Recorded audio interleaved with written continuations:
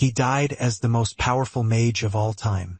He was considered by everyone to be the creator of magic, and he died casting a never-before-seen 15th rank spell that obliterated the strongest demon, but still ended up in the afterlife because he had low chakra just like Kakashi. Now he's reincarnated 50 years later in the body of Kusanagi Minato and quickly realizes all humans are just useless weaklings. So the literal creator of magic now has to attend a magic school? Well, at least there are cute girls there. Originally, the body's owner got run over by Truck Kuin and sent to an ice guy, so our protagonist just took over.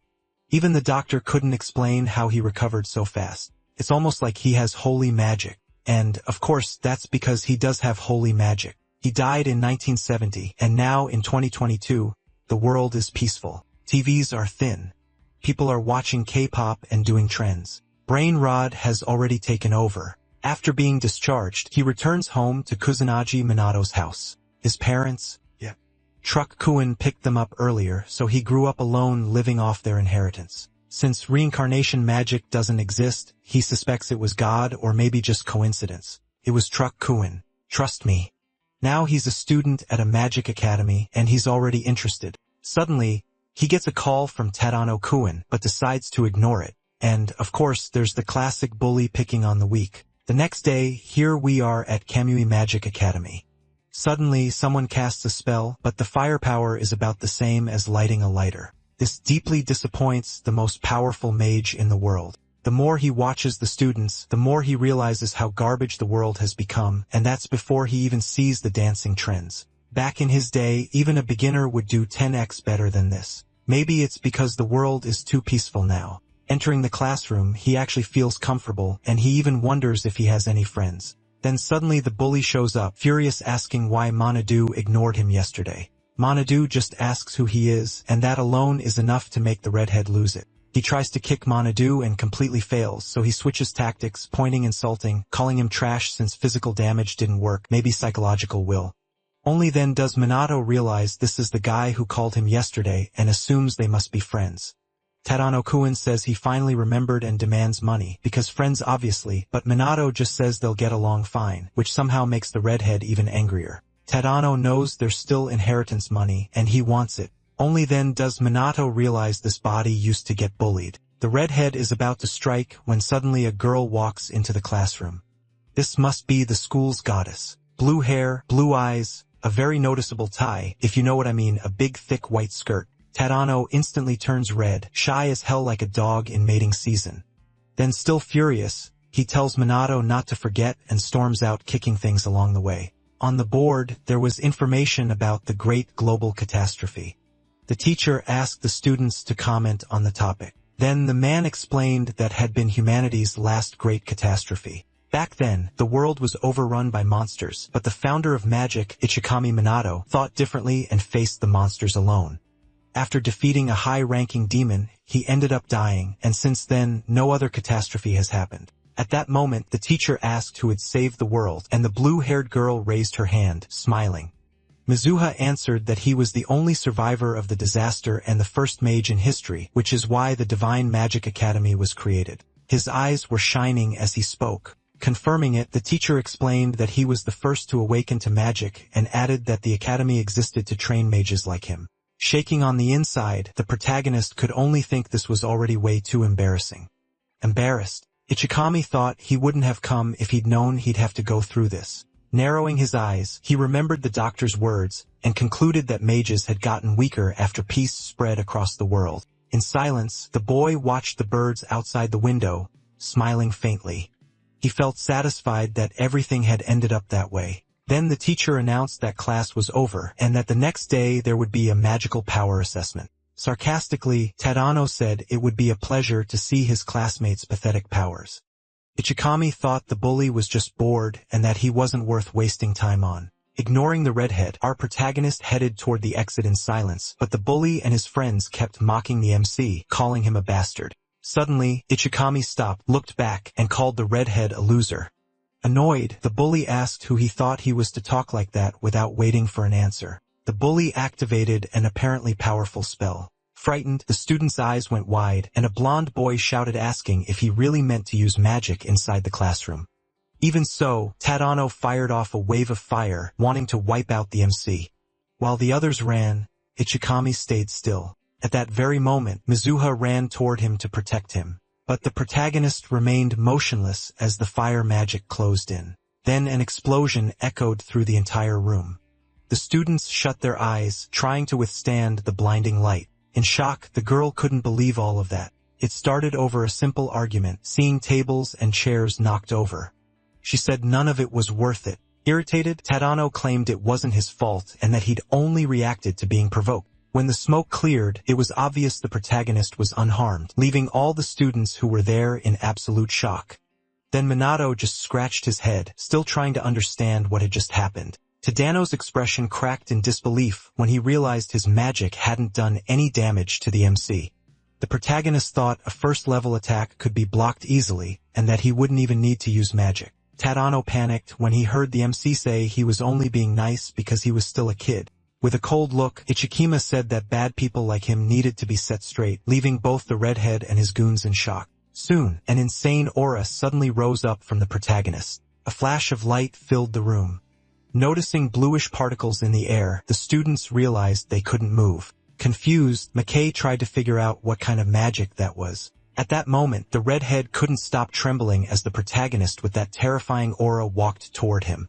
Realizing the MC was going to attack him, the bully froze. Saving the redhead, the teacher showed up, asking what that noise had been and who had used magic in the classroom.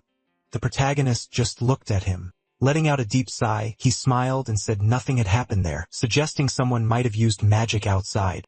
Hearing the teacher say no one in the courtyard had done it, the MC commented that maybe outsiders were playing at being mages. Suspicious, the teacher asked about the smoke, then Ichikami pointed at the window and said the wind had blown it in from the street. Convinced the student wouldn't lie, the man believed him and soon said he would investigate the case, dismissing the class right after. At that, the protagonist just waved to the teacher, determined not to draw attention. Thinking it over, he concluded he needed to act more carefully from then on. But Mizuha still seemed to be in shock, unable to believe what she'd seen. Meanwhile, Tadano kept cursing the MC thoughtful. Minato concluded the student's level was absurdly low and wondered if today's mages could handle the remaining monsters. Walking down the hallway, he decided to look over the city in search for signs of those creatures. When night fell, Shibuya showed its ruined state. Under the full moon, our protagonist decided to investigate more deeply by climbing up a building. Looking down, he realized how much the old city had changed. Using a magic circle to gain momentum, he sped through the darkness. Even so, the MC didn't feel any supernatural presence and wondered why the police were patrolling the area even with the city in ruins. Soon, the protagonist suddenly sensed a monster approaching. Crouched at the edge of the rooftop, he also felt someone's energy right below. Without hesitating, he used magic to launch himself off the building toward the imminent danger, but he found creatures surrounding a woman who was trembling with fear. Rosnando, the monsters bared their fangs ready to attack, but to the creature's surprise, the protagonist showed up at the scene. Without hesitating, the beast lunged at the boy. But then spikes burst from the ground and pierced the creature's bodies, wiping them all out at once. Minato turned his face back and saw the woman crying, relieved noticing the badge pinned to her shirt. The MC realized she was a police officer, so he told the girl to be more careful from now on. Embarrassed, she apologized and thanked him. The confused officer watched the stranger vanish right in front of her eyes, wondering who he was and decided he must be an unusual mage. What intrigued her most was realizing he hadn't used any visible spell, and that the protagonist figured hiding his face had been a great choice since he still didn't want to draw attention after reincarnating. Keeping calm, he realized the police had gotten so weak they couldn't even handle low-rank monsters. Worried, Minato concluded the mages of that time had lost a lot of strength. Looking up at the sky, he felt happy, realizing that even in that era, people still needed his power. Scanning the city with magic circles, he decided his first step would be to wipe out all the monsters in the area. Later pointing at a strange device, the teacher announced that there would be a magic power assessment that day. He explained that students needed to measure their energy properly and find out their element, and anyone who wanted to pursue a magic career shouldn't underestimate that. Shocked, the protagonist could hardly believe that machine was needed for something so basic. Minato thought feeling your own power was the foundation of magic. Walking up to the MC, Mizuha asked him to step aside so they could talk. The other students looked surprised when they saw her talking to him.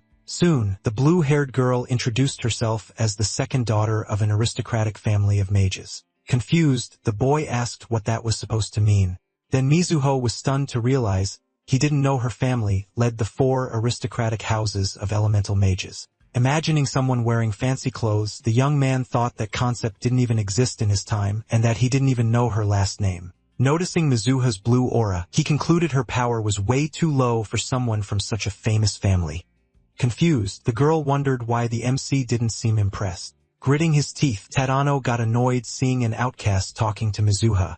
Then Ichikami asked what business a noble lady wanted to discuss. With him closing her eyes and putting a hand to her chest, Mizuha tried to keep up her aristocratic composure. She thought she needed to understand why the protagonist had withstood a magic attack without getting hurt. Already out of patience, she said she wanted to talk about the incident from the day before, but the teacher cut her off, telling them to proceed to the assessment, which made the protagonist smile.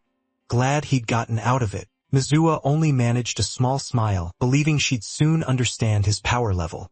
Gathering energy in his hand, Tadano declared it was his turn. Then, without hesitating, the red head touched the big crystal of flame appeared inside it. The system voice announced his power level was 1000 and his element was fire, and the bully celebrated when he realized he'd improved. Thoughtful, the protagonist concluded the number scale was still the same as 50 years ago. When she was called, Mizuho stepped forward. Wrapped in a blue aura, she placed her hand on the crystal. Drops of water started forming inside the crystal. Right after that, the system voice announced her magic power level was 2000 and her element was water, leaving the students and even the teacher in shock. Confident, Tadano commented those were the highest scores of the year, which meant a strong chance of becoming standout mages.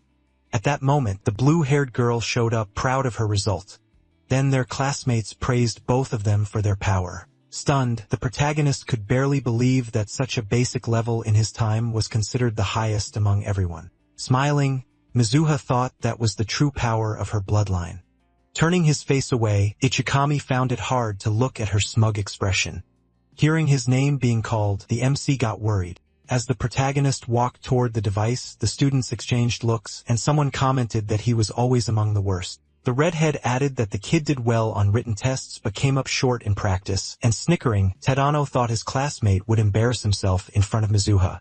Curious, the girl wanted to find out fast what the MC's magic level was, thinking there was no way it could beat hers. At that moment, Minato stopped in front of the machine. Tense, he wondered if he should draw attention again or just cheat. Meanwhile, he could feel his classmate's stares. Taking a deep breath, he put his hand on the crystal. In that same instant, a multicolored energy spread all around with a slight smile.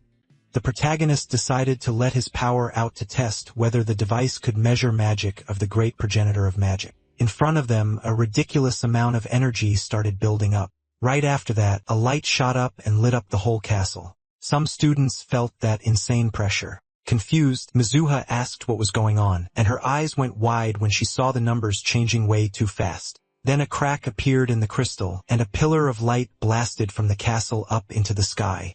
The device was putting out a crazy amount of energy, and all of a sudden, a deafening explosion echoed through the room.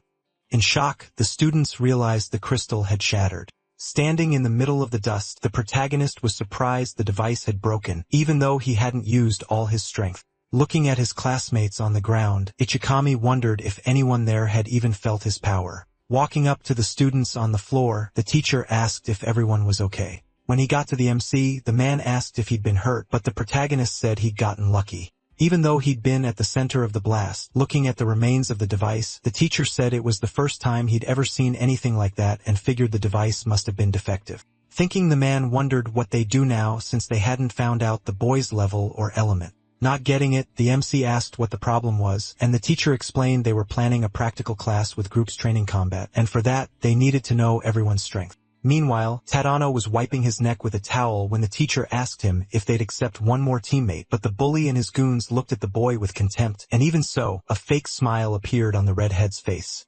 Getting up, Tadano said they'd be happy to take him. The teacher replied that he'd always known he could count on him. Walking up to Minato, the sarcastic redhead said he'd been looking forward to this moment. Meanwhile, the old city of Shibuya was still in ruins. Monsters still occupied areas destroyed by the Great Catastrophe. Now abandoned, The region was patrolled by police and mages who wiped out those creatures, and the students would have to help them. According to him, most of the monsters had already been eliminated, so there wasn't much to worry about. Among the other students, the protagonist was surprised to learn the academy held real battles. In silence, he wondered if those students would be able to take down even a single group of monsters, even working together. Looking around, he realized it was the same place he'd been the night before and believed he'd wiped out all the creatures, but he could still feel traces of magic there.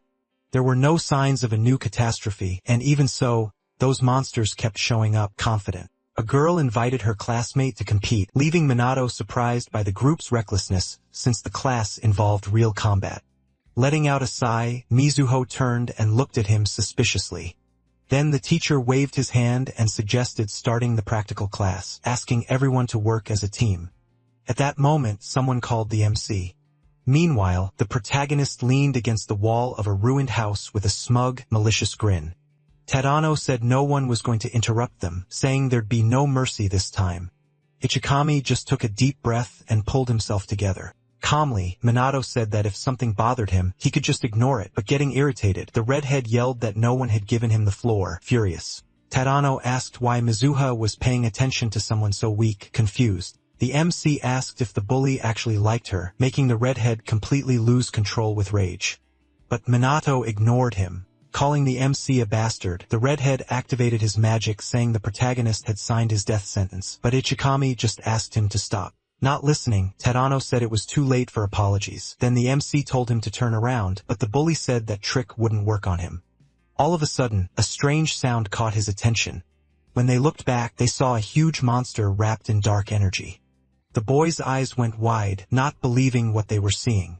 Feeling the oppressive aura, they asked what was going on. One of the goons asked how a demon guard had shown up in Shibuya. Terrified, the delinquents wondered if Tadano could handle that creature, and he said it'd be easy to beat it. Confident, the redhead threw a burst of fire at the monster and said everything was taken care of, while his friends cheered. When the smoke cleared, it was obvious the monster hadn't taken any damage. Seeing that, the redhead forced a tense smile.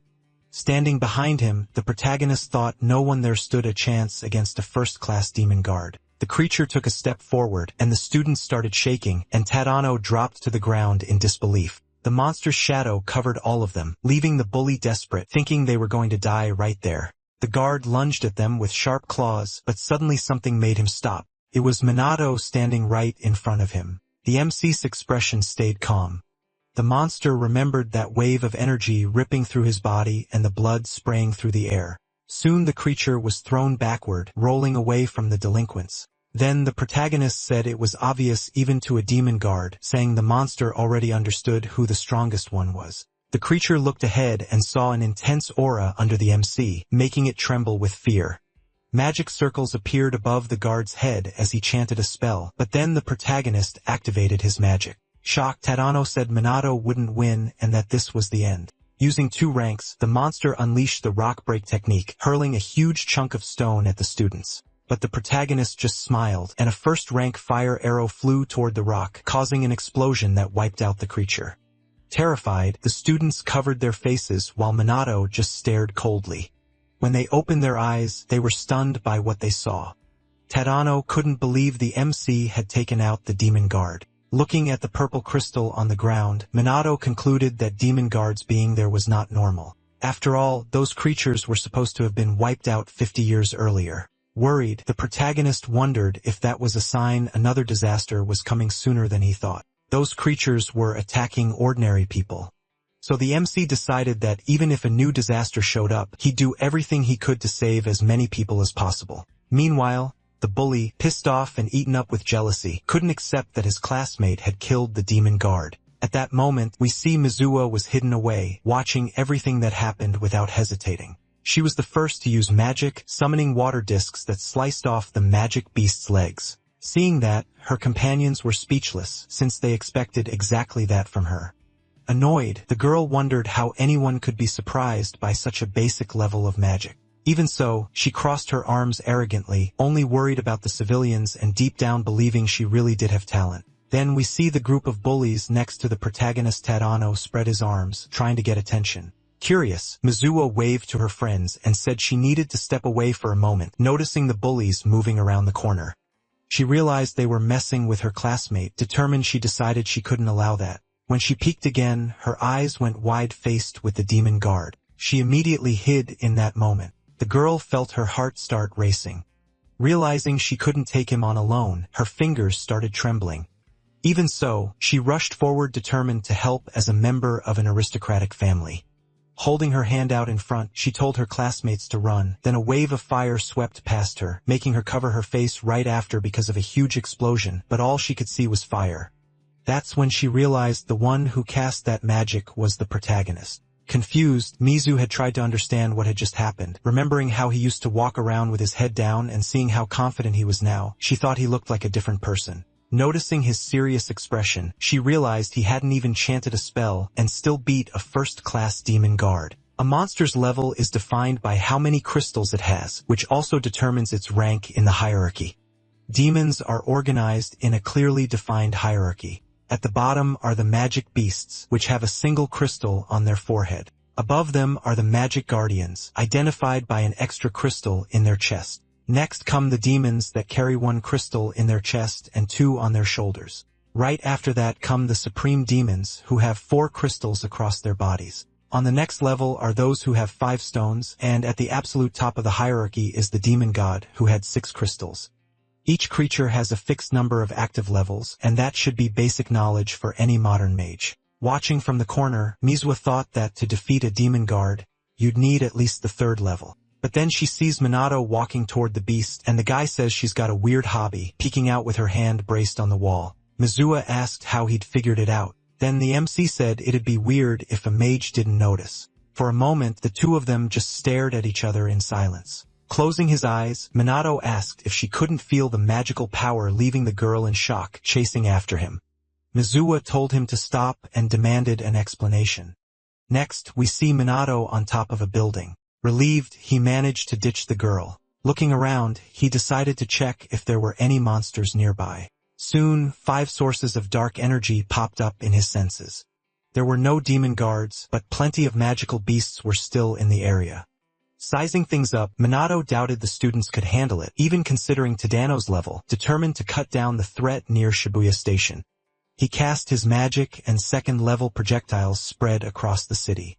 When they felt that massive amount of energy and action, the students were stunned. Surrounded by the magical beasts, they quickly realized they couldn't take on that many enemies at once. In the middle of the chaos, a monster attacked a girl, but it was instantly killed by a wave of energy that appeared before it could hurt her. As the projectiles hit different spots, Minato figured everything was under control. The creatures started dropping one after another, taking the pressure off the students. Watching the outcome, the protagonist realized he'd overdone it and that almost all the monsters had been wiped out. In the end, he admitted he should have held back more, since it was only supposed to be a lesson. Right after that, the guy rose above the city and looking around confirmed there was no one nearby. Then he landed in an alley, next to the corpse of a magical beast, thinking he didn't need to hide that much power, but drawing attention would only bring trouble. A little later, the teacher and the students examined the dead monster, and the man stood up, surprised to notice there was still a huge pack there. Looking closer at the body, he realized the creature had been taken down in a single blow, something only someone really skilled could do. On top of that, peering deeper into the alley, he noticed he'd never seen a spell create that many projectiles without using elements. So he concluded that, without that intervention, they would have been in serious danger since the students couldn't handle that many enemies. Shocked, the students asked why there were still so many beasts there, if they could have been taken out earlier. Embarrassed, the teacher bowed and apologized right after. He said the police should have handled it and that the academy had seriously dropped the ball, and he deeply regretted that the kids had been put at risk. Hearing that, the students looked at each other, clearly unhappy. Emotional, the girl asked who had saved them. Thinking, the teacher said he didn't know, while she commented that she'd like to thank the mysterious savior. Then the man thought it was unlikely it was someone from the police or the official mages, so he figured it must have been an outlaw mage, and with a smile, decided that person deserved gratitude either way, which made our protagonist happy to hear. Meanwhile, in the middle of the wrecked city, the students excitedly talked about the magic they'd just seen. Looking ahead, Minato realized no one had gotten hurt. Tadano, though, was seething with rage. Even so, the MC felt relieved seeing that even the bully and his goons hadn't been hurt. Meanwhile, a suspicious Mizuha remembered that her classmate had beaten a first-class demon guard. Remembering her own shocked expression, she wondered if that absurd amount of magic had come from him too. Then, recalling the moment she stared up at the sky in disbelief, she concluded no one could use fire magic and non-elemental magic at the same time. After all, no student could have both types, so Mizuha decided that couldn't be true. In her mind, the non-elemental magic could only have come from someone else. Even so, watching her classmate, the girl kept wondering who he was to defeat a demon guard. At that moment, the blonde boy suggested those laser-like beams had been the protagonist's doing too. Tadano shot back, saying that was impossible, and the student protested, reminding him that the class outcast had just beaten a demon guard. Annoyed, the bully told his classmate to shut up and said he'd finish him if he didn't listen. Sure, something was off. The redhead insisted that no one that quiet could be that strong and accused the MC of hiding something. Meanwhile, the goons were weirded out by the bully's explosive reaction. Consumed by rage, Tadano declared the protagonist was cheating and promised to expose him. After class, Ichikami was walking through the city when he was surrounded by academy students. Then the redhead showed up, blocking every way out and started taunting him. Keeping calm, the protagonist suggested they should be training magic instead of wasting time there. That answer only made the bully even more irritated, and he went back to accusing him of lying. Realizing arguing wouldn't help, the protagonist tried to leave, but Tadano stopped him and commented that at least he had run away. Then the MC replied that he had no reason to run. Then the redhead said he couldn't act like he was invincible and lunged at the main guy who just stood there watching without using magic. The group attacked him too. Sure, the MC wouldn't be able to react, but their attacks weren't doing anything to the kid because a magic barrier activated on its own to protect him while the attackers thought he was already finished before the violence could keep going. Mizuha stepped in and made it clear that this was bullying. She questioned the attitude of students from a magic academy and suggested they leave after arguing with the bully about his behavior. She grabbed the MC's hand and led him away, leaving Tadano stunned when he saw the two of them walking off together. Even so, the bully went back to blaming the guy for everything. Driven by desperation, the redhead decided to use magic outside of school, determined to get rid of Minato, leaving the girl panicking at the attacker's reaction. Soon, Tadano and his goons recklessly attacked the MC, who just stared without reacting while his friend ran toward him, trying to protect him. But it was too late and they were quickly swallowed by the flames. But to everyone's surprise, the girl wasn't hit. Convinced he'd managed to take out the MC, the redhead said that even he wouldn't be able to withstand that much firepower. But with everyone in shock in the middle of the smoke, the protagonist said he'd ignored it all because it was childish. However, he said things had gone too far and that only discipline could fix that kind of behavior. Finally, he said it was time for punishment. Hearing that, Tadano couldn't believe it when he realized he was still alive. Right after that, Minato said the redhead had put not only him, but the girl too, in danger. Furious, the bully yelled that it was their fault because they never should have looked down on him. With another reckless burst, Tadano activated his magic and shouted that he'd keep attacking until the protagonist was eliminated. In response, the MC just raised his index finger. At that, a small magic circle appeared in front of him. Then the delinquents started laughing, mocking how small the spell was and asking if he was serious. Certain of it, they shouted that this time Minato would really die and fired waves of flame at him. But calmly, the MC just activated a magic drain from the small circle at the tip of his finger. Long vines sprang out and shot forward fast. In seconds, the branches wrapped around the delinquents, who looked confused and suddenly couldn't feel their legs. Right after that, the circle and the vines glowed, making the boys drop unconscious to the ground. By draining only a small amount of magic, the protagonist restrained Tadano and hoped it would teach the bullies a lesson. Mizuha's eyes went wide, trying to figure out what kind of magic that was and why everyone had passed out. When Minato got ready to leave, the girl stood up and asked him to wait. Curious, she wanted to know what kind of magic he'd used. She asked what exactly the spell did and whether the MC had already mastered magic before that day. Finally, she asked who the protagonist really was. The boy looked away, thinking about how complicated it would be to explain all that. But Minato only replied that she should have asked a different question. Making the girl feel awkward, she thanked him for saving her. But she insisted he answer her. But when she realized the boy had vanished, she got annoyed, wondering where he'd gone. Night had already fallen. The full moon lit up the old city of Shibuya. Minato appeared floating inside a magic circle, and once he steadied himself, quickly realized something was wrong. The magic beasts and the demon guard that had been defeated before were there again, like they'd come back. Minato realized that even though he could act alone in Shibuya, the threat was spreading through the city beyond the police's control. Remembering the policewoman shaking in front of Tadano's summon reinforced his impression that the current generation of mages was really weak. That's when he accepted an uncomfortable truth. He wouldn't be able to defeat all the demons in Japan by himself. He needed to act with urgency and strategy, so the MC decided to clear the areas little by little, avoiding drawing attention. Minato heard a man casually remark that he drunk too much that day, not noticing the danger creeping up behind him. Before the creature could attack, the protagonist stepped in, knocking the monster away and disappearing right after. The man, scared and confused, ended up convincing himself it had all just been his imagination. Watching from a distance, Minato confirmed the civilian hadn't noticed anything. Satisfied, he used his magic to keep going. But at that moment, someone was recording everything on a phone. Smiling, the blonde guy thought he'd made the perfect video to blow up online. On the screen, the recording preview appeared along with an impressed comment. The next day, the students were standing in front of the principal's desk. Worried and irritated, the teacher said he'd received reports about magic being used outside the school, and if it was true, it couldn't be ignored. Among the students, the protagonist and Mizu has stayed calm, and both were asked to explain what had really happened. Furious, the redhead immediately pointed at the MC, accusing him and claiming he hadn't used magic, saying Minato had started the fight, leaving the protagonist shocked, not understanding how someone could lie so easily. Watching the teacher and the principal waiting for an explanation, the MC realized he wouldn't be able to stay silent. But before he could speak, someone said it was all a lie, leaving everyone in shock, overcome with anger.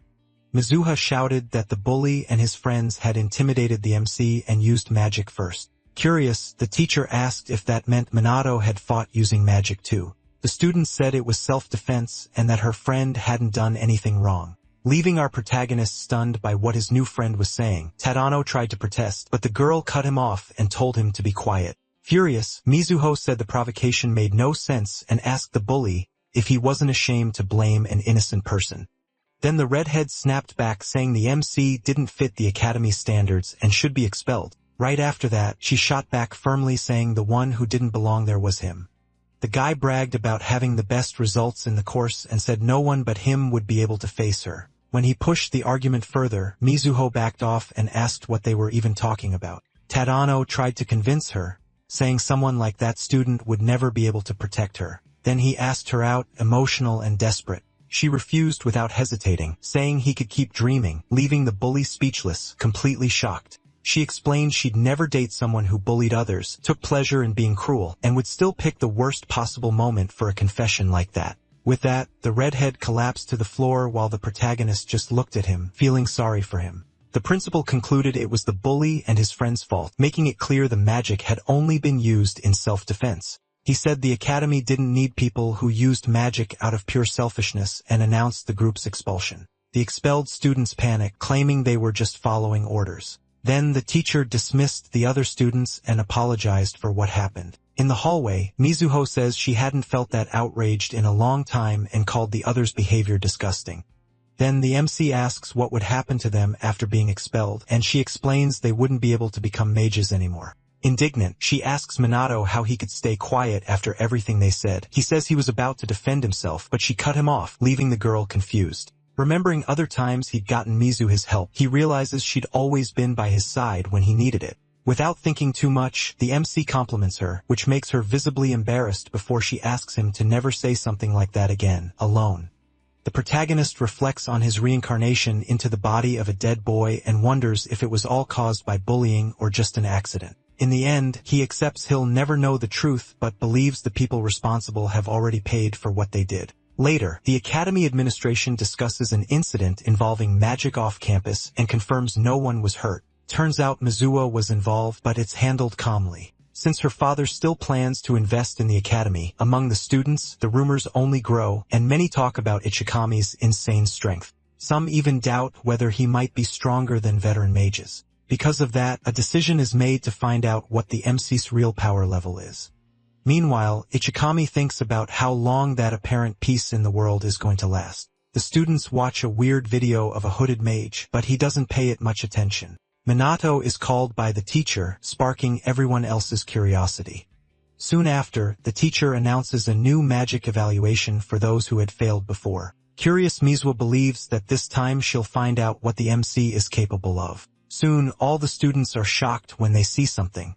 It was Ruka who showed up to watch the test up close, making it clear she wants to judge Ichikami with her own eyes, making Mizua even more curious about her presence. Afraid of repeating the previous disaster, Minato decides to control his mana extremely carefully when he touches the crystal. But the numbers rise quickly, and he stops at just the right moment. After getting what he wanted, the teacher walks up to him and asks if he's okay. So the guy says he's going to announce the results and declares the evaluation a success. Even though he reveals that Ichikami has no magical elements, leaving Mizua and the others in disbelief. And when they announce the MC's mana is only 100, the students start making comments about him being the weakest one there. At that moment, Ryujin wonders if that was the same guy they said had beaten up several delinquents all by himself. Disappointed, Ruka tells the guy they should leave, saying she didn't find what she was looking for.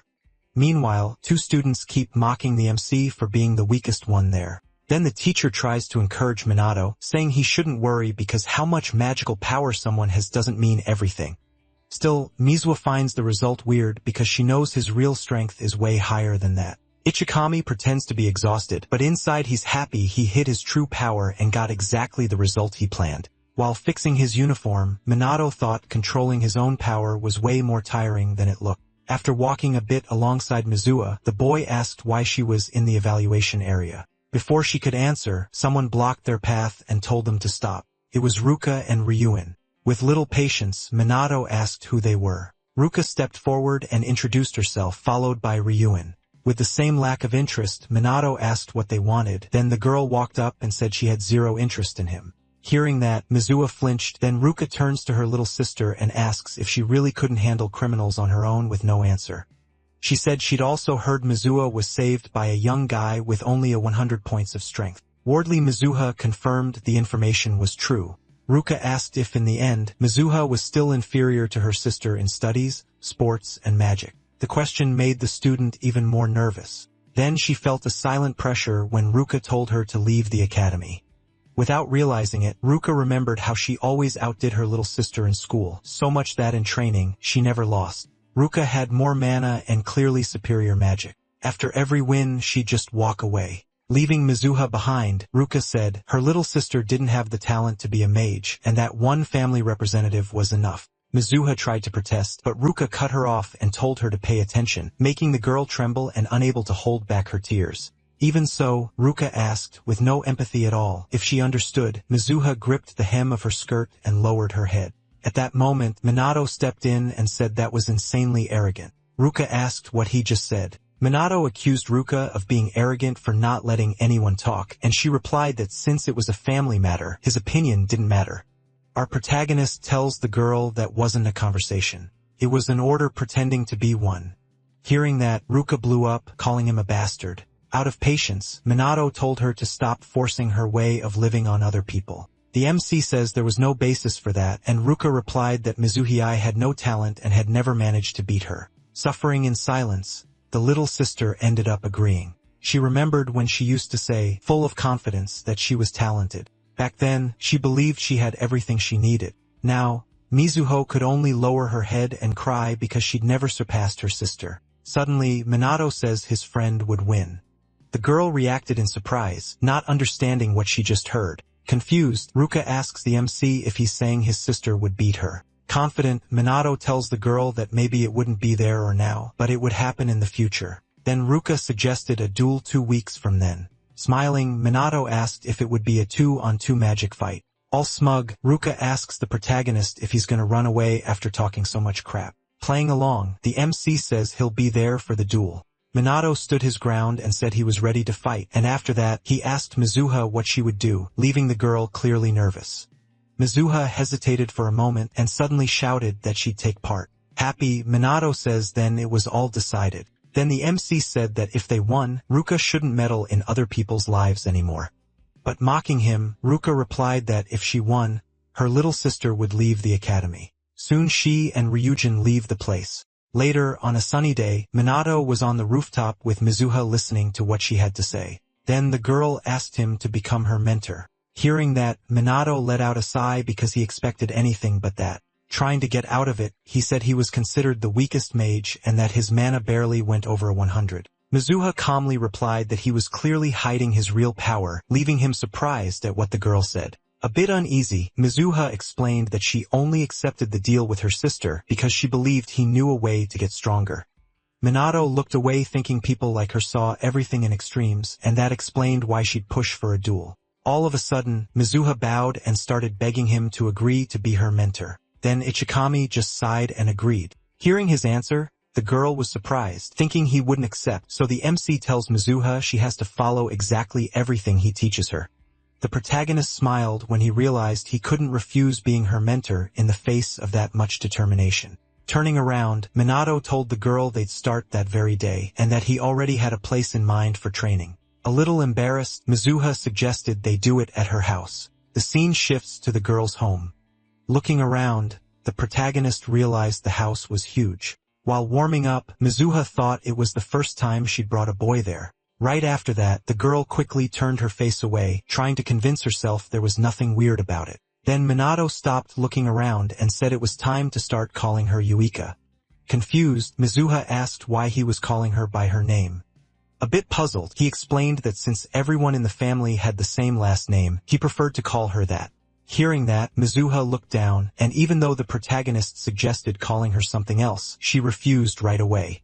So he smiled and decided to start the training. The MC stepped closer and asked Mizuha to explain what magical power was, and she answered that it was the inner energy used to manipulate magic. After hearing the girl's explanation, Mizuha asked if intent could increase magical power. Still smiling, Mizuha said that was impossible since the limit was set at birth and stopped growing with age. When she finished, she asked with a bit of pride if her explanation hadn't been perfect. Indifferently, Mizuha replied that all of that was wrong. Then Mizuha, almost in tears, asked how that could be possible. At that moment, the protagonist thought he couldn't believe the level of ignorance modern mages had. He explained to Mizuha that magical power also existed in nature, and besides spells, intent could increase mana. Shocked, the girl started yelling, saying that couldn't be true, because if it were, magic science would have advanced way more by now. Calmly, Minato closed his eyes and replied that maybe she didn't believe it now, but he'd still explain everything they talked about. Then the protagonist asked Mizuha to let her mana flow naturally and said that feeling that power was essential to becoming stronger. Next, he guided her, wrapping both of them in mana. A moment later, the MC released even more energy all at once. The mana spread throughout the whole area. Soon, Mizuha suddenly screamed, feeling something strange take over her body. When she looked at the protagonist, she heard him say that was magic perception. With trembling shoulders, Mizuha asked if that feeling was the real magical power hidden underneath. Then Minato confirmed it, saying that by feeling that she'd be able to detect and see mana in natural objects. The girl smiled confidently, saying she could handle it. Intrigued, Minato thought it had only worked thanks to the mana flow, and even so, Mizuha really didn't have natural talent. Time moved forward to a week later. Soon, Mizuha shows up yelling in irritation, complaining that nothing was working, and Minato looked visibly worn out because even after a whole week of serious training, the girl still hadn't understood the basics of magic. Then Mizuha looked at him nervously when the guy said he was going to direct the magical flow again. Right after that, he placed his hand on her back once more. After some time, the girl opened her eyes. They widened in shock. Mizuha screamed, saying she could see everything now, and smiled when she noticed mana particles floating in the air. Looking at her own hand, she could barely believe she was seeing magical power. Then she tried to look at Minato to see his mana. After watching closely, she didn't notice a huge amount and got confused by how subtle it seemed. Then the MC made her feel awkward by praising her, thinking about how magic could be used. The protagonist explained that after perceiving mana, she'd need to learn to control it, always watching how much she used. Minato said her main task was to use the energy as efficiently as possible. He explained that if she used up all her mana, over time it would recover and even increase. So the MC said that since she could already sense mana, control shouldn't be a problem. After that, he asked what that changed compared to what people normally knew about magic and whether she could accept it. All of a sudden, Mizuha cut him off, saying she trusted him completely. Minato smiled, decided to move forward, and told her to get ready to fight. Then the protagonist took off his coat and told the girl to attack. She immediately jumped to the side, determined to show everything she knew. Right after that, she formed water discs that shot toward Minato, but he simply raised a barrier and blocked everything easily. Mizuho was shocked at how fast her magic got shut down. Dropping the protection, he explained that it was a non-elemental magic barrier, and that if she couldn't break it, she'd never beat Ruka. Mizuho fired up her magic again right away, complaining that it was ridiculous. While her attacks kept getting blocked, Minato told her not to stop moving, explaining that the moment you stop fighting a mage, you're guaranteed to lose. Mizuho held out her hand and created another magic circle. Not long after, she collapsed on the ground, completely exhausted. Then Minato covered her with a blanket and said now it was his turn. Then the protagonist explained that if she learned to control mana, she wouldn't need to chant spells. Next, he created fire magic and showed how Mizuha herself used magic. Right after that, he repeated the same spell, but his way Mizuha watched and assumed his mana was dispersing. Then the MC confirmed it and explained that once you master control, you can use magic without spells, leaving the girl totally stunned by that. So the protagonist suggested she shorten her spells and explained that once she mastered mana control, she could ditch them completely. Mizuho looked thoughtful and asked if that would really make her stronger. He turned right away and said, yes, that's exactly how it works, adding that they should start by freaking her out. Then Minato held out his hand and told her to act like she was on the verge of death, leaving the girl panicking when she saw the state he was in. With Mizuha on the ground, Minato reminded her that this training would have to happen every day. The scene shifts to Haruyuku. Wrapped in a cloak, the MC thought that even here there were monsters, and that no matter how many got taken down, the number never went down. Sensing something off, he turned and saw a huge creature charging toward a girl, so without hesitating he rushed over, and with a single strike, tore the monster's head off. Standing over the creature's body, he asked if the girl was okay, but she didn't answer. Instead, she pulled out her phone and started filming. But she couldn't catch Minato on camera, and right after that, he leapt up into the air, pulling up his hood. The MC looked irritated. He didn't expect her to start recording without a second thought, and as he moved through the air, he decided next time he'd wear a mask. The next morning, during training, Mizui hit the ground once again. She tried to catch her breath after an exhausting session. Standing in front of her, the protagonist was uneasy because he remembered there were only a few days left until the competition. Even with the progress, it still wasn't enough. And watching her, he realized she was pushing past her own limits. When he said she could quit, Mizuha pressed her lips together with effort. She got up and said she'd always been compared to her, and because she couldn't surpass her, she'd already given up on a lot of things. But shouting with everything she had, she declared she'd never abandon magic because of her Minato. Calm replied that, at that rate, she wouldn't be able to win. Even exhausted, Mizu asked him to be even harsher. Hearing that, he smiled and said then he wouldn't hold back. Then the girl smiled back and took a fighting stance. The protagonist quickly explained the spell process, and right after that, Mizuha went back to attacking him. When night came, he had to carry her because she was so worn out. The next day, Minato smiled as he praised a successful attempt by a student. Mizuha threw herself on the ground celebrating her own progress. Then the protagonist praised her again, and she just smiled when she heard it. Then the big day of the magic competition arrived. Soon, the protagonist looked around and was a little surprised to run into something unusual. A crowd was packed in front of them. Reporters came up asking for a few words about the duel that was about to happen.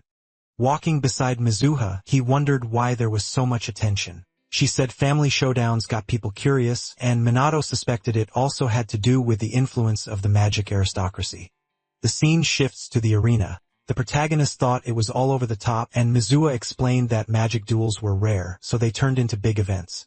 Hearing that, he just shot her an indignant look. When their names were called, Mizuha jumped up and then started trembling with nerves. The protagonist just smiled and told her to do her best. Surprised by his words, the girl stared at him and then smiled. Then Mizuha walked confidently to the arena. As she moved forward, she thought Minato was amazing. Soon, she was face to face with her sister, Ruka. Slightly irritated, looked surprised to see the younger one hadn't run away. Mizuha frowned as she faced her opponent. Keeping calm, Ruka asked if she really thought she could win. After that, she crossed her arms, waiting for an answer. Then Mizua got annoyed and said with conviction that she was sure she'd win. But Ruka answered with nothing but a sarcastic smile. Sensing her sister's strength, Mizua tensed up. Even scared of the gap in power, she smiled and decided not to back down. Soon they announced the start of the magic duel. As soon as the fight began, both of them got ready. Mizua stepped back and formed a magic circle. Ruka moved too, starting to chant a spell. Watching the fight, Minato thought Ruka had even the simplest tactics down, while Mizua had gotten carried away and forgotten them. Then the two of them pointed their magic circles at each other. Mizua quickly fired a water disc and Ruka answered with the same spell. The attacks collided, kicking off the clash. Mizua defended against the attack and was surprised to realize she'd managed to match the magical power, something she hadn't expected to pull off right then. Ruka, visibly irritated, told her sister that compared to what had happened before, this could be considered a success. Unexpectedly, Mizua got fired up by that and couldn't hide her happiness. Noticing her reaction, Ruka arrogantly asked what she was so pleased about. Then she said it wasn't a compliment, just a comparison, as she went back to shaping magic. She decided to raise the level of her attack, and Mizua immediately responded, forming the same kind of spell. A moment later, Ruka released a second-level water blast. The droplets shot forward at high speed, hit Mizua head-on, and forced her to defend at her limit. But, unfortunately, she got thrown out of the arena right at the MC's feet. Watching her lying there, he thought that if this were a contest of spell reading, Mizua would have won, but in raw power, the opponent was clearly superior. Walking up to the edge of the arena, Ruka called Minato insensitive, saying he hadn't even helped the girl. Then the protagonist replied there was no need to interfere, leaving the girl confused. Mizua, shaking all over, started to get up with difficulty. Ruka, worried, called her an idiot and reminded her she'd just been hit by second-level magic. Confident, Mizua lifted her gaze and said she wouldn't lose to her. Then she held out her hand and shouted that she could fail at anything else because all she had was magic. But in that, she wouldn't give in, and she formed a magic circle while reciting an unbelievably short spell. Ruka did the same, again using second-level magic. The two forces started colliding in the center of the arena.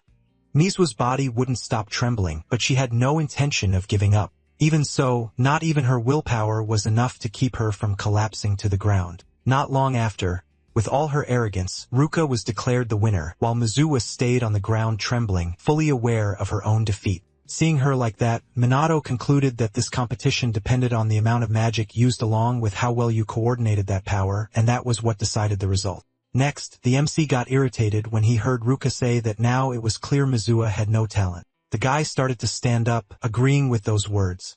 Mizua felt her heart tighten when he said she was clumsy, didn't understand the essence very well, and had performed badly. But then he smiled and added that, on the other hand, she had perseverance. That shocked her deeply as she stayed sitting on the ground, standing in front of Ruka. The protagonist said that despite the loss, he liked people like Mizua with a smile on his face. The MC announced that to everyone around. The girl started crying and began trembling again when she heard those words. Then Minato declared that Mizua was his student and that he wouldn't let anyone talk badly about her. After that, the girl started crying even harder. Ruka, irritated, said it was a huge honor for someone whose magical power barely even reached a 100. Minato got serious and said that Mage would be the one to defeat her. With contempt in her eyes, Ruka replied that this wasn't the first time he talked arrogantly, and said she wouldn't be his opponent. Suddenly, Ryujin shows up with a big grin when he realizes it's finally his turn.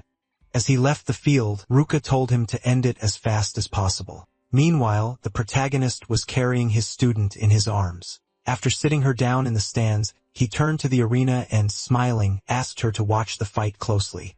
Mizuho answered, confused, and right after that, she noticed the wound on her hand was gone. Along with the pain and the bruises, Minato stepped into the arena, determined to hold back his own power so he wouldn't look like too much to everyone else. Not using elements or spells, but he remembered that without a magic barrier, a direct hit could be fatal. With those thoughts, he gave a nasty little smile and admitted that either way, those conditions were worrying. Standing in the arena, Rizu taunted the MC with a confident smile, saying he wouldn't hold back, while the protagonist calmly replied that he'd be the one holding back. In the stands, the students waved and shouted mockingly, telling Ryujin to spare his opponent and take it easy. Then Ryujin got ready to fight, while the protagonist mentally sized up his strength at 8,000, a manageable level under normal conditions. So the MC figured that with his own level capped at a 100, any mistake could be fatal. Soon, both of them were ready for an intense clash, and a shout echoed through the arena, announcing the start of the second duel. Rigidon started casting with no intention of sparing his opponent, building power fast while asking if the MC really had experience in real fights.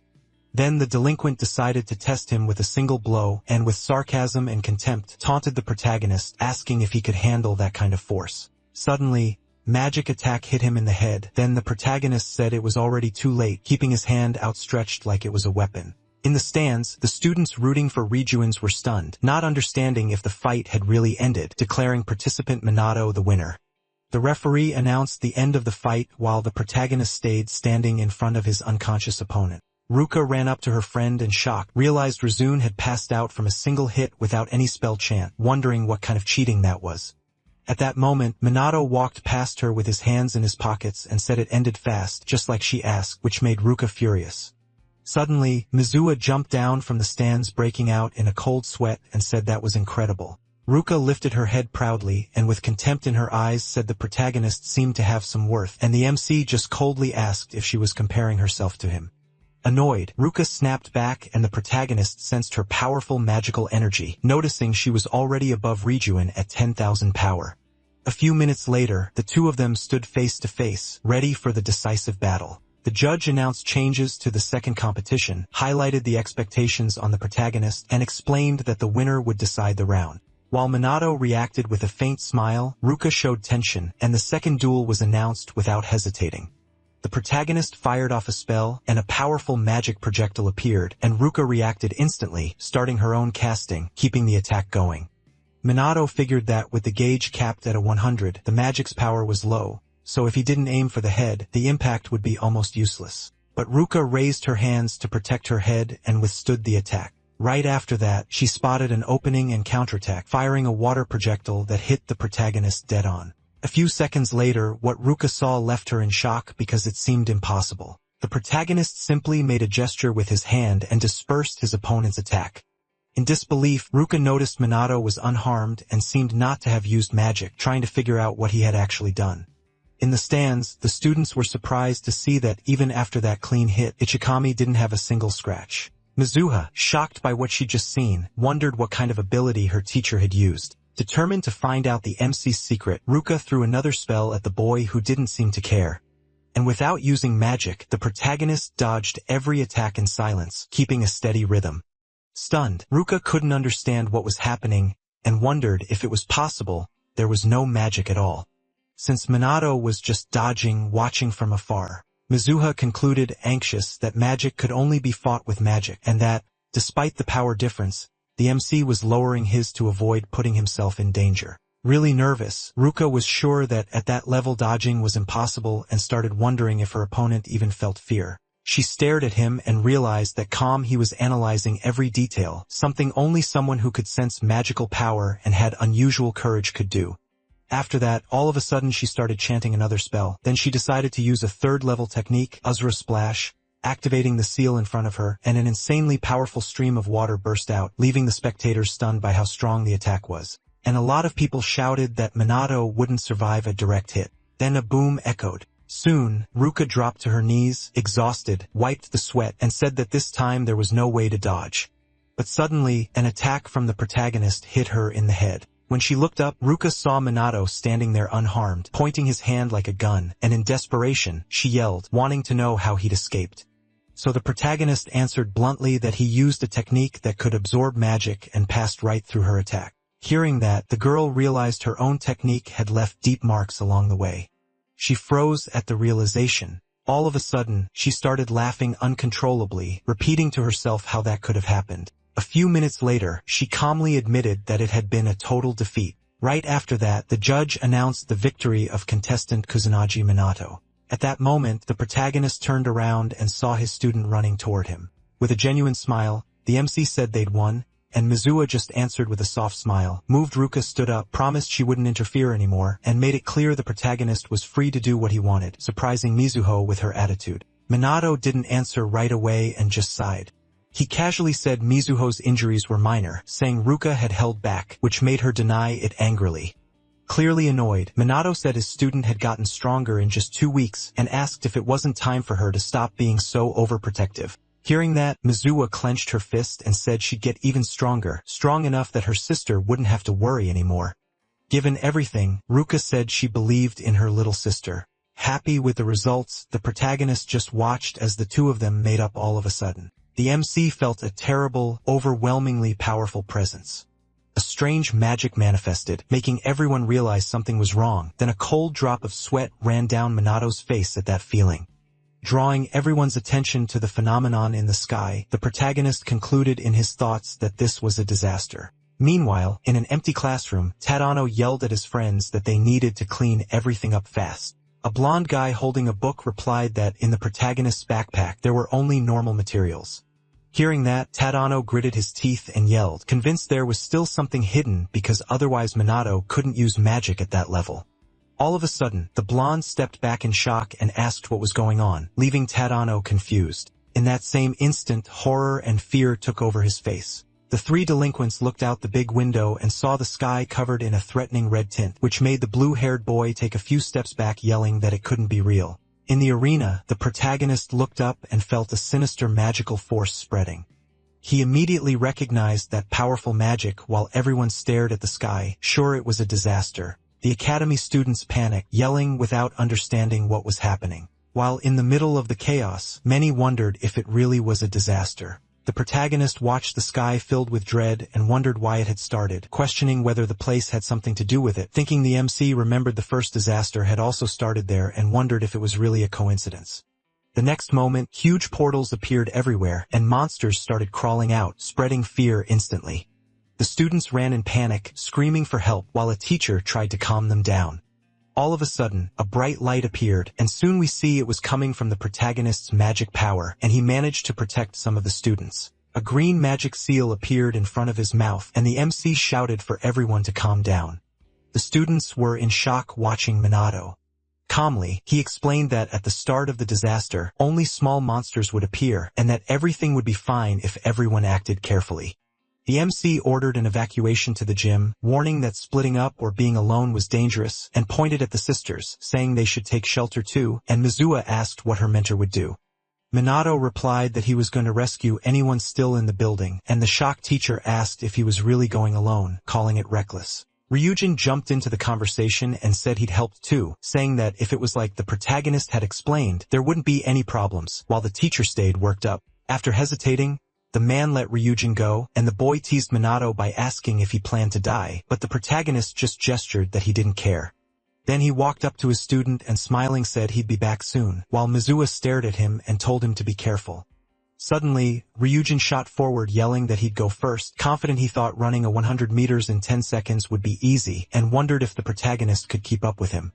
But when he looked to the side, he was shocked to see Minato running right next to him, with magic seals activated on his feet. Then the protagonist looked at him and said he'd go first. Next, Ryujin remarked that his classmate's speed was impressive. At that moment, he sped up and shouted that nothing was decided, saying he wanted to see the protagonist's real strength while they saved everyone. Minato looked at the school building and sensed dozens of magical power signatures, figuring there might be people without magic in there.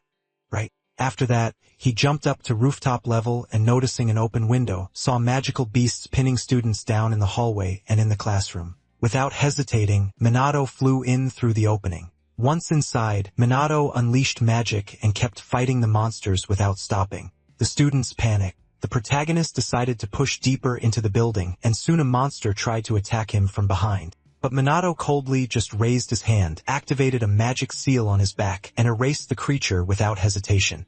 A few minutes later, Ryujin ran up to the place shouting and asking how things were going. When he entered the room, he saw the protagonist standing in the middle, hands on his hips, surrounded by the bodies of the defeated monsters. Minato walked past Ryujin without showing any emotion and said he was leaving the evacuation of the rescued people to him. The boy spun around in a hurry, breaking out in a cold sweat, and tried to warn him that it was dangerous to act alone.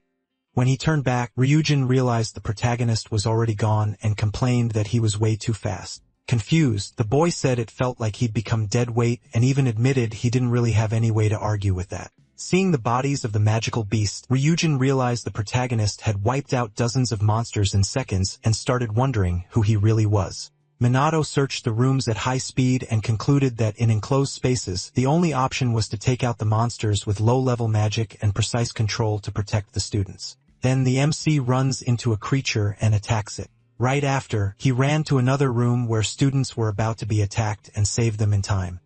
After destroying another monster and seeing the saved students cry with relief, the protagonist realized escorting them would be way too slow and got an idea. Elsewhere in the building, Ryujin was taking down a magical beast while telling one student to calm down and guiding the others to evacuate. Suddenly, someone next to him pointed upward, scared, asking what that was. Looking up, Ryujin saw 3 students suspended by a green magical energy.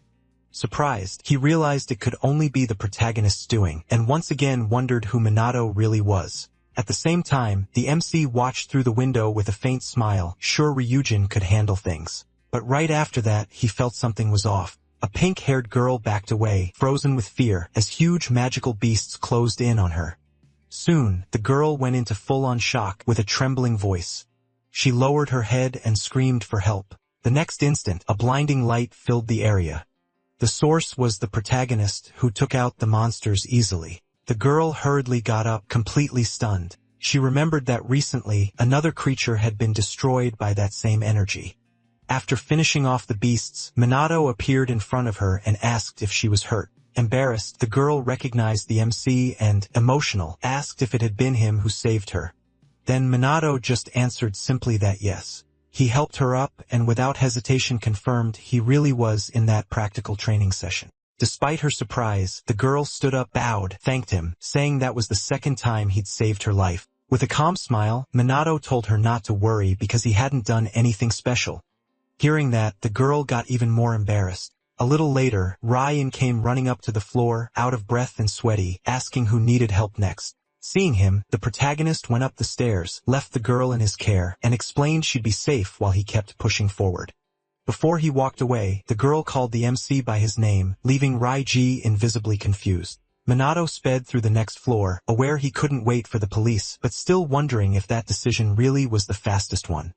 At that moment at the White House, the president announced that a disaster had started at the Divine Magic Academy. Influential people, shaken, argued in the conference room, remembering that something similar happened 50 years earlier and demanding to know what would be done from here on out. Despite the tension, the president stayed calm and said the magical aristocracy, the central police, and the ground self-defense forces had already been mobilized to contain the monsters.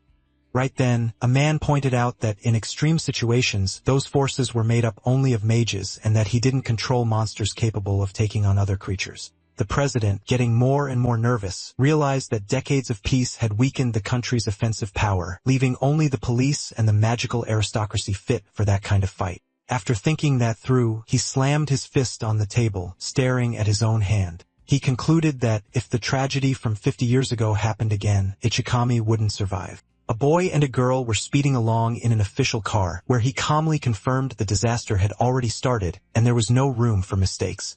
She said nervously that nothing like this had happened in half a century, and the guy calmly replied that peace was never permanent, and he'd been expecting this. Next, Inspector Sherdu explained that this was exactly why they were there, especially since they were part of the Central Police Department focused on hunting monsters. Then Karen says they do everything they could, keeping her eyes on the road. The vehicle raced at high speed toward the academy, followed by several patrol cars. At the same time, an aerial broadcast reported that a disaster was underway at the Divine Magic Academy. Reports said creatures had taken over the place and kept appearing non-stop. Inside the academy, another new crew showed students taking refuge in the gym, while the reporter explained the monsters had suddenly appeared inside the walls. Outside, teachers and more experienced students used magic to hold back the invaders, coordinating attacks to raise their chances of surviving. Meanwhile, ordinary people followed everything on their phones, watching the resistance in real time, but the number of monsters made it impossible to leave the academy. A young man watching the broadcast told a friend the school was close by. Before anyone could answer, the other one panicked when he realized creatures had also appeared in the city streets. Someone watched the situation from a high vantage point, noticing the population had vanished from the roads. They also noticed flying creatures spreading out in every direction. In contrast, some boys inside the school watched it all with contempt and laughed at the chaos. Meanwhile, many elderly people in their homes followed the news on TV, gripped by fear. At that moment, the MC tore through the school floors at top speed, aware the place was already overrun by monsters and the disaster was entering its second phase. He burst into classrooms to save students under attack, while realizing the monsters only got stronger with each phase without decreasing in number. Minato figured that as long as the leader didn't go down, the monsters would keep spawning. He moved through hallways already littered with the creatures' bodies and concluded that since the boss only showed up in the last phase, the only option was to hold out until then. Minato showed no emotion, kept a cool head, and knew a disaster at that level always came with serious consequences. Focus. The protagonist used magic to send the rescued students to Rouge, letting them know he'd already saved 20 people, and that rescue was hard because they were scattered. Then he went back to running through the corridors, trying to decide where he should go.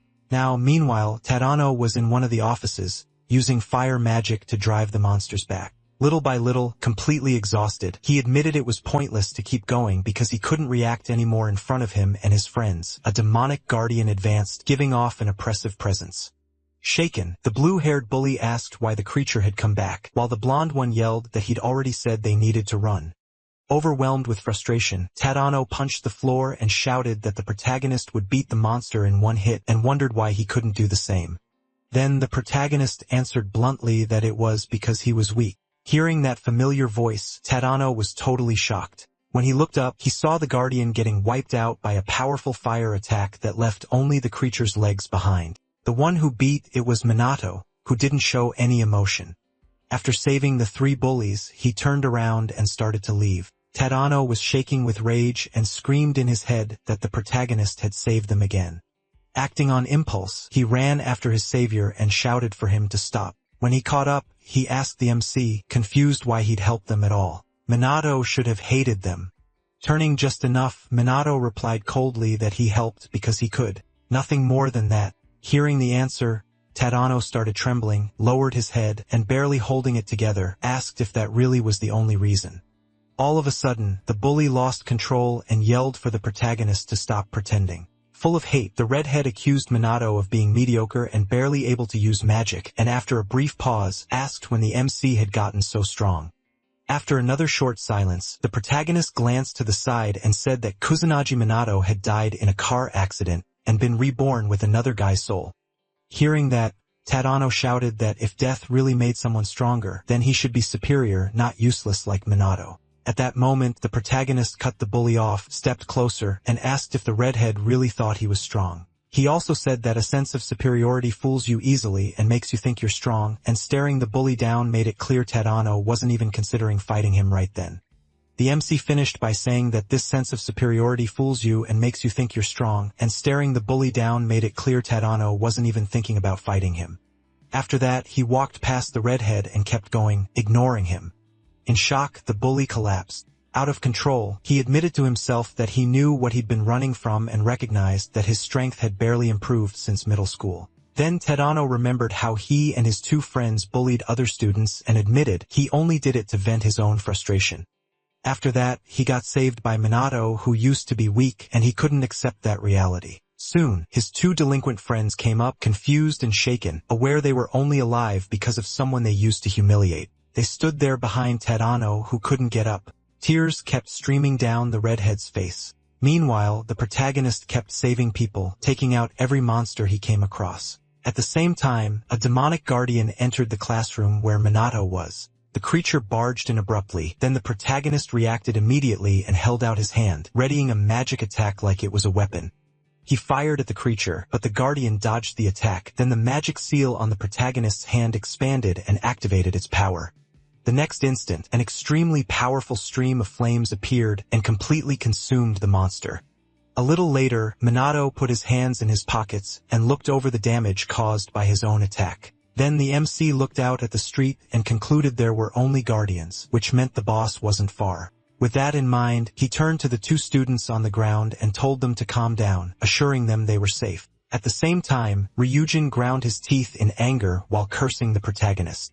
He was fighting several monsters and complaining that Minato had left everything for him to deal with. At that moment, creatures moved in on the girls who had been rescued. Noticing the danger, Ryujin rushed forward and took out the enemies with a direct attack. After that, he said out loud that he would protect everyone there and told them to follow him calmly. The students reacted with relief and thanked him. As he moved forward, Ryujin thought there were too many monsters and he didn't know how to handle it. The protagonist suddenly appeared beside him and asked if he needed help, making Ryujin jump and complain about the scare, telling him not to do that again. Without answering, the MC assessed the situation and said they wouldn't be leaving until they dealt with all the invaders. Hearing that, Ryujin ran up to him and said no one could face that many enemies alone, so he suggested finding another way. That very instant, all the monsters were hit by a single devastating magic attack. When it was over, only Minato remained there. The rescued students, including Ryujin, were stunned by what they had just witnessed. After the attack, the protagonist told the group to hurry, and Ryujin snapped back to his senses, gathered everyone, and ordered them to run right away. Soon after, the students started fleeing in search of shelter. During the escape, some creatures tried to attack, but Minato took them out without any trouble. Ryuji watched everything in silence and thought his companion was unbelievably strong. A few minutes later, only the protagonist remained there and wondered if he should go back to the building to scout. Meanwhile, the teacher and the other students kept holding the school's defenses. At that moment, Mizuha started losing strength and almost fell right away. Ruka caught her to keep her from getting hurt. Straight up, the older sister said that if she was at her limit, she should fall back so she wouldn't get in the way. Hearing that, Mizuha steadied herself and said she could still fight Ruka, just watched, showing confidence in her little sister. Right after that, Mizuha went back into position and activated her magic. Soon, Ryujin showed up saying he'd brought the rescued students, and hearing that, the teacher said that was great news. Rugen told everyone to get inside fast and join the group, while Ruka thought things over and realized everyone was already at their limit. At that moment, Mizuha asked where the protagonist was. Calmly, Rugen replied that Minato was fine and still had energy to spare. Hearing that, she felt a huge sense of relief. Excited, Rugen said the protagonist was amazing and that maybe they could get through the disaster. Mizuha agreed and got ready to keep fighting. All of a sudden, the ground started shaking, leaving everyone stunned. Worried, the teacher ordered everyone to run and take cover. Right after that, new enemies started showing up in huge numbers. Seeing how big the threat was, Ryujin yelled that they needed to run right now. All the students reacted at once and started running from the magic beast chasing them. Ruka, her sister, and Ryujin ran too, trying to put as much distance as possible between them. Suddenly, Mizuha felt like something was off. At the last second, the beast that almost attacked her was taken down before it could reach her. The help came from the Central Department Police, who had just arrived, and Inspector Shido quickly announced that the monster extermination had begun. Right after that, the officers got organized and started attacking in a coordinated way. Seeing that, the students felt a massive relief that they'd managed to hold out until then. Shido turned to the survivors and said loudly that with the police here, everyone was safe, and ordered the evacuation to be carried out according to instructions. Mizuha stepped up saying they were going to fight too. The inspector tried to say civilians should evacuate, but she cut him off firmly saying they weren't ordinary people, and her sister added that they were mages. Shido hesitated for a moment, accepted their help, and ordered them to attack from the rear, getting a unanimous yes from the students ready to move. While holding the defensive line, the inspector admitted the manpower wasn't enough and that the help was crucial, feeling frustrated that the situation was so embarrassing for the police. Meanwhile, Sergeant Kareem was taking care of the wounded, trying to calm them down as she worked inside the school. The protagonist watched the patrol cars arrive and felt relieved, realizing he could leave the situation to the police without showing any emotion. He figured it made sense they'd arrive before the self-defense forces.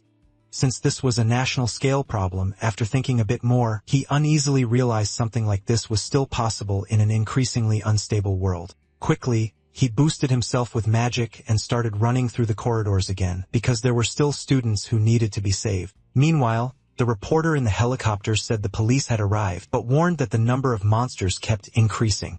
Soon after, she announced that the public was waiting for the magical aristocracy to arrive. Kids who'd been treating it all like a game were now watching the news with anticipation, hoping for an intervention. Elderly people were doing the same at home, saying their taxes would guarantee a solution. The reporter repeated the call for the magical aristocracy to get there as soon as possible. At the same time, the noble mage Fukujin watched the outside through the window and ordered not to be disturbed. Worried, the servant asked if he was sure, and he replied coldly that the police could handle a small disaster with no need to involve the magical aristocracy. Then the man got up and left, and the butler, noticing, asked where his master was going to sleep, but Jean just ignored him as he walked out. Even so, the butler bowed and wished him a good night. Back in the fight, Shalu was at his limit but didn't abandon his position. And in his thoughts, he realized the situation was getting worse fast. He turned to a colleague and asked if they could clear the monster's entry area. The answer came right away, saying it was impossible because of how many there were. Hearing that, Shalu, deep in thought, understood the spawn rate was outpacing any evacuation plan. The inspector remembered that the self-defense forces were only logistical support, leaving the magical aristocracy as the only hope even though there was no sign of them. Overcome with frustration, Shalu shouted his outrage that there was no help at that moment. Even so, the academy students kept fighting and taking down the monsters that came closer, surrounded by enemies.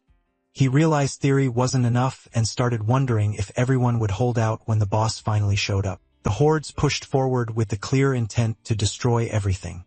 When a beam of magical energy struck the ground from the sky, right after that, an overwhelming presence spread out announcing the arrival of the demon boss. The impact was immediate, and Shalu felt fear take over as sweat poured down uncontrollably. In his thoughts, the inspector wondered if that creature really was the boss. Ruka could feel how heavy things had gotten too, and she knew this was a rare kind of enemy, something only the magical aristocracy could really handle. Mizuhi, on the other hand, was shaking when she realized they'd need high-level spells, something nobody there could pull off. Then the leader charged in without hesitating and fired off several spells at once, all aimed straight at the group. Mizuhi realized the danger way too late and froze. At the last second, Ruka stepped in front of her sister and tried to block the attack with water magic. This softened part of the impact, but it wasn't enough. Without thinking twice, she shielded her little sister with her own body. When Mizuhi managed to look again, she saw her sister was badly hurt and panicked, even weak. Ruka forced herself to speak and told her sister to run. Unable to do it, Mizuhi dropped to her knees as the monsters closed in, while the other students freaked out and started running. The girl held her older sister in her arms and begged for help, screaming non-stop. Even injured, the officers kept trying to hold out. Ryujin, despite his own wounds, kept fighting, with no intention of backing down. Then the creature's leader raised his hand and activated a 5th-level technique. In that moment, everyone understood death was unavoidable. With tears in her eyes, Mizuhi hugged her sister and called out for the protagonist. With every second, the leader's technique grew stronger, making the air feel suffocating. With no other option, the girl started screaming her mentor's name, Merciless. The leader stayed at the center of the attack, laughing at the suffering around him. Suddenly, a familiar voice echoed through the area, catching the leader off guard and stopping him mid-action. The creature's technique was held back by an even stronger spell. Then the protagonist appeared in front of the student and apologized for being late. Calmly, the MC stared the leader down and said he'd kept him waiting.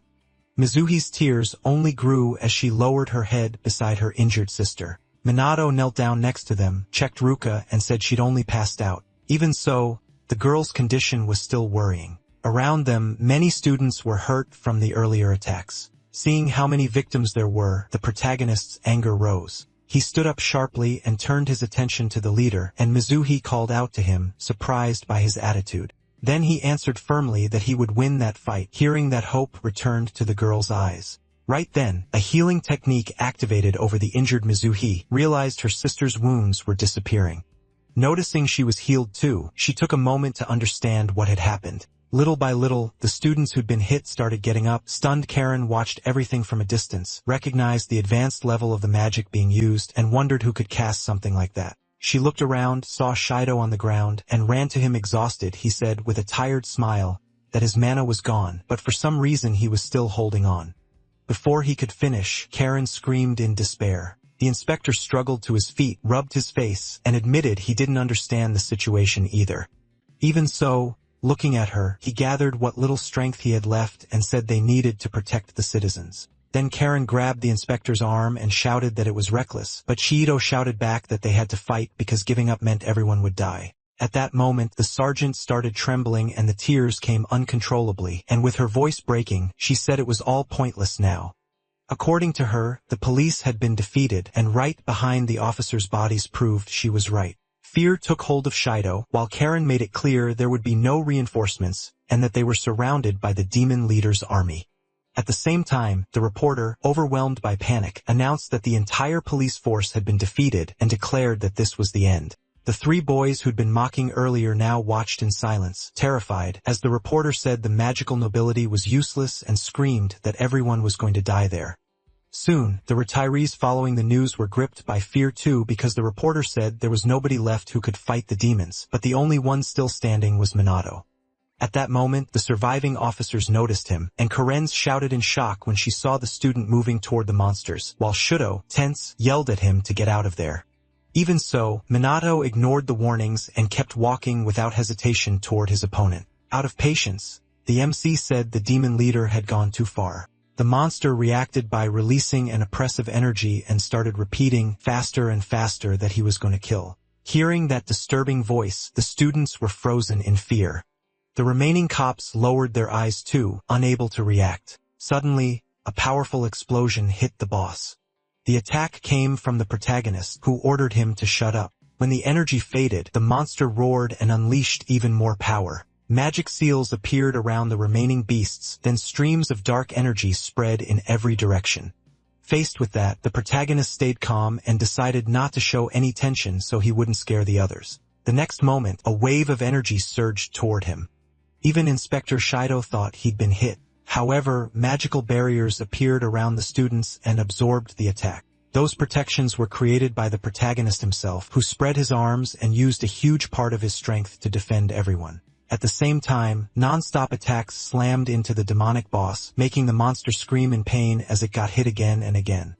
Seeing that, Shido was completely stunned and couldn't react. He could only wonder who that student really was. Meanwhile, the reporter was broadcasting the fight, shocked, suggesting they move closer. Right then, a water magic attack destroyed the camera. The strike came from Mizushi, who in her thoughts realized her mentor had always been hiding his true power.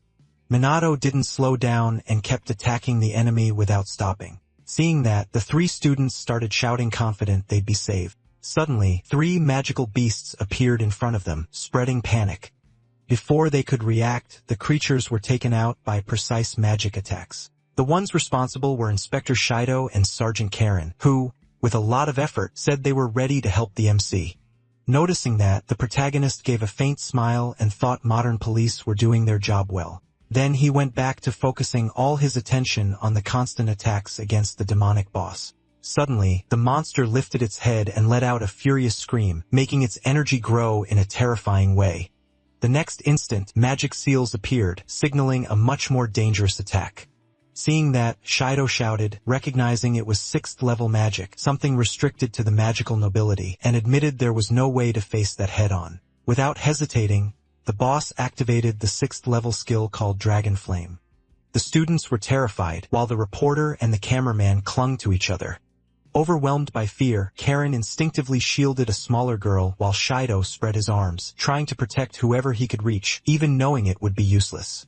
The power of that magic was way too much for any normal protection, making the remaining students stumble back, crying and drained. Hugging one of the students, Karen prayed silently that everyone would survive. Watching the scene, Shido thought that no matter how strong the protagonist was, there was no obvious way out. The only one who believed in the MC's potential without a shred of doubt was Mizuha, who looked at her mentor without fear and thought to herself that he would win. Minato raised his head and stared at the enemy coldly, realizing that despite being huge, the demon was slow and concluding that using 6th level magic had been reckless. After that assessment, he held out his hand and realized that 2nd level magic alone wouldn't be enough, and at the same time decided he didn't want to draw too much attention. Right after, a powerful energy wrapped around him and 4 magic seals appeared in front of him. The MC activated magical synthesis and used the 4th level technique, Serpent Storm. Seeing that, his student was blown away because she'd always believed in Minato. Soon the energy quickly transformed into a creature made of water. Shido was stunned and wondered if that was really magical synthesis. At the same time, Dragon Flame took the form of a creature of fire, then the two forces collided head-on, kicking off a brutal clash. The water serpent surged forward with precision and grabbed its opponent by the neck. At that moment, the boss started repeating the word kill non-stop, powering up the attack even more. Even so, Minato just let out a heavy sigh. In a single move, the water serpent destroyed the fire one. Right after, it lunged at the demon and swallowed it whole. And just like that, it was over. Calmly, the protagonist thought the enemy had lost control from the very beginning. All that was left was the sign of its defeat, so Minato reflected that he'd expected a longer fight, but the boss was weaker than he looked. A little later, the surroundings returned to normal, and the threat completely disappeared. Then the MC thought that, with the boss defeated, the catastrophe had finally ended, and in that moment, he concluded he could finally relax. At that moment, the students are in shock, wondering if they're really safe and if Minato really defeated the demonic boss, but soon, everyone gets up celebrating the victory. Even the reporter and her assistant hug when they finally feel safe. Karen comforts the student, saying everything's okay now and that the disaster is finally over. While Shudo stares at Kusanagi without looking away and says that's impossible. He asks how a mere student could stop the disaster all by himself since not even nobles with 6th level magic could beat the demon boss. Then the inspector collapses to the ground because his legs give out from overload. Minato walks up to his student, telling her everything's been taken care of. She smiles and says she always believed in him. Really emotional, Mizuha thanks her mentor, happy. The MC welcomes UK, then both of them are caught off guard. A bunch of students surround him with praise and gratitude, but the protagonist gets annoyed and tells them to back off. Then the MC regrets standing out just like in his past life, and hopes he won't have to live an annoying life from now on. Watching her mentor, the girl notices how irritated he got with all that attention. The Academy announces the end of the disaster and confirms there were no deaths despite the injuries and refuses to reveal details about the student who defeated the demon boss alone. His classmates show the news to Kusanagi, who gets irritated by the savior fame while they say that's normal. The MC also gets promoted to Class S, and his old classmates feel uncomfortable, realizing they can't talk to him the same way anymore. Even so, some girls ask what the secret behind his strength is, imagining he inherited the blood of some great noble mage. Meanwhile, a Class S student notices Kusanagi's discomfort with the excessive attention and doubts, a student that powerful really exists. Minato's classmates defend him, confirming he beat the demon boss alone, but the boy stays suspicious, thinking it's all way too weird. Kusanagi takes the chance to leave class, feeling a huge sense of relief as he gets away. Soon, his student finds him and asks with a mischievous smile if he's having trouble, and he just says he wants to avoid getting teased. Then she says that's normal. After all, he's the powerful savior who protected the whole school. Minato remembers that his student also got promoted to Class S. She confirms it and says it's because of her efforts during the disaster, so the guy asks if she's happy about it. Mizuho says yes, but it's because a certain person is in that class too. Kusanagi remembers Ruka and asks if she's doing better, and his student confirms it, saying the two of them have been talking a lot more than before. Minato thinks that's a good thing and Yuka is happy too. Then she thanks the MC for everything, showing her sincere gratitude. Without warning, Kusanagi gives her a light pat on the head, making her blush and ask why, and then the protagonist explains he doesn't want her thanking him all the time. Mizuha just smiles at a conference. A man ends a video call with other countries. They know getting support for the next disaster will be hard since everyone's overloaded with measures and plans. They talk about the news of the student who defeated the demon boss, pointing out how strange the case is, and the fact that even the police department got beaten. Then they conclude it might have been a misunderstanding, hope other nations doubt it too, and order the noble mages to return to start preparations for the next disaster. On the school rooftop, the pairs of friends meet up. The four of them look at each other in silence for a few moments. Then Ruka says she has something she'd like to ask Kusanagi. Determined, the girl asks him to accept her as his disciple. After some time in silence in the room, Ruka starts talking about the disaster. Kusanagi managed to defeat the demon captain and stop the whole thing. She's surprised to learn he used level 4 magic, stronger than what many living mages can use. As unlikely as it is, Ruka believes Uchika because she always knew her sister never lied. She says her sister had always been a well-behaved kid since childhood and didn't like disobeying. She also thinks someone with so many qualities and so much strength shouldn't end up as a talentless mage. Then he has the girl stand up, saying she's going to become much stronger. That makes Ruka really proud, and she notices her sister has matured a lot. Kusanagi's strength surpasses that of many students and maybe even her father's. With that idea in mind, she asks her friend to help her with something. If things keep going like this, she'll become a high-class mage and needs help to become even stronger. Right now, she's apologizing for insulting her friend and seriously underestimating him. You know your request sounds really selfish, but you've got to swallow your pride to do it. Luckily, the boy is easygoing and agrees to take her on as his disciple from now on. That leaves the girl surprised because she didn't think it would work out since she did a lot of horrible things to Kusanagi, but he's already forgiven the girl, accepted her apology, and there's nothing more to say. In that case, her big tough friend agrees too and doesn't see any problem with teaching. That surprises the girl, and she realizes he's that kind of kind-hearted person. While watching the two of them talking, she concludes the hero is a mystery. That same afternoon, in a conference room at the police division, Shirdu and his friend Sanada are there from the police division for beast countermeasures. The two of them show their gratitude and thank him a lot because without the MC's help, the civilians would have been wiped out. But the boy says they've thanked him enough and he doesn't need any more and asks what they want. Even though the investigation into the calamity is over, there's still something that's caught the detective's attention. The blonde guy asks if the hero awakened his ability after getting into a traffic accident. Some people even say he became a totally different person after that brutal accident. They say his personality changed and the magic in his body became insanely strong enough to defeat a demon captain. That annoys the girl who wants to understand where they're going with all this talk. The man decides to rephrase his question and wants to know if the MC knows some guy called the Black Mage. This mage defeated beasts and helped a bunch of people in the middle of the night while wearing a cloak. When they ask what that has to do with their friend, they answer that the two are pretty similar. Not just in size, but they also seem to be the same age. Their powers are considerable, and there's nobody that age who could use that much magic. Not to mention the time period when he started acting at night. They remind him it's illegal to use magic in the city without permission, and if it's a student, the school will take action. However, since this case has gotten a lot of publicity in the last few days, the police are forced to take action. Expulsion won't be enough, and if he confesses to the crimes, they might try to reduce the sentence. So the detective lays his cards on the table and asks if the MC is the Black Mage. Without stuttering or getting scared, he says he's not who they're accusing him of being. With that simple statement, the blonde guy believes him and realizes the two aren't the same person. With that, they thank him for the meeting and start to leave. As he walks out, he reflects that the MC isn't an ordinary student and definitely has something different about him.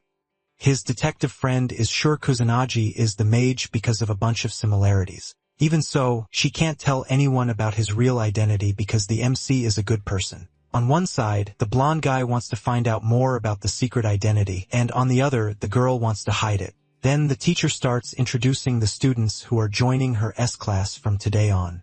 The class gets curious to learn more about the boy who defeated the big demonic villain. On the other side, the girls also want to know more about the blue-haired girl. Out of patience, the teacher asks everyone to sit down so class can finally start. All of this was really exhausting for the MC who didn't want to stand out at all. Right now, a very pretty red-headed girl wants a bit of the protagonist's attention. Jackie 21. Once again, the hero ends up on the rooftop to have a private talk with someone. When she thought she'd be doing solo training, the girl notices Minato is in the same place too.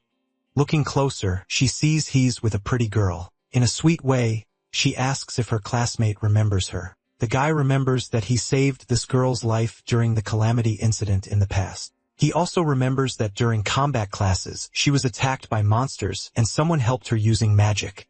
The pieces start falling into place for Kusanagi as he remembers that that's why the girl thanks him for being saved twice, even if it was the right thing to do.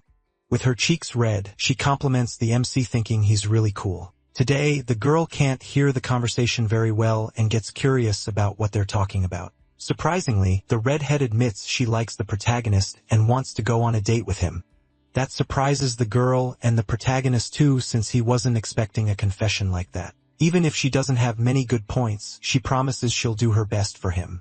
She begs for them to start dating from now on. Coldly, the MC thanks her but apologizes, totally killing the girl's vibe. He explains he doesn't have time to start dating someone and that he has something to do first. So the girl thanks him for being honest and says she can give up on the protagonist now. Even so, as she walks away, you can tell she's crying without letting anyone see.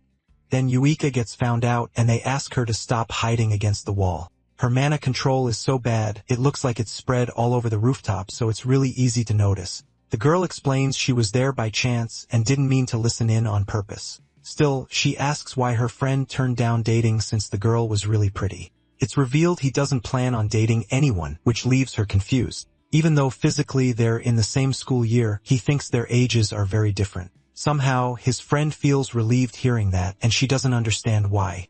Even in the hallways and on the school stairs, she keeps thinking about how her friend doesn't plan to date. The MC tells her to focus a bit more on mana control training and practice more.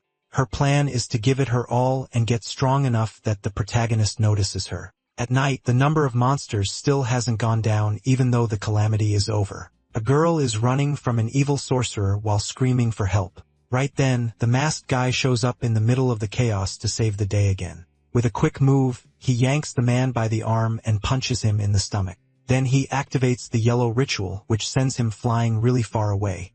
The thug was nothing but an amateur, and his fighting skills were terrible. The girl thanks him and seems to already know the reputation of the great black mage. With zero patience, the MC vanishes like magic, leaving everyone behind. While escaping, the MC wonders why his alter ego is getting so famous among people and students. At school, they say this so-called amateur mage acts at night, and it seems like people love gossiping about him. That happens because this guy has become a popular topic on the internet recently. The digital illiterate doesn't even know what internet means and thinks it's a phishing net. It's really weird for someone that age not to understand technology and not know how to use phones. The girl explains you can find anything on the internet and that information spreads like lightning. Then their classmates start explaining to the MC how to use a smartphone. Super excited, he finally announces that he managed to open the app. Now he can use the network and thinks this is really easy. Ruka remembers the promise to train and wants to know when they're going to start lessons. So the boy says they can start after class in exchange for having learned how to use the phone. Even so, his friend has a really bad feeling about all of this. Some time passes, and the big guy is already down on the ground after only a short time training. They didn't even start warming up, and they already have to act like their lives depend on this training. Even so, the guy is stubborn and still manages to keep fighting. That's the spirit the protagonist wants, and he orders them to come in for the fight. With that, the three of them charge in, using their magic together. Now the story moves to near Tokyo Tower. Some men in suits are using binoculars to watch something from far away. One of them is shaking and asks what's going on. From a distance, they can see a bunch of monsters and beasts coming out and moving closer. 2022. After the training, the trio looks pretty tired and like they've given up. Even so, it was a surprise move and they hit back with all their strength. That strategy is useless since the hero is really strong and can counter all of them. Taking advantage of that opening, the girl shows up from behind, trying to attack him from the back. With his high speed, the protagonist manages to dodge the strike, surprising her. On top of that, he shoots magic at her forehead to end the fight again. With everyone defeated, it's time for a break to rest. The look on the protagonist's face shows he thinks he fooled everyone about his identity. But the girl thinks there's a reason he doesn't reveal things and figures it's better not to dig any deeper. Also, he thinks the three of them are really easy to fool and way too dumb. Heading back home, the friends say the training was really good and that the big guy is pretty tough, but it leaves him really hungry and he needs to go back home to cook something. This surprises the MC since he didn't think a big guy like that would know how to cook well. Back at his place, the boy gets surrounded by kids who come to play next to him. The cook walks up with plates in his hands and apologizes for the little brats. But that's not a problem for the protagonist, who shoos everyone away using his levitation magic. Because of that, he gets complaints from his friend, who doesn't like using magic inside the house. It's really unexpected that the big guy is so good at taking care of kids despite how he looks. Remembering the city ruins full of crying kids with sadness in his eyes, the protagonist says kids are just too precious. Then the hero starts reading stories to the babies who keep playing and listening. Before they eat the feast, everyone thanks for the meal. It's revealed the man doesn't have a father and that his mom works late, so he does all the housework while she's not around. The protagonist realizes his friend is pretty busy with chores at home and also with work, but he says that no matter how hard it is, he doesn't hate doing those things. He says the harder things are, the stronger people get. That same night, everyone sleeps together in shared beds, even if it's uncomfortable. Kusanagi doesn't think it's that bad to sleep like this once in a while. Chart 23. All of a sudden, the blonde guy wants Kusanagi to work together with him. And if he's okay with it, he can definitely lend his power to the police. Even though he really doesn't want to stand out there, the situation won't let him. Besides, he'll be properly compensated and they'll let the academy know themselves. His friends are also down to help and provide support whenever they can. Unfortunately, it'd be impossible for this bunch of kids to help for now. Even if they're the strongest level at the academy, that's nothing compared to a real battle. The only way to join the team is if their powers are close to the MC's level. Leaving with the protagonist, he tells his friends to go back to the academy. Like it's no big deal. The hero tells them they should catch up to him. That really motivates the three of them, and they keep that goal in mind. Now the story moves to police headquarters. Inside the Disaster Countermeasures Division, there are hundreds of beasts closing in on Tokyo Tower, and they need to deal with it before civilians get hurt. He explains they asked for help from the student who helped a few days ago.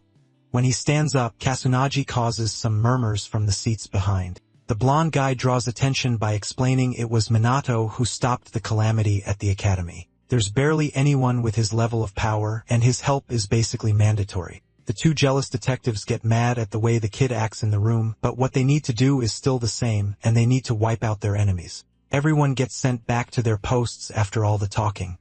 The man apologizes to the protagonist for all of this, and he lets it slide. The one who gets chewed out is Sanada, who should have done something but was too scared to act. Luckily, the boy really doesn't care about the situation and asks them not to worry.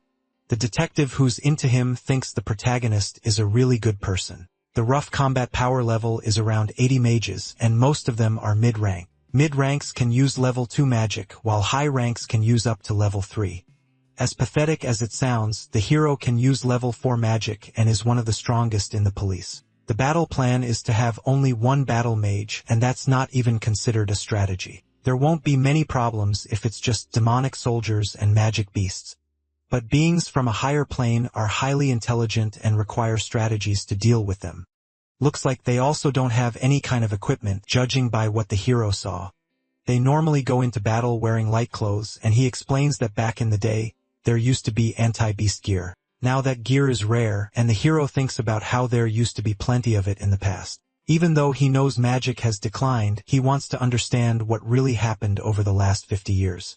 Finally, the police arrive at Tokyo Tower. All kinds of monstrosities are flying around even though the calamity isn't happening. Watching everything from far away, the hero gets thoughtful, trying to figure out what's going on. The detectives notice there are way more monsters than what was reported earlier. In the middle of them, there's a demonic captain, and they might need to call in support from private organizations. The problem is everyone's busy with the rise in beasts, and they already have a lot to deal with. Probably the only choice left is to take these things down themselves without getting wiped out. Kusanagi might be able to wipe them all out with his power. That pisses the detectives off because they think the kid is just showing off and can't actually win for real. Watching this crowd of monsters, he says something feels off. When he looks up at the sky over Tokyo Tower, something red starts to appear. They announce the start of yet another brutal calamity. The police radios start reporting the situation to every station. Another calamity is happening around the country. As they listen to the warnings on the radios, people run from the beasts in panic. The cops' top priority is risking themselves to save civilians. On top of that, they're going to try to deal with this calamity inside the city as the main priority. The problem is they won't have support from anyone in any other area, said She-24. A new calamity is happening again, and they want to know what it means. Even if these events happen naturally, the beasts seem to be behind it, and maybe they figured out how to trigger a calamity. The detectives are scared, thinking it's impossible to handle without support, and that they need to regroup. The problem is the beasts keep moving and won't stop attacking.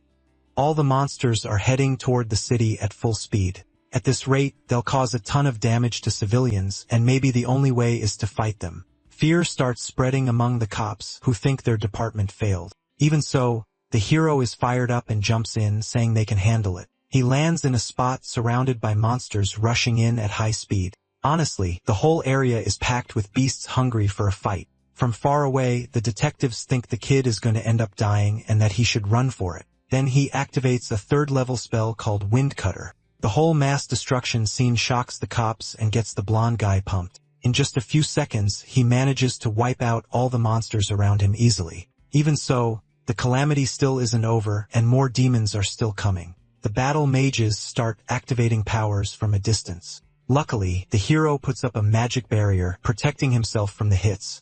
Putting up that shield was a great call, and it should be enough to block everything. As a counterattack, he destroys all the opponents with a flick of magic. It's wild seeing he can use different magical attributes, just like you'd expect from someone that strong. The cop's orders are to follow the hero while backing him up. Even scared, the men don't want to run and decide to push forward. So the squad starts attacking non-stop, giving it everything they've got in this war. That's pretty unexpected for the MC, who notices they're stronger than they look. In the middle of this battle, the demon captain finally shows up, looking intimidating as hell. Only a legendary mage can beat this thing, and nobody there is on its level. A blue aura starts surrounding the area, closing in on the cops. The kid's plan is to take down the captain while leaving the soldiers to his friends. The team is shocked when they see their co-workers' powerful magic. They need to keep fighting until the boss shows up. 60 years ago, the first worldwide calamity happened, and since then, these events happen every now and then, wrecking the world. If what happened back then happens again, this event will spread across the world one more time. Luckily, he's here this time, and he's not gonna let humanity get wiped out. A monster corners the detective and lunges with a quick attack. Luckily, the protagonist was there to save the day again using a red spell. This has happened before, and it feels just like that time. She thanks Kusanagi for the help, and he asks if she's okay. That worries the boy because he realizes it's happening again and his identity might get exposed. Questions start popping up in the girl's head because she wants to understand how he got so strong. The problem is her friend might hate her if she asks something that invasive. Trying hard not to think anything weird, she's caught off guard by explosions. While she was distracted, monsters close in. But the hero uses his magic to destroy them. This place is really dangerous, and she apologizes again. Looks like she can't use combat magic and needs to stay by the hero's side. The kid seems way more like an adult and doesn't act like a student at all. Somewhere else in the battle, the detectives keep using their magic when they're caught off guard. They can't stop shaking for some unknown reason. Right then, a demon captain shows up giving off purple magic.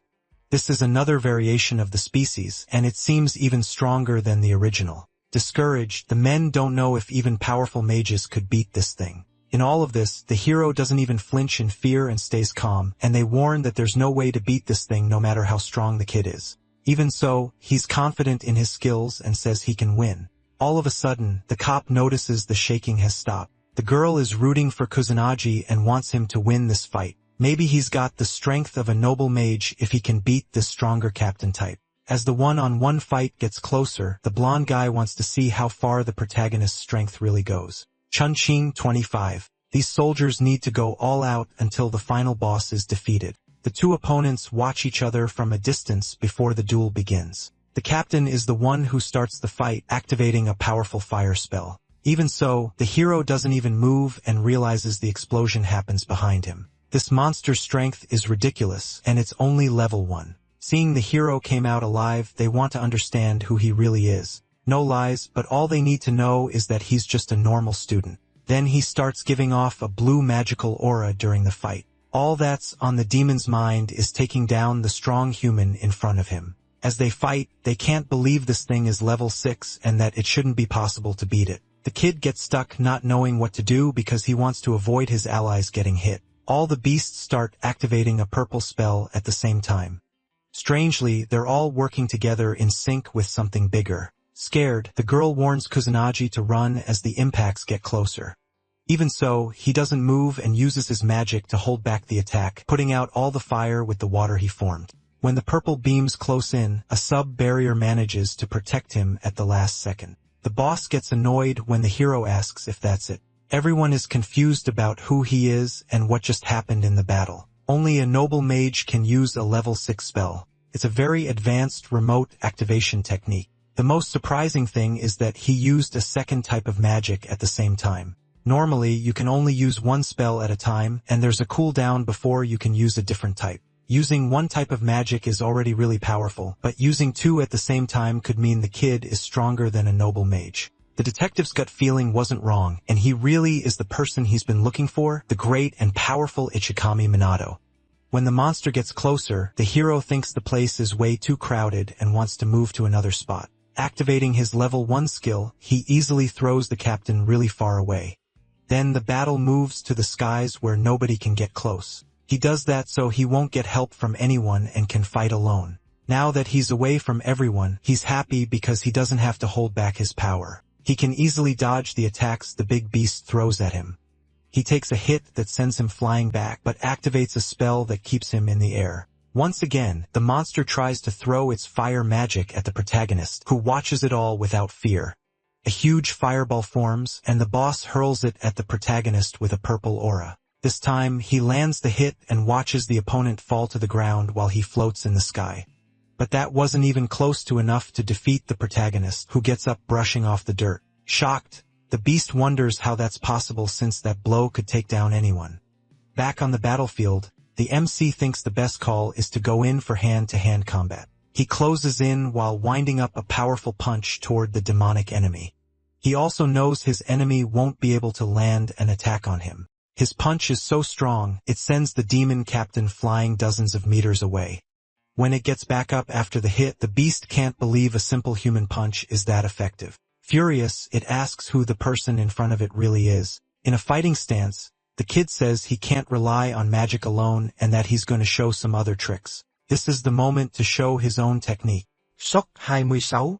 On the battlefield, the hero is giving off several colorful auras with a smile on his face. Even his enemy is impressed by such huge, vivid magical power. That power brings a sense of calm, and the cops feel like there's something above them. Up in the sky, the MC focuses to use his powers as effectively as possible. Even so, the demon says the enemy can attack and that human attacks are useless against them. He wants to see if that's true, so he moves toward the big beast. He manages to land a clean hit right in the enemy's chest using all his magic. In the fight, the boy seems to be doing really well and lands several solid blows on the captain. The blonde guy is impressed since he didn't know the MC could stand out in hand-to-hand combat. After all, everyone knows human punches are basically useless against those evil beasts. Badly hurt, the enemy can't understand how the attacks were so effective. Normal attacks and weapons are useless against beasts, but things change when you use a huge amount of magic. Attacking while covering yourself in aura is a mix of martial arts and magical power. This fighting style is called magical martial arts. The captain still can't believe a mere human is managing to beat him. Furious, he charges in, yelling that he won't accept something like this. That was the chance the MC needed to unleash an attack so powerful it blew a hole through the beast's body. All the other beasts see their captain lifeless, lying on the ground after being defeated. Because of the protagonist's help, the calamity finally stops, and the detectives feel proud. There's still a problem, and they need to take out the enemies left on the battlefield. At that moment, the boy thinks the rest of the work can be left to the police. The funny thing is it had been a long time since he'd used that fighting style, and he was rusty.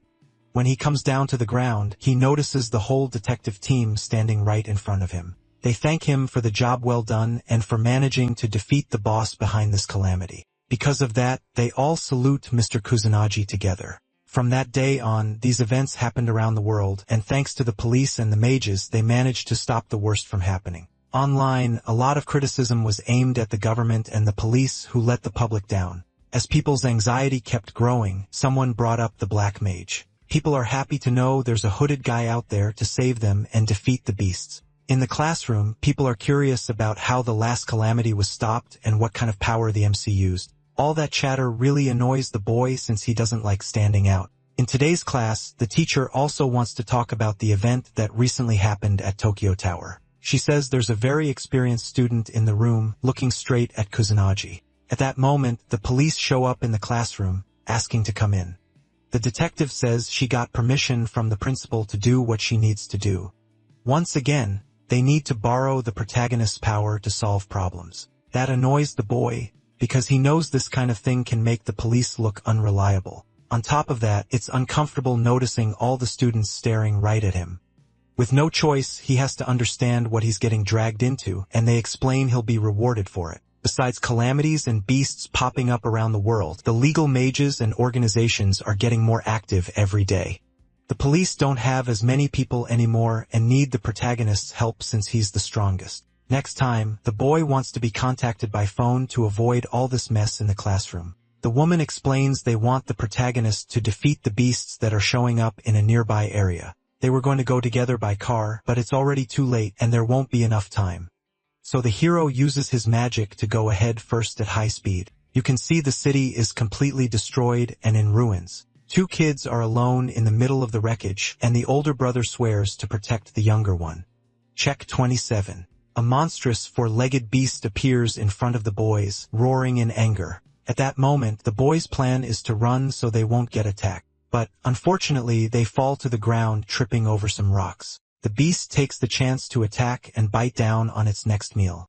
Luckily, the hero shows up at just the right moment to save the kids with his powers. As he comes up to the boys, he praises them both and says they did really well. Then he hands back the boy's doll that had fallen earlier. Running off to the next fight, he says that toy will protect them. Seeing the man leave with his powers, the younger kid feels really fired up. You can tell the battle in this city is way more of a mess than the one that happened at the academy before. Unlike Shibuya, this place has lots of obstacles and people to save. With so many civilians running around, it'll be hard to use magic bullets without hitting someone. It's possible to tell beast magic apart from human magic, but you can't detect humans with no magic. The only way to save everyone is to patrol the area carefully. Right now, the detective's focus is taking down all the beasts while the firefighters rescue the public. Then the man notices Kusunagi's presence. He was with them during the last calamity. The protagonist is there as police backup and asks how things are going. They still need to save half the civilians, but they can't reach the other side. Hearing that, the kid's plan is to check that other side of the city, which is impossible to access. The worrying part is there are reports of illegal mages in that area. There's no reason to worry about the protagonist since they know his true power. Another officer doesn't get who this young guy is who managed to wipe out all the beasts in an instant. Maybe he showed up in the fight to save everyone during this chaotic time. Level 6 powers are being used in the city to destroy the evil creatures. Demonic captains showing up outside a calamity was something that would have been impossible even 50 years ago. The beasts are increasing in number and gradually getting more and more powerful. They're getting so strong that maybe even the protagonist won't be able to handle it. If they don't start taking precautions now, things could spiral out of control. He's got a lot of plans in mind, but he's not sure which one to go with right now. Patrolling through the city, he saves a bunch of people as his detective friend approaches. The detectives thank Kusunagi again for the help since he helped minimize the damage, but he says it's all thanks to the police and firefighters, and he was just doing a simple support job. That makes the officer like the boy even more and believe he's amazing. They apologize for what happened in the last calamity and admit they were acting out of anger toward the MC. Calming things down, he explains it's normal for a student to act proud and that they don't need to waste any more time on it. That maturity from the hero impresses the officers, who thank him once again. The detective also thanks him and apologizes for relying so much on the protagonist, who's just a student. They need to come up with a plan to counterattack the beast from this calamity since they're getting strong. At that moment, the two brothers show up and draw attention. They thank him for the help earlier, making the MC happy they're safe. The younger kid asks if Kusunagi is the great mage, and his brother apologizes for that. Looking at the doll in the kid's hand, the MC says yes. He's that mage, hyping the kid up even more. He says he already knew it. In the past, the MC is confused by the idea of them making dolls of him, saying nobody would want to buy that. His friend says those items matter to kids who need support in their hearts. The nerd says this kind of thing will go down in history for the next 100 years and asks permission to do it. In the present, the MC understands what his friend meant, but he knows dolls don't have the power to save anyone. The real great mage is the one who's truly needed in times like this. Now the story moves to somewhere in the capital. People are talking about what they know about the Black Mage. Kuroya Kuto is the president of the mage guild called the Black Rebellion. An illegal mage who isn't part of his guild must mean he's against him. In a threatening tone, he asks his henchman if he's right. The orders are to find out the hooded guy's real identity. On top of that, he doesn't care if they use military force to do it. The guild manager shows up and asks if they can eliminate him if he refuses. Honestly, these people are even worse and want to torture the MC before taking him down. That gets the manager even more pumped to do the job. Chapter 28, the girl wants to know how much power Kusunagi has. Her friend wants to know too and starts theorizing how high the numbers go. It's revealed his power level is 99,990,000. That leaves the trio confused, thinking that amount of power is over the top. After all, the great mage Minato is known for having only 1 million power. 1 million is considered the highest limit of magical power, and it's basically common knowledge. That makes the hero curious about how far his magical powers go, so he looks it up online. After messing with his phone for a while, he forgets how to use it and gives up because it's too complicated. Suddenly, he gets a call from someone. The person apologizes for the sudden call but asks if the MC has any free time. Shigo wants to know if the hero's friends are there too and asks him to put the call on speaker. The MC is so digitally illiterate, he can't even turn on that feature and asks his friend for help. Because of the rise in monsters, the police decided to set up a specialized anti-monster unit. It'll be called the Special Magic Team, and they want Kusanagi to be the captain of that specialized unit. That kind of title is something a lot of mages want, and even Minato wouldn't turn it down. But surprisingly and totally against expectations, the protagonist refuses the position. Before dropping the subject, Shido wants to explain what he's thinking. He says there are too many problems, and the police can't handle them all. And in the current situation, they can't defeat the monsters on their own. The hero figures that's happening because Mage's overall level is low right now. The heads of the noble mage families haven't come back from their meeting on another continent, leaving only someone named Fuka. When he stops to think about it, the protagonist realizes he's never met his friend's parents. On top of that, he recommends the 3 friends from the academy join the specialized unit too. He'll handle all the problems and negotiations so the boy can focus on leading the mages. He begs him to take the position because he's the only person they can truly rely on. After hearing all that, the MC ends up agreeing to become the captain. That really fires up the blonde guy who didn't expect his proposal to actually be accepted. His friends agree too, and they've got no reason to turn down something this good. He has a few worries about the position, but he thinks it'll be fine if he can train a few mages. The newspaper reports that criticism toward the noble mage families has been growing. Besides abandoning their duties because of the disaster at the school, they're also slow at taking out the monsters. In a very luxurious room, the butler comes in saying he received documents from the Metropolitan Police. The man reads about this so-called special magic unit and thinks they're just useless people doing pointless stuff, but maybe it'll be enough to shut the public up. Arrogantly, he tells the butler to call his idiot son to his room. The story now moves to the meeting to form the special team. They explain there were candidates, but applications weren't submitted, and if they get good results, more will definitely come. You could already tell that would be the case since a team led by a student could cause problems. Then the detective hands something directly to the protagonist. It's a temporary mage badge to put on their clothes. It's for showing when needed, and it's temporary because none of them are qualified mages yet. With that, the student treatment is over, and everything will be left to the captain. The boy thinks about how it's been a long time since he led people. In front of them, he introduces himself, says he'll be the captain of this unit, and says he wants to promise something. His promise is that he'll make all of them stronger even than the noble mages. That shocks everyone in the room since noble mages are insanely powerful. Seeing that nobody believed him, the MC decides to prove it. So he asks if there's any power measuring device at the station. In that power measurement room, the first ones to take the test are Ruka and Ruji. They both fire their power into the machine, which apparently absorbs it. Before, their magic power was 10,008 respectively, but now it must have gone up. The girl is stunned when she sees the numbers on the screen hit 30,000. The same happens with the big guy who hits 28,000, an increase of 20,000 power. That amazes the police who realize those levels are high-rank mage territory. But the MC says it's way too early to be surprised and asks his friend to measure her power too. Chapter 29. The girl gets nervous, thinking about what'll happen if the power gap between her and her sister is too big. Even though she's worked really hard, she's still just an ordinary person and she's scared of the results. But she decides she won't run away anymore. No matter what happens in the end, letting all her power out, she refuses to fool herself one more time in her life. The detectives are impressed and curious to see the result. The number shown is an incredible 26,000, and according to the stats, she should be around 2,000. According to the protagonist, it's possible to raise magic power like that, but she shoots back that actually, you need talent. The only thing you really need is to work hard and never give up. He pats his friend on the head, saying he's really proud and that she did a good job. Her sister is happy seeing that, and the pair get praised too. That's what you'd expect from Ruka, since that kind of thing is normal in the Mizuha family.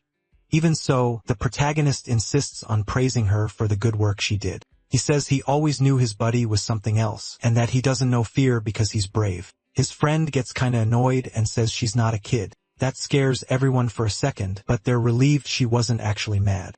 It's the first time this girl's ever gotten a pat on the head, and not even her dad used to do that. Someone shows up saying they've been looking for them for a while and wants to welcome them.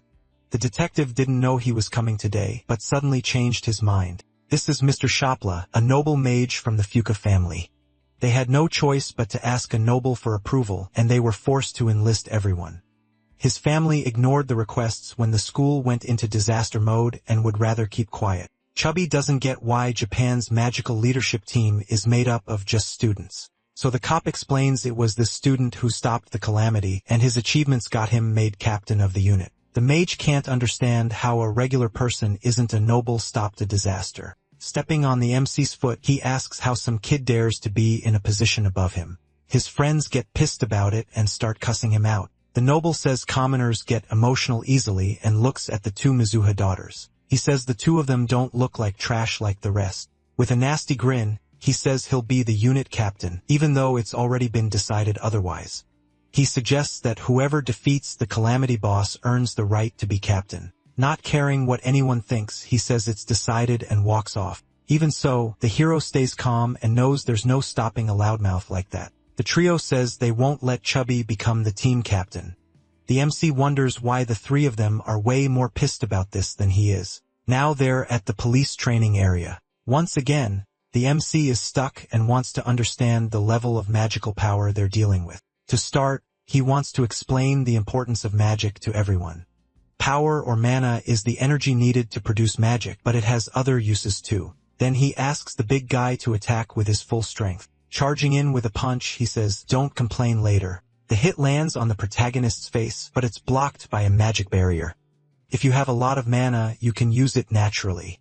And if your storage is insane, you can do it all the time. While his friend throws a bunch of punches, he explains this is called automatic magic. Increasing your power capacity is the most important thing for mages, and everyone needs to keep that in mind. Besides training, they'll need equipment and some kind of anti-monster gear. From Shadow's look, it must be hard to get that, and he asks them to wait a little longer. He thinks those items don't exist anymore these days and decides to try making something himself. Looking through the drawers, he grabs a cheap ring to use, but that won't be enough, and the boy realizes he needs to go shopping. Right then, Ruka calls his phone. After a moment of silence, the girl says only he can be captain and encourages him. Laughing at her attitude, he decides to ask while he's still on the call. He asks her to go shopping together since he doesn't know where to find accessories. He explains he wants to go with just the girl and there's no need to go in big groups. That makes the girl a little shy. Excited about the shopping day, the boy wants to know what she thinks about it. She's 30. After a while, the girl says she doesn't mind going shopping with the MC. Could save his life, and they decide to meet at the station the next day. With that, he should be able to buy rings for all the members, and he wonders if he should start making anti-monster gear. Using his magic on the cheap jewelry, he thinks it might work somehow. Just then, dinner is ready, and the girl goes to call her sister, but she doesn't answer. When she goes into the room, she realizes the girl is picking out clothes at this hour. Seeing the room totally messy with clothes everywhere, she tells her the food's ready. It's the first time she's seen her sister excited about something, and she wonders if she's going on a date. The next day, the protagonist is already at the agreed station, waiting for his classmate. The girl needs to hide her magic so Minato won't notice it, and she can't get too close. She blames herself for spying on her friend and her sister at a time like this. All of a sudden, Ruka shows up looking really pretty, drawing everyone's attention on the street. When he gets there, he asks if he made his friend wait too long. He explains he just got there. The guys on the street get jealous of the MC, thinking he's the girl's boyfriend. That also annoys Yuka, who doesn't believe the two of them are on a date. It's explained that the protagonist came there to buy some rings. He needs them as kind of a gift and actually wants several. That freaks the girl out, and she says Japan doesn't support polygamy. If they need to buy in bulk, cheap rings are better, and she knows the right place. So they go to a few shops to look for those items while being watched from afar. It's really hard to find the exact ring the protagonist wants in that market. Even when they find a cool ring, something feels off. The girl gets uncomfortable when she notices their faces are way too close. The saleswoman says she can give a nice discount if the ring is a gift for his girlfriend. That embarrasses the MC, and he gets cut off by Ruka, who says she's not his girlfriend. The saleswoman wasn't expecting that answer and gets embarrassed. Awkwardly, she tells them to feel free to look around the store. Taking a short break, the MC says he's exhausted from walking around somewhere so packed with people. It's so hard to find what he's looking for that he thinks about changing his requirements. All of a sudden, the witch says she's not good at showing affection. She says her friend knows what she's like and how her personality works. She says she can't even interact well with her own sister and that she's caused a lot of suffering. She says her friend would be better off shopping with her sister, that he should go with her, and that now she wants to go home. But the boy cuts in and says he knows that's not true. He explains that the girl looked up where the shops were beforehand and worked really hard to choose which ones they'd visit, and he wants her to know she really is a huge help. That moves Ruka, and she gets shy, not knowing what to say. From far away, the spy realizes she's never seen her sister like that. Taking off her disguise, she wonders what she's even doing there and decides to go home.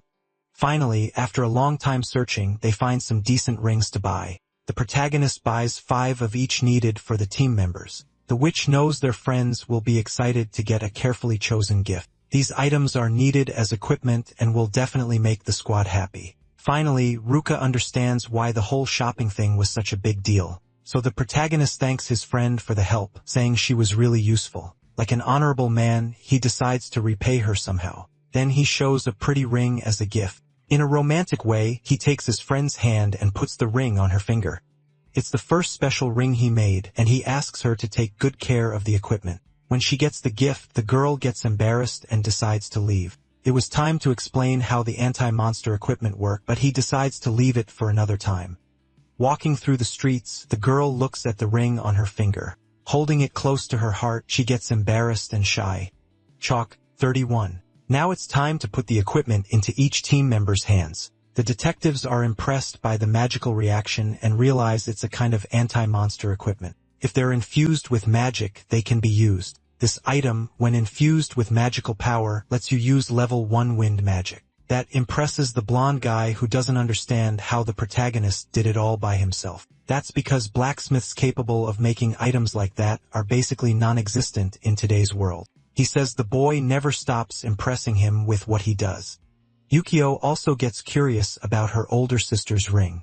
She notices her sister is wearing an item she wasn't wearing before and figures she got it on the date. She gets restless, thinking about what exactly happened after she left. The team needs a good way to get around and can't rely on cars that aren't fast enough. Shido remembers they always showed up late to battle scenes with the police vehicles. With this equipment, anyone can use wind magic to cut down travel distance, but they have to remember it's a basic spell and shouldn't be used to attack anyone. Air magic involves flight and acceleration and needs to start with a jump. Her friend is the first one who manages to float without any trouble and gets praised. It's nothing to her since she's trained manipulation magic forever. The guilt of spying on her friend's weighs on the girl's heart. At that moment, the MC asks if she knows Ichikami Minato, and she says he's the person she admires most. His power level was around 1,000,000, and he could use long-range spells, but he died fighting the demon god. After that, there weren't many mages left, and the nobles and the Mizo family helped bring things back. Back then, there were no records about the remaining magic, so they had to rebuild the research from scratch.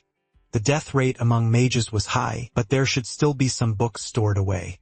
The protagonist remembers hiding several in different places, getting ready for the future. One problem is that modern magic knowledge is shallow and full of mistakes, and the magic level is low. He wonders if it's just coincidence or if someone is behind all of it. The girl wants to know if her friend is okay and says she's there to listen, even if she's not that reliable. He says that just her feelings are already enough and that she's helping a lot. There's still the black mage problem, and considering the chance of getting the girl involved, it's better not to bring it up. And if she ends up finding out the MC is the admired Minato, she might even pass out. She believes she's still not reliable, but that will change if she gets stronger. Her plan is to keep giving it her all. A week goes by, and the unit captain is training everyone. The detective casts a level 2 holy spell. Shido casts a powerful level 3 lightning spell. The big guy casts a level 4 earth spell, making rocks rain down. The sisters also cast level 4 spells with their water manipulation. The MC is happy because everyone's level went up and Sonata can already use offensive strikes too. Besides that, what intrigues the boy most is the sisters' compatibility, which is impressive. Their powers are strong enough to open huge holes in the ground, which gets the blue-haired girl excited. Everyone's doing a good job, but they shouldn't get cocky just because their level went up. So he asks his friend to use a level 4 spell against him. The girl gets ready to throw a powerful attack using her blue aura. As a counter, the protagonist casts a level 1 wood spell. With his huge power, the level 1 spell easily cancels out his friend's level 4. It's explained that level raises the limit of magic you can use, but it doesn't mean it'll be stronger. Attributes matter a lot, and water is way weaker than earth. They shouldn't get stuck on the idea of level and need to understand magical power to become stronger. Also, they're teammates, and if they combine their powers, they can become stronger. That fires up the group, and they feel motivated to train. Right then, the chubby guy shows up complaining that it's way too complicated for a commoner. Since the calamity still hasn't come, he's bored not training and not fighting monsters. He thinks all of this is way too complicated and would rather let the police handle these problems. Nobody on the team likes the noble, and everyone gets annoyed when he shows up. Feeling powerful, he wants the calamity to hurry up and come already. His wish is heard, and the sky turns red, and the calamity appears in front of the team. The team that defeats the final boss first will earn the right to lead the squad. Trox 32. They're focused, and they're never going to lose to someone like that noble. Taking off at full speed, the proud man says goodbye, waving at the failures. Leading the team, the protagonist tells everyone to put on their headphones. This is the first real fight since the squad was formed, and they can't let their guard down. While floating through the city, the chubby guy doesn't care about messing up traffic. He jokes that everyone's so slow it makes him sleepy.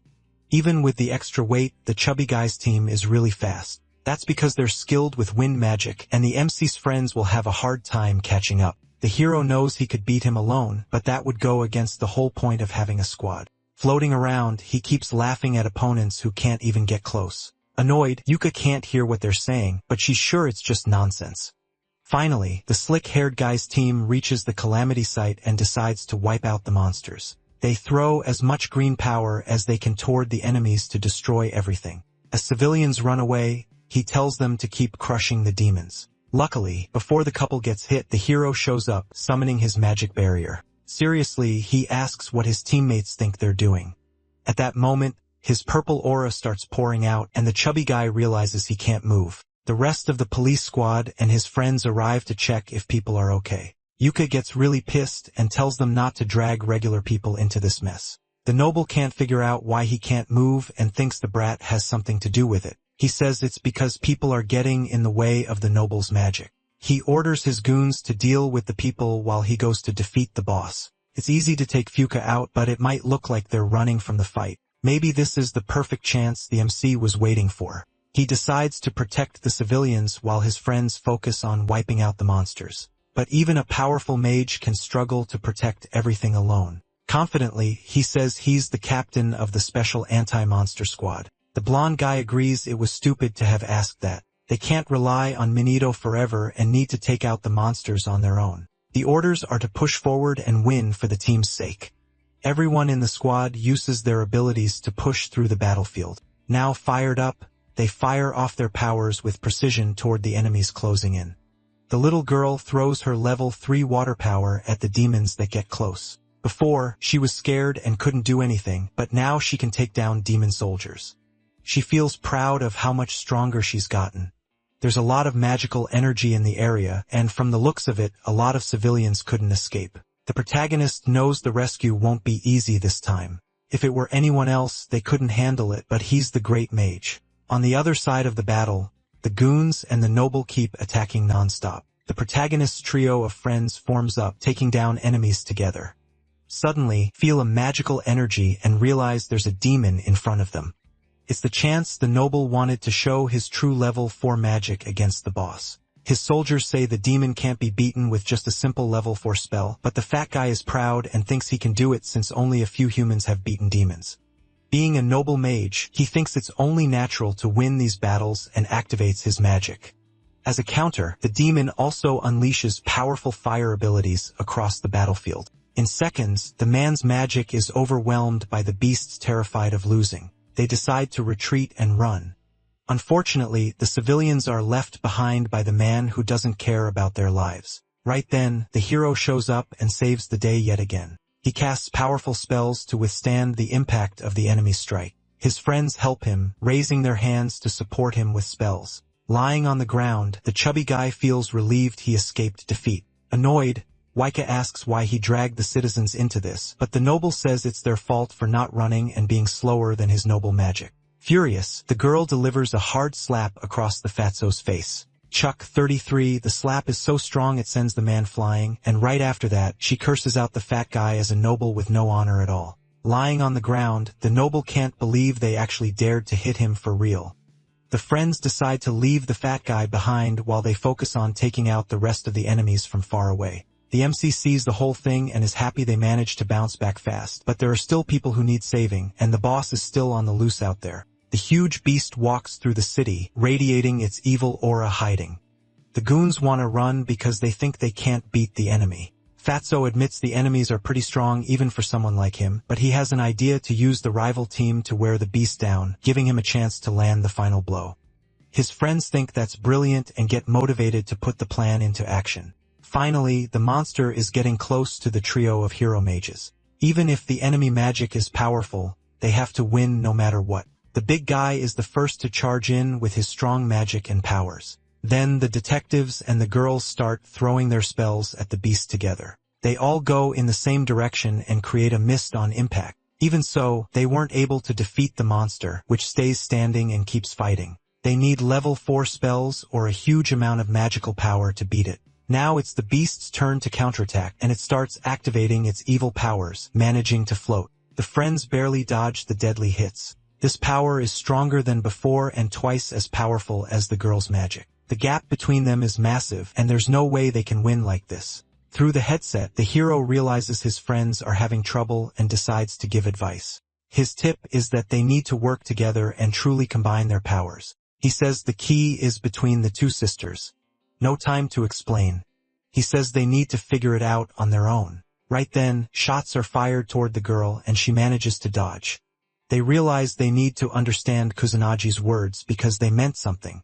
Like her sister said, Minato always led the team and that means something. The girl's strategy is to take out the smaller enemies first while dodging the demon's magic.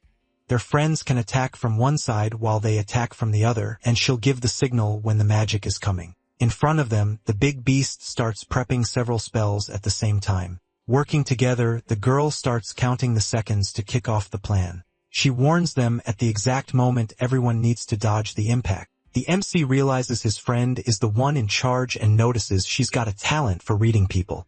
Even so, she doubts herself because her power levels still don't seem high enough. Scared, she tries to remember what her friend said a little while ago. She's not sure this weird method is going to work, but common sense has already been thrown out the window. In a risky move, she asks everyone to lend her their power. The noble sees this and doesn't understand what they're trying to do. United as one team, everyone focuses on pulling off the idea. They don't have any other options, so they choose to believe in the girl. They'll have to push themselves for this, and if it doesn't work, they'll need a plan B. The monster fires off 5 powerful spells trying to chain attacks together. It shoots a massive blast of fire straight at the enemies. The impact is so strong, the nobles think everyone's been taken out. But then all of a sudden, they all step out of the flames alive, already getting spells ready. The group support activates sacred healing magic on everyone. From a distance, the hero realizes it was a smart plan and praises the use of healing. Now it's the two sisters' turn, and they get ready to cast their magic together.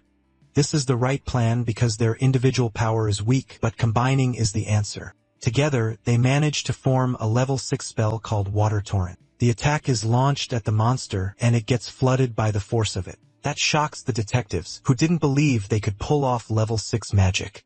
Even so, the monster is still alive, and the battle isn't over. This is the chance the chubby guy wanted to land the finishing blow, but suddenly his body strength starts to run out. The hero arrives at just the right moment and casts a powerful spell. The team realizes the beast has stopped moving and is one step from the end. The sky finally clears, and the enemy is defeated, stopping the calamity. Out of energy, the girls collapse to the ground. All of a sudden, their mana is completely drained, and they can't even move. Even so, they're happy they managed to save the day together. Track 34. Everyone gets congratulated by the protagonist, who praises the good work stopping the incident. This was the team's first official mission, and they did really well. Just from watching, he can tell everyone's getting stronger, especially Yuka, whose growth is incredible. Her instructions were on point, and combining the spells was a good call. She even says she didn't know anything about it and only just learned the name of that technique. When he realizes she didn't know it before, the protagonist can't figure out how she pulled it off. It's explained that it was all thanks to the advice the MC gave, and the rest was intuition.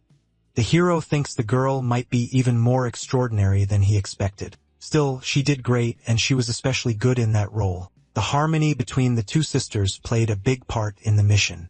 Turning on the TV, the general explains the team was created to strengthen the response to the rise in demons. One of the reporters says the leader is a student who stopped the calamity at the academy and asks if that's true. The one who answers is Shurdu, who introduces himself on TV.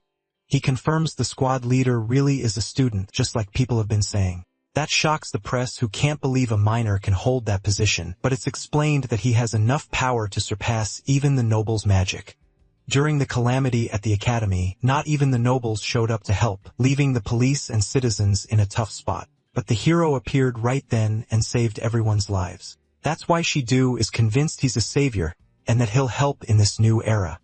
From a distance, the MC didn't want them making such a big deal out of it. That kind of claim is risky and could even cost him his position.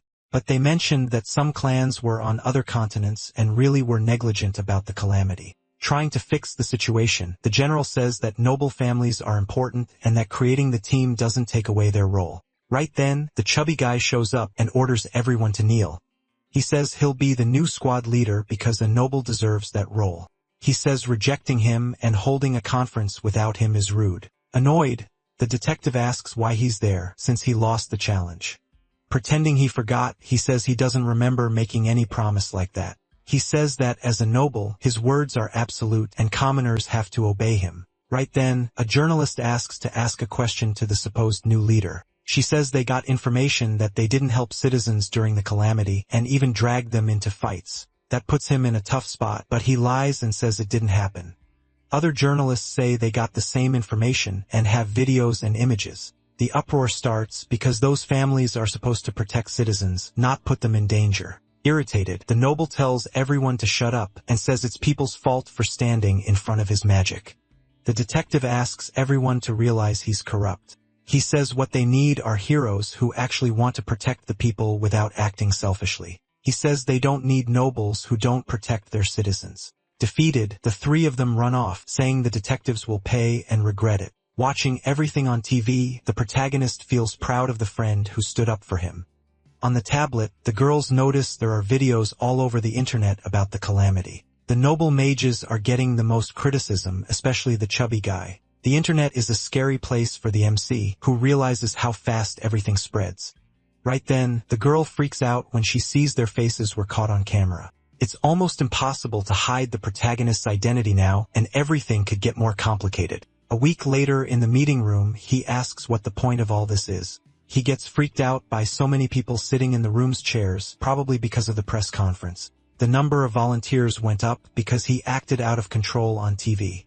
He says he'll reward the MC for it. He really wanted to train young mages, but he didn't want to stand out at all. But his friend shows up to hype him up, saying the world can't take its eyes off the handsome guy now.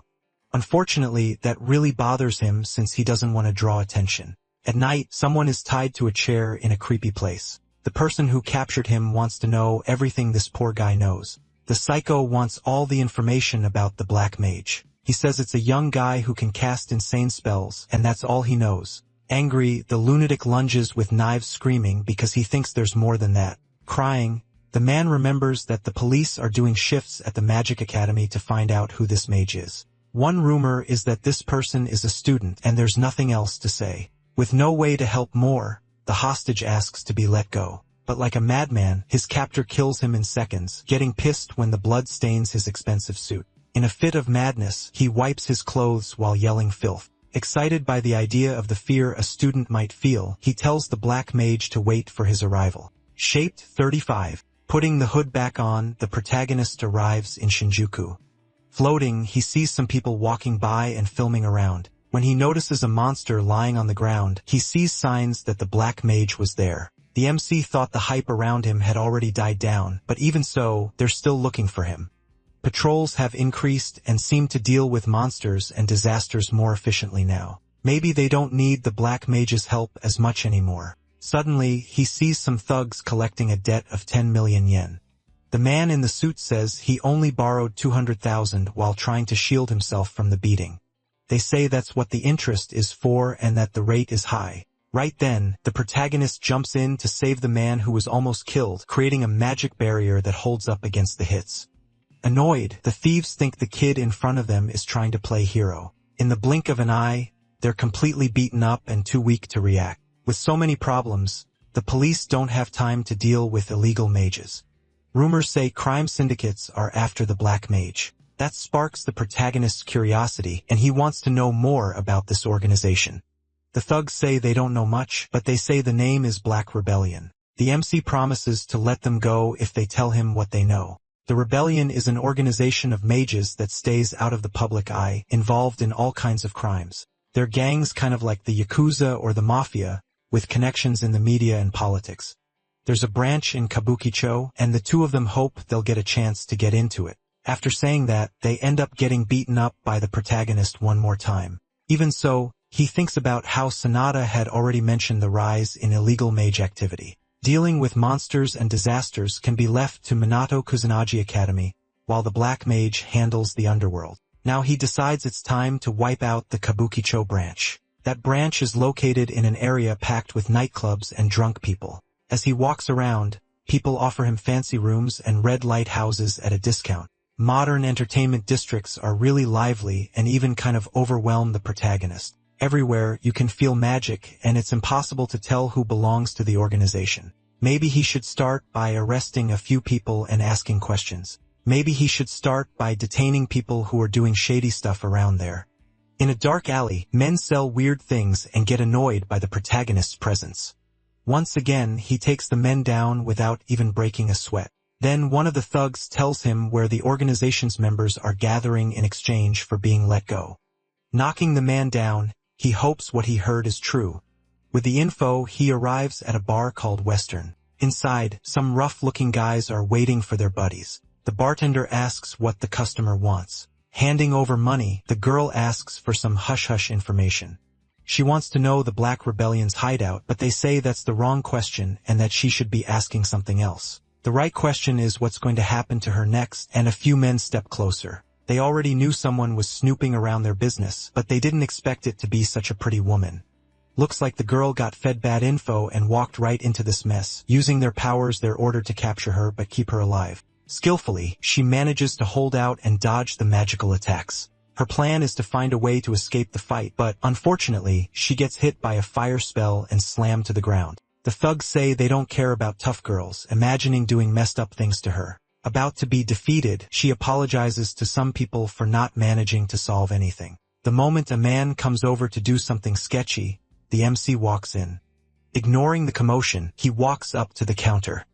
He asks the bartender if the members of that underworld organization are there. A thug comes up behind him and asks if he knows the mess he's in. The guy tries to attack while talking trash, but our boy drops him with one punch. The thug goes flying, slams into the wall, tries to stand, then blacks out. The other thugs and the girl just stare. The purple-haired woman is stunned. No normal person hits that hard, and she has no idea how he did it. She wonders if it was magic, but she never saw him cast anything. Kusanagi is at least glad the intel led him to some low-level mage thugs in this Western club. He found plenty of weak mage punks here. Kusanagi calls them pathetic for jumping one woman. The thugs get scared, but they still think their numbers give them a shot. One thug tells everyone to rush him at once since he's alone. They fire off several flame attacks, and our boy tries to just dodge. The purple-haired woman doubts he can win against so many enemies, especially indoors. She figures he can't use big spells here and yells for him to run.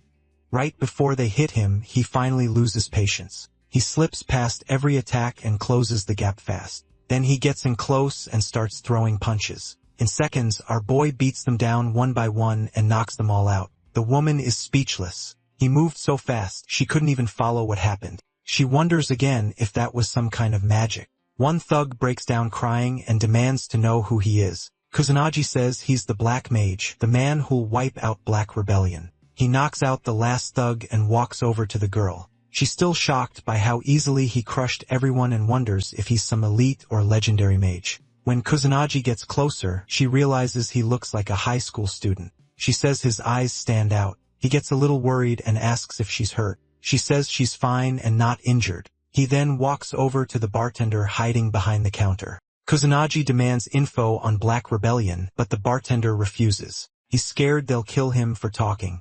So our boy smashes the table with one punch to scare him. He asks again and says, "This is the bartender's last chance." Terrified, the man decides to talk. He says Black Rebellion's main base is in Tokyo, with branches all over, even outside Kabukicho.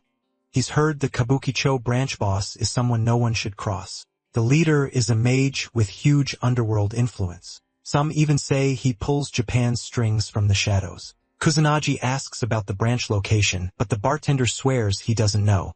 Small fry like him only get trash jobs and no real info. Kusanagi is disappointed and back to square one, so he decides to hunt down more illegal mages for clues. As he turns to leave, the woman stops him and thanks him for saving her. She says she can't imagine what would have happened if he hadn't shown up. He tells her not to worry since he was just passing by, but also says this happened because she put herself in danger. She calls him harsh and he says she's right. He's only harsh with adults. She guesses he's going after Black Rebellion and asks what he plans to do when he finds them. With a cold look, he says he'll destroy them. She sees he means it, but still doubts he can wipe out the whole gang alone, no matter how strong he is. Since she can't do it alone either, she makes him an offer. She asks him to join her. She says she's a detective with good connections and access to useful info, even if she lacks his strength. She's also shocked the Black Mage is way stronger than the rumors said and thinks teaming up with him could help her reach her goal.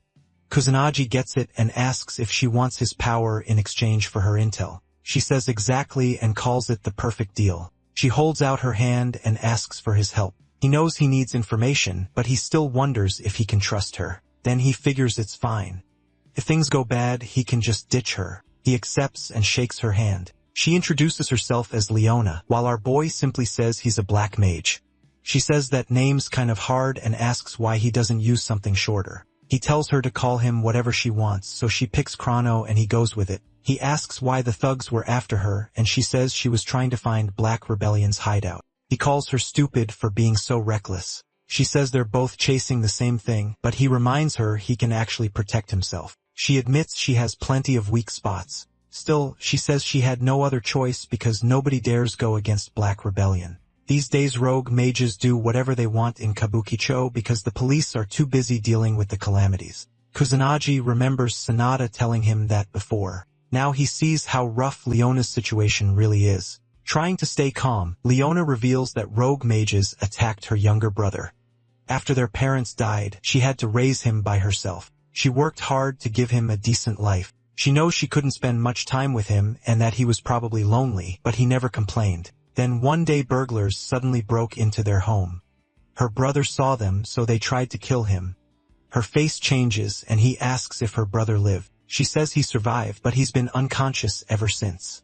Kusanagi knows even sacred magic can't wake someone from a coma. Frustrated, she says the doctors still don't know when he'll wake up. He's only 9, and she believes he deserved a normal life. Leona says the men behind it were Black Rebellion lackeys. She tracked them down and arrested them, but she won't be satisfied until the whole gang is gone. When he asks if this is just revenge, she says no. She wants to fix things so nobody else suffers like they did. She knows she isn't strong enough but believes he can stand against Black Rebellion. Kusanagi thinks she's probably telling the truth. Still, he wonders if she told him all this just to keep him from betraying her later.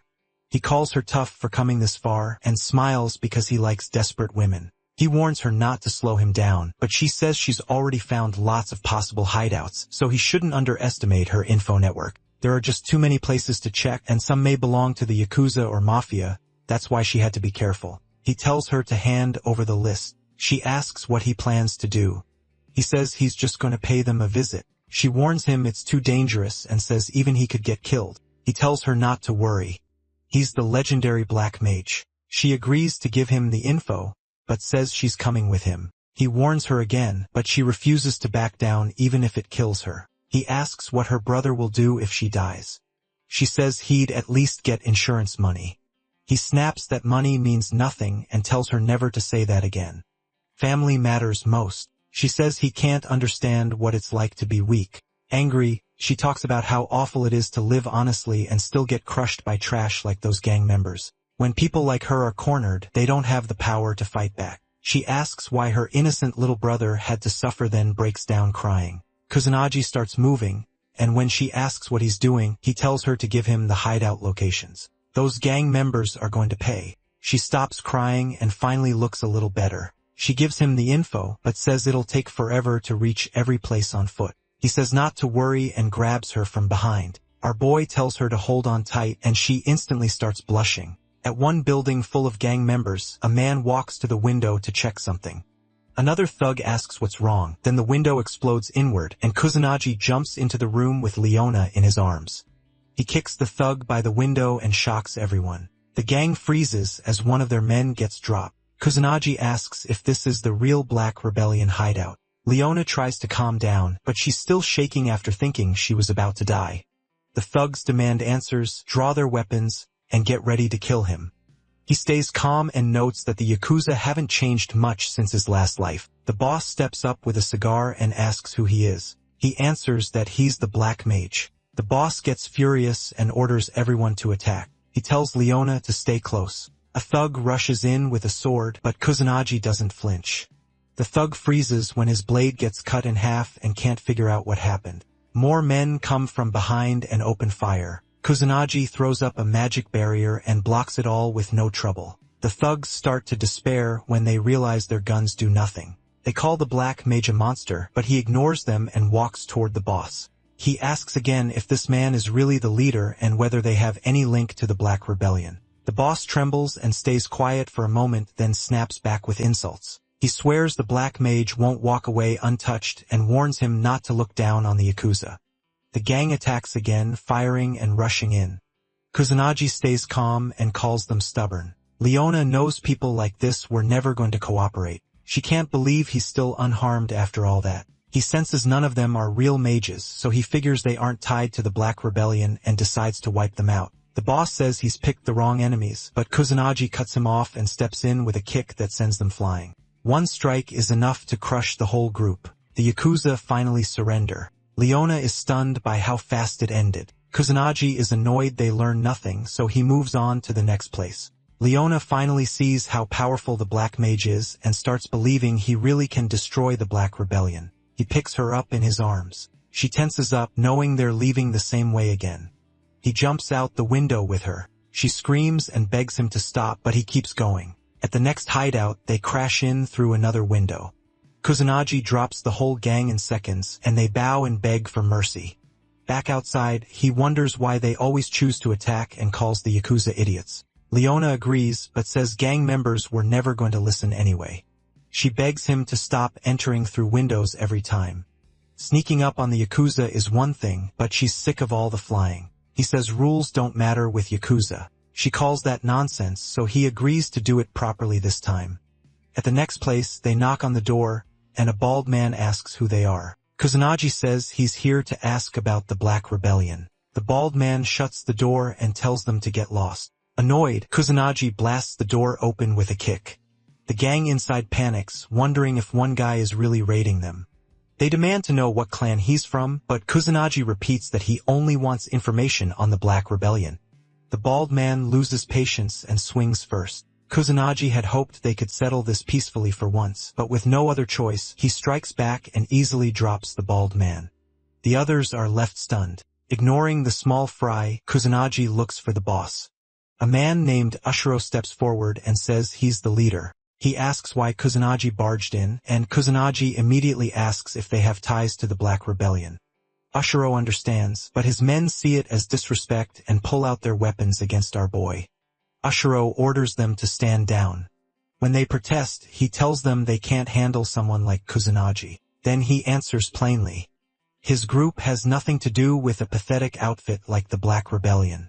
He says honor matters to his clan. Kusanagi asks where the Black Rebellion hideout is, and Asura asks if he'll leave after getting the answer. Kusanagi says he will. Leona and Kusanagi sit across from Ashuro while his men surround them. She's nervous about being dragged into this. Mashiro introduces himself. Kusanagi gives the name Chrono, and Leona does the same. Mashiro points at a map and says the Black Rebellion hideout should be around that area. He adds that that's all he knows. Kusanagi checks the spot and sees it matches Leona's lead. He realizes they would have found it eventually if they kept searching for it, and admits she's more reliable than he expected. He asks Ashuro if he's sure about giving up that kind of information to an outsider from the same world. Ashuro says they're not allies. They're enemies. He says his clan isn't low enough to prey on decent people. Kusanagi wonders why they attacked him at first, but Ashuro says he didn't exactly look respectable while storming Yakuza offices. Ashuro adds that his clan has rules, so they shouldn't be compared to trash like the Black Rebellion. Kusanagi is surprised to meet a Yakuza like him in this era. Since he got what he came for, Kusanagi leaves as promised. Before he goes, Hashiro asks if he's really planning to face the Black Rebellion and warns that powerful people in the country back them. Kusanagi lifts Leona and tells him he's faced people like that before, then flies off with her in his arms. Hashiro watches him go and praises his nerve. He thinks the kid might really bring down the Black Rebellion. At a warehouse, a group of men meets to trade a special weapon. One lackey checks it and says it's the real deal. The red-haired man tells his crew to hand over the money, and the men in black suits take it. One of them shakes hands with the red-haired buyer to seal the deal. The suited man says Japan is amazing for treating criminals so kindly, and the other agrees it's the best country. While they're laughing, Kusanagi crashes in through the window with Leona in his arms. Everyone is stunned, but they instantly draw magic circles and guns. Kusanagi realizes he's finally found the group he was after. Using magic perception, he sees all the Black Rebellion members are mages, and even the Mafia side has a few mages too. Leona ducks behind a container and starts recording with her phone. The red-haired man asks who Kusanagi is. Tired of hearing that question, he says he's the Black Mage, and he's here to destroy the Black Rebellion. That only confuses them more. Then they burst out laughing. Sure, a kid can't wipe them out alone. Kusanagi ignores them and hurls a huge fire spell. Several men are blown away. He makes it clear he's serious about crushing the whole gang. Enraged, they fire back with wave after wave of magic. Kusanagi blocks everything with his barrier. He knows they won't use anything above level 2 or they'd wreck the warehouse. He considers attack spells, but with this many enemies, that won't be enough. The lackeys are shocked their magic did nothing, and even the bullets are useless. They can't understand how he's still untouched. None of them has seen magic like this before. Kusanagi is disappointed. They're panicking even though he hasn't gotten serious yet. Then one man in a suit remembers the special weapon they just bought. Their whole attitude changes, and they warn Kusanagi not to get too confident. He notices right away. As they put on masks and pull out the special weapon, Kusanagi recognizes it at once and orders Leona to run outside. She obeys and gets out. A thug throws a gas bomb, but Kusanagi stops it in midair with magic. It still bursts and poisonous gas spreads out. The men are sure even he can't survive that, and they relax, thinking the Black Mage is dead. They walk forward to get a look at his corpse. When the smoke clears, they're shocked to see him standing there unharmed. Kusanagi says magic alone can't save him from poison gas, but gas is still just gas. He simply used wind magic to move the air around him, then calls their plan stupid and reminds them a mage like him won't go down that easily. Terrified, they try to call for backup, but no one answers. Kusanagi says it's pointless. He already took care of that. Every other hideout is destroyed, and this is all they have left. He tells them to get ready and beats them all down. Satisfied, he wipes out Kabukicho's Black Rebellion. Then he goes to find Leona, but he suddenly senses someone behind him. A man steps from the shadows, holding Leona hostage.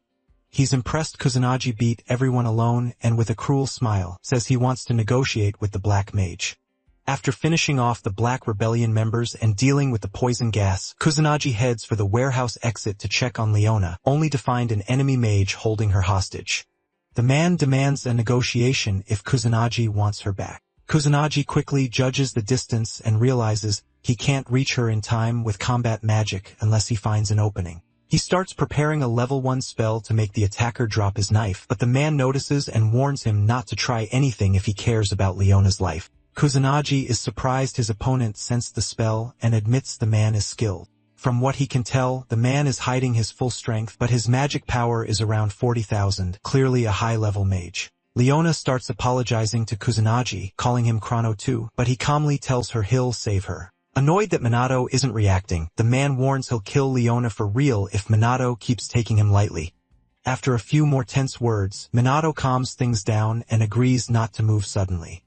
Pleased, the hostage-taker introduces himself as Kaga Shuji, boss of the Black Rebellion's Kabukicho branch. He says he was sent to investigate the Black Mage, either recruit him or kill him.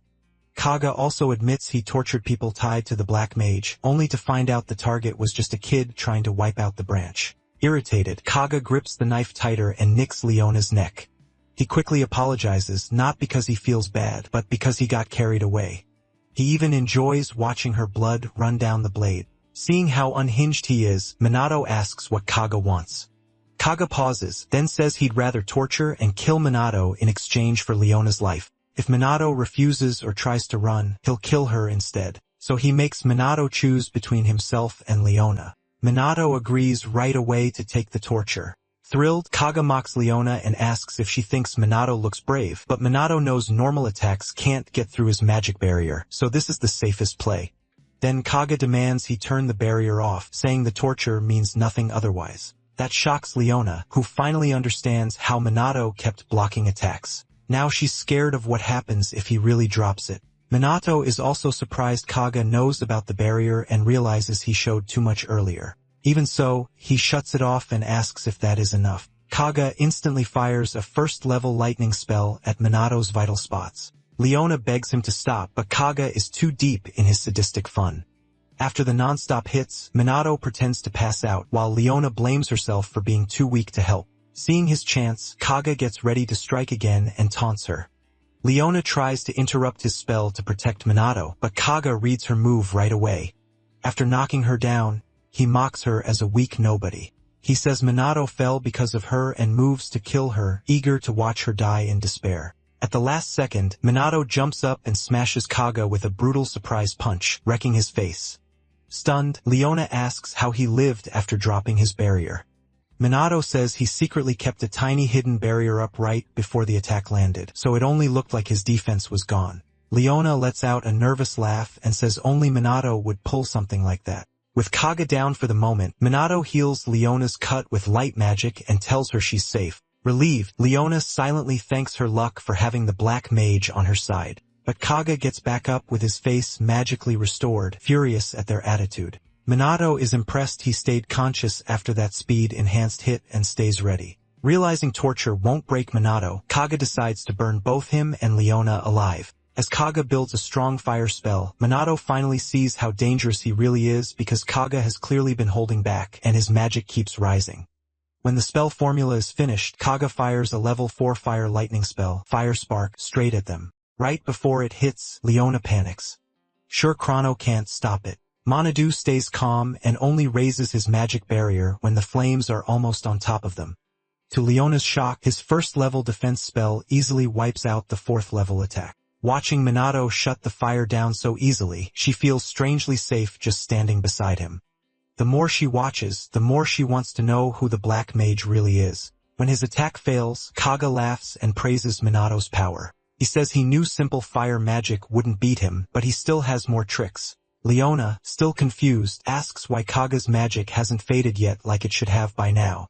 Minato explains that Kaga is using sustainable magic, feeding the spell over and over to keep it going, like how he uses wind for flight. Leona snaps that this isn't the time for a lesson, but when she warns the barrier might vanish soon, she notices it's still there and wonders why. Minato tells her he can use sustainable magic too, so she doesn't need to worry. That makes Kaga panic. Catching it, Leona boldly tells him to give up while he still can. Kaga pretends to be scared, then drops the act and attacks again. Admitting Minato is strong, he finally shows his real trick, making the fire around Minato's barrier even stronger. Then Leona suddenly feels weak, her body heavy, and she can barely breathe. Kaga explains that by surrounding the barrier with fire, he burned up the oxygen inside. Without air, they'll suffocate. And as the heat rises, even Minato's barrier won't last forever. He gives Minato a choice, suffocate inside the barrier or burn outside it. Minato just yawns. Frustrated, Kaga asks if he even gets how bad this is. Minato calmly says he understands it better than Kaga does. Kaga argues that no matter what Minato can do, Leona is already dying and can't be saved. Then Leona suddenly gets her strength back and is left confused. Kaga stares in shock, and Minato explains that fire magic can change the air, but Kaga forgot magic itself is in the air too. Kaga demands he explain, so Minato briefly explains how barriers interact with magic in the atmosphere, then uses wind to move the air and smother the flames. As his plan falls apart, Kaga panics and curses his failure. Before he can black out, Minato steps in and refuses to let him escape that easily. He mocks Kaga's obsession with torture, then casts a spell and sends him into the dark zone. Kaga suddenly ends up in a void with nothing at all. No sound, no light, only endless darkness. Terrified, he screams for help but no one answers. Minato then goes back to Leona, who tells him someone already called the police about the warehouse. Not wasting a second, Minato picks her up and takes off, ignoring her complaints as they leave before the police arrive. Once they're somewhere safe, Leona finally accepts that the Kabukicho branch is finished. Minato is already thinking ahead and talks about taking down the next district. Calling him Chrono, Leona asks to become his ally. She knows she's weak and might slow him down, but says her information and connections can still help. After a brief pause, Minato admits he's bad at refusing people and agrees, which makes Leona beam. She promises to handle PR and recruitment for him. A few hours later, the morning news reports the warehouse case, saying Black Rebellion members were arrested and giving the Black Mage credit. Then the program is suddenly interrupted by breaking news, a nationwide video statement from an anti-illegal mage group led by the Black Mage. When it starts, a hooded figure believed to be the Black Mage appears on screen, names the group Shadowbringer, and declares himself the Black Annihilator, devoted to wiping out illegal mages tied to Black Rebellion. He then warns that from now on, he won't allow injustice from anyone. A high-ranking Black Rebellion member watches the broadcast and explodes in anger at the Black Mage's nerve. His partner stays calm and brushes the Black Mage off as too small to matter. That calms the angry man, and he puts his trust in his powerful noble mage ally and the head of the Fuka family, Fuka Jin. After that clash, Fuka Jin returns to his room and watches the news as reporters slam the magic nobles, calling them useless and disgraceful in press conferences. With the special magic unit handling the recent crisis better, both the media and the public are starting to ask if magic nobles are needed at all. Furious at the disrespect, Jin hurls his teacup at the TV and tells his butler to summon Sho. As the butler rushes away, Jin swears those lowly commoners will pay for mocking the so-called useless magic nobility. Meanwhile, across the world, New York City falls into chaos when monsters suddenly appear and attack civilians, sending people running for their lives. First responders arrive within minutes and report back as they try to contain the attack, but the monsters are too many. One officer holds them back while another desperately calls for SMAT, only to hear the calamity is breaking out everywhere and no backup is coming soon.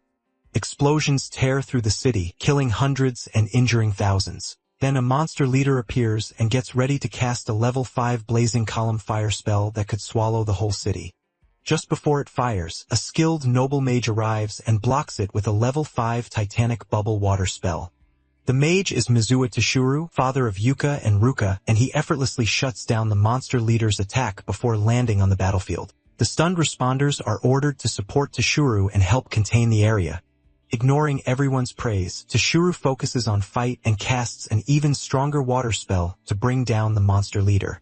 The force of it drowns the creature before it can fight back and ends the battle in Toshiro's favor. Once it's over, the responders crowd around him and thank him. As usual, he stays calm and says he only did his duty. Soon, New York's mayor personally thanks him for limiting the damage. As Toshiro gets ready to return to Japan, people in the crowd start whispering. Some mock the idea of a low-ranking Japanese noble acting superior taking shots at Japan's weakened state. Toshiro hears them but ignores it, thinking instead about the trouble waiting for him back home, his daughters joining the special magic unit, and Japan's fading reputation. Elsewhere, Yuka, Ruka, and their friend recover on the training field, still hurting from their brutal spar with Minato Kusanagi.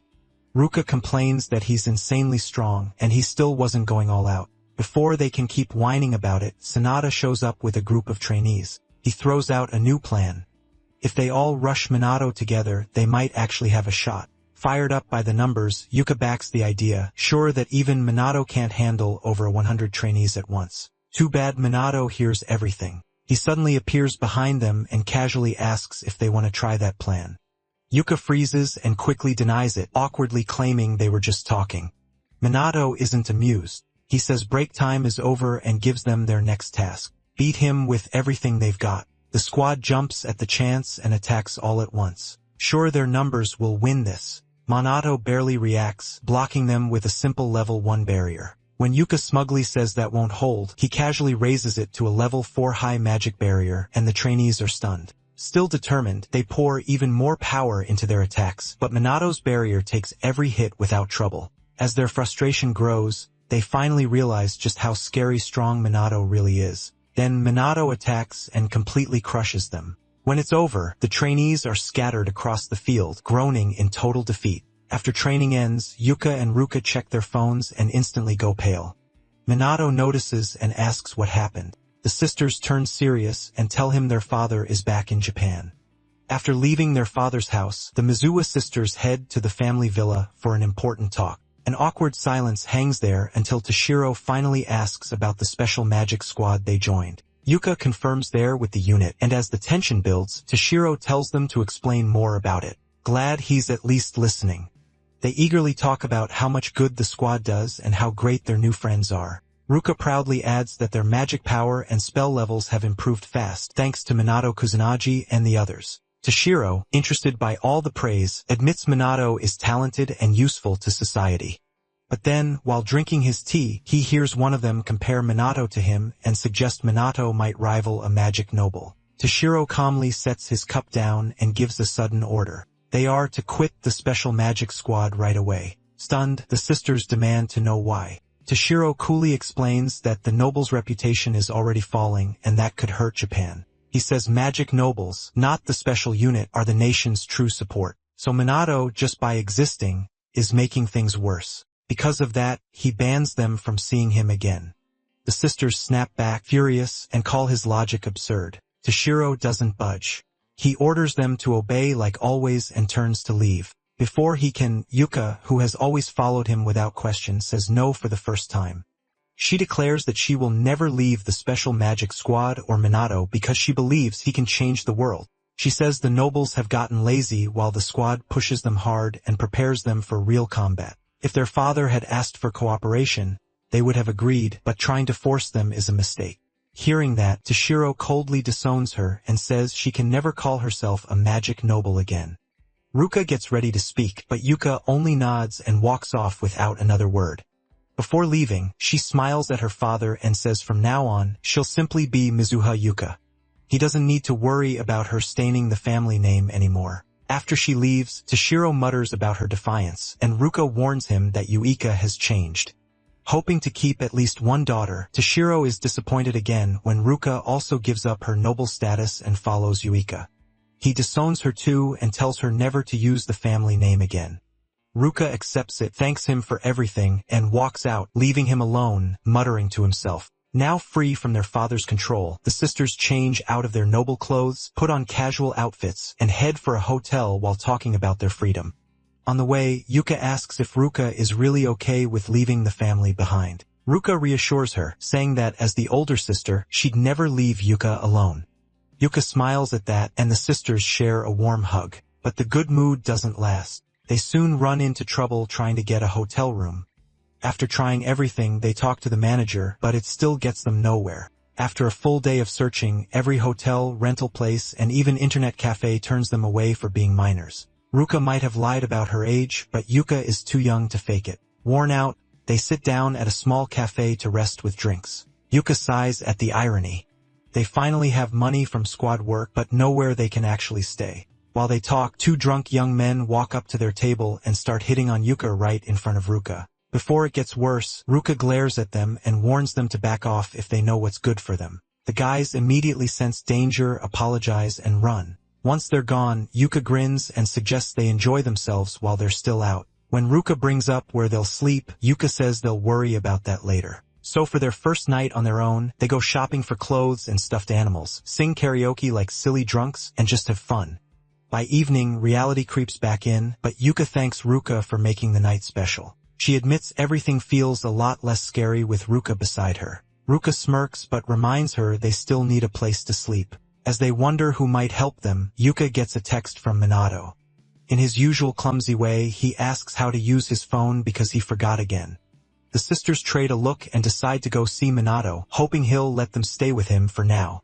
When they finally visit Minato, they ask if they can stay at his place for time being. Before answering, Minato brings the Mizuha sisters into the living room so they can talk about what happened. After hearing the whole story, he asks how they feel about what they did. The girls admit they acted on impulse and were immature. As Minato listens, he notices they're being honest with themselves now, and they've grown closer as sisters.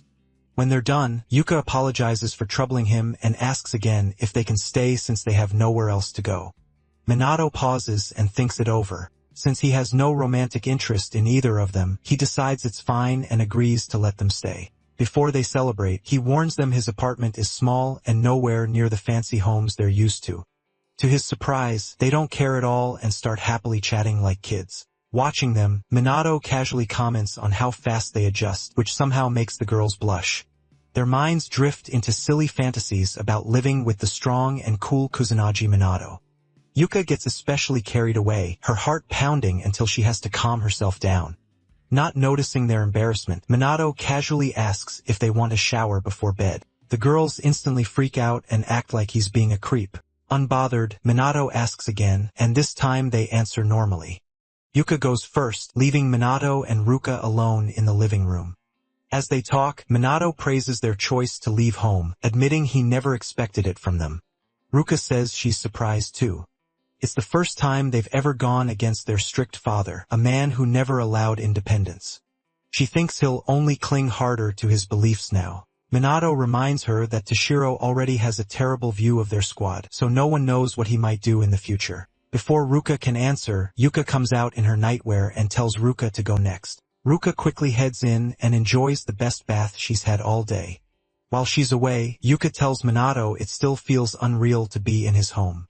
Minato calmly says this is his first time having guests, but he isn't worried. Yuka sincerely thanks him for letting them stay, and Minato brushes it off as no big deal. She laughs, and when he asks why, she says he's always acted like everything is normal no matter how strange things get. Minato tells her that as long as they're in his squad, they'll always be his friends, and he won't abandon them. That makes Yuka's heart race. But before she can think too much about it, Ruka walks out of the shower looking graceful in her nightwear. Minato gets up to take his turn, leaving the sisters in quiet silence, both trying to process everything. The next day, Minato meets his handler, Shidu, and gets the new training schedule for his unit. After the usual meeting, he tells Shidu that Yuka and Ruka are staying with him. The moment Shidu realizes Minato is living with two girls, he blows up and asks why Minato seems so calm about it. Completely baffled, he wonders if this is normal for young people now. Determined to teach him some common sense, Shidu lectures Minato about how Japan doesn't do polygamy and throws a bunch of half-true ideas about culture and tradition at him. On his way out, Minato thinks about finding a bigger place. 3 people in his apartment is too tight. Before leaving, he notices Sanada training alone in the yard and decides to check on her. He calls out and asks why she's still practicing. Sanada says she feels behind. She's finally learned to use attack spells, but she's still not satisfied. She tells Minato to stop being so formal since she's his subordinate, and he quickly goes along with it. Minato encourages her to try casting an attack spell. When she hesitates, he says he'll guide her. Taking his advice, Sanada gets into position and casts it after watching the spell. Minato praises her and tells her to keep going. If she does, she'll only get stronger. Sanada thanks him, but says she still feels weak next to the rest of the squad. Minato tells her not to sell herself short. He knows how hard she works. Sanada admits she joined the police because holy mages are rare, and she feels like the weakest one there. Realizing she's dumping her worries on him, she quickly apologizes. Minato doesn't brush it off. He asks why she wanted to join the force at all. Sanada says her grandmother was a holy mage who saved countless people during past calamities. Wanting to follow that example, she joined the force too. Even after saying that, she still doubts herself, claiming she has no big goal like the others and isn't especially good at anything. Minato shuts that down right away, pointing to her healing magic, offensive spells, and how hard she trains. He tells her the reason she started doesn't matter as much as what she does now. That hits home, and Sonata finally sees her training really is paying off. The moment overwhelms her, and she starts crying with relief. Once she settles down, she calls herself a pathetic adult, but Minato tells her age has nothing to do with it. Thankful for his words, Sonata starts seeing Minato as the one who always pulls her out of her doubts. Later that night, Minato gets ready for his secret mission as the Black Mage. Before leaving, he meets Leona, who says she found information on the rumors around the magic nobles. Interested, Minato asks her to tell him what she learned, but she says he has to put on the Shadow Bringer outfit first. After getting brushed off by the Black Mage again, Leona gives her report on illegal mages and shady magic groups. She says the magic nobles are rumored to be tied to crimes like money laundering, collusion, and embezzlement. Some families, especially the Fucus, may even be linked to the Black Rebellion. Minato asks who runs it. Leona says the rumors point to Korwarakudo, a former magic noble who was kicked out in disgrace. That makes the noble's link to the Black Rebellion seem even worse to Minato, but Leona reminds him there's still no hard proof against the Fukus or any noble family. Nobody talks, and good information is hard to get. She thinks anyone who might speak up is being silenced, so she warns Minato to be careful if he looks deeper. When they're done, Minato asks her to send everything to his phone.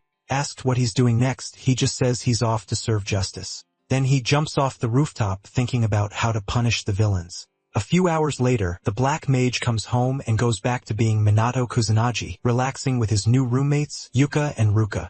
The three quietly focus on their own things. With time to spare, Minato starts looking up Ichikami Minato and the calamities from 50 years ago. Now that he knows how to use a smartphone, he digs through what he can find. Most of Ichikami's history is still the same, but modern mages are described as far weaker, which feels strange.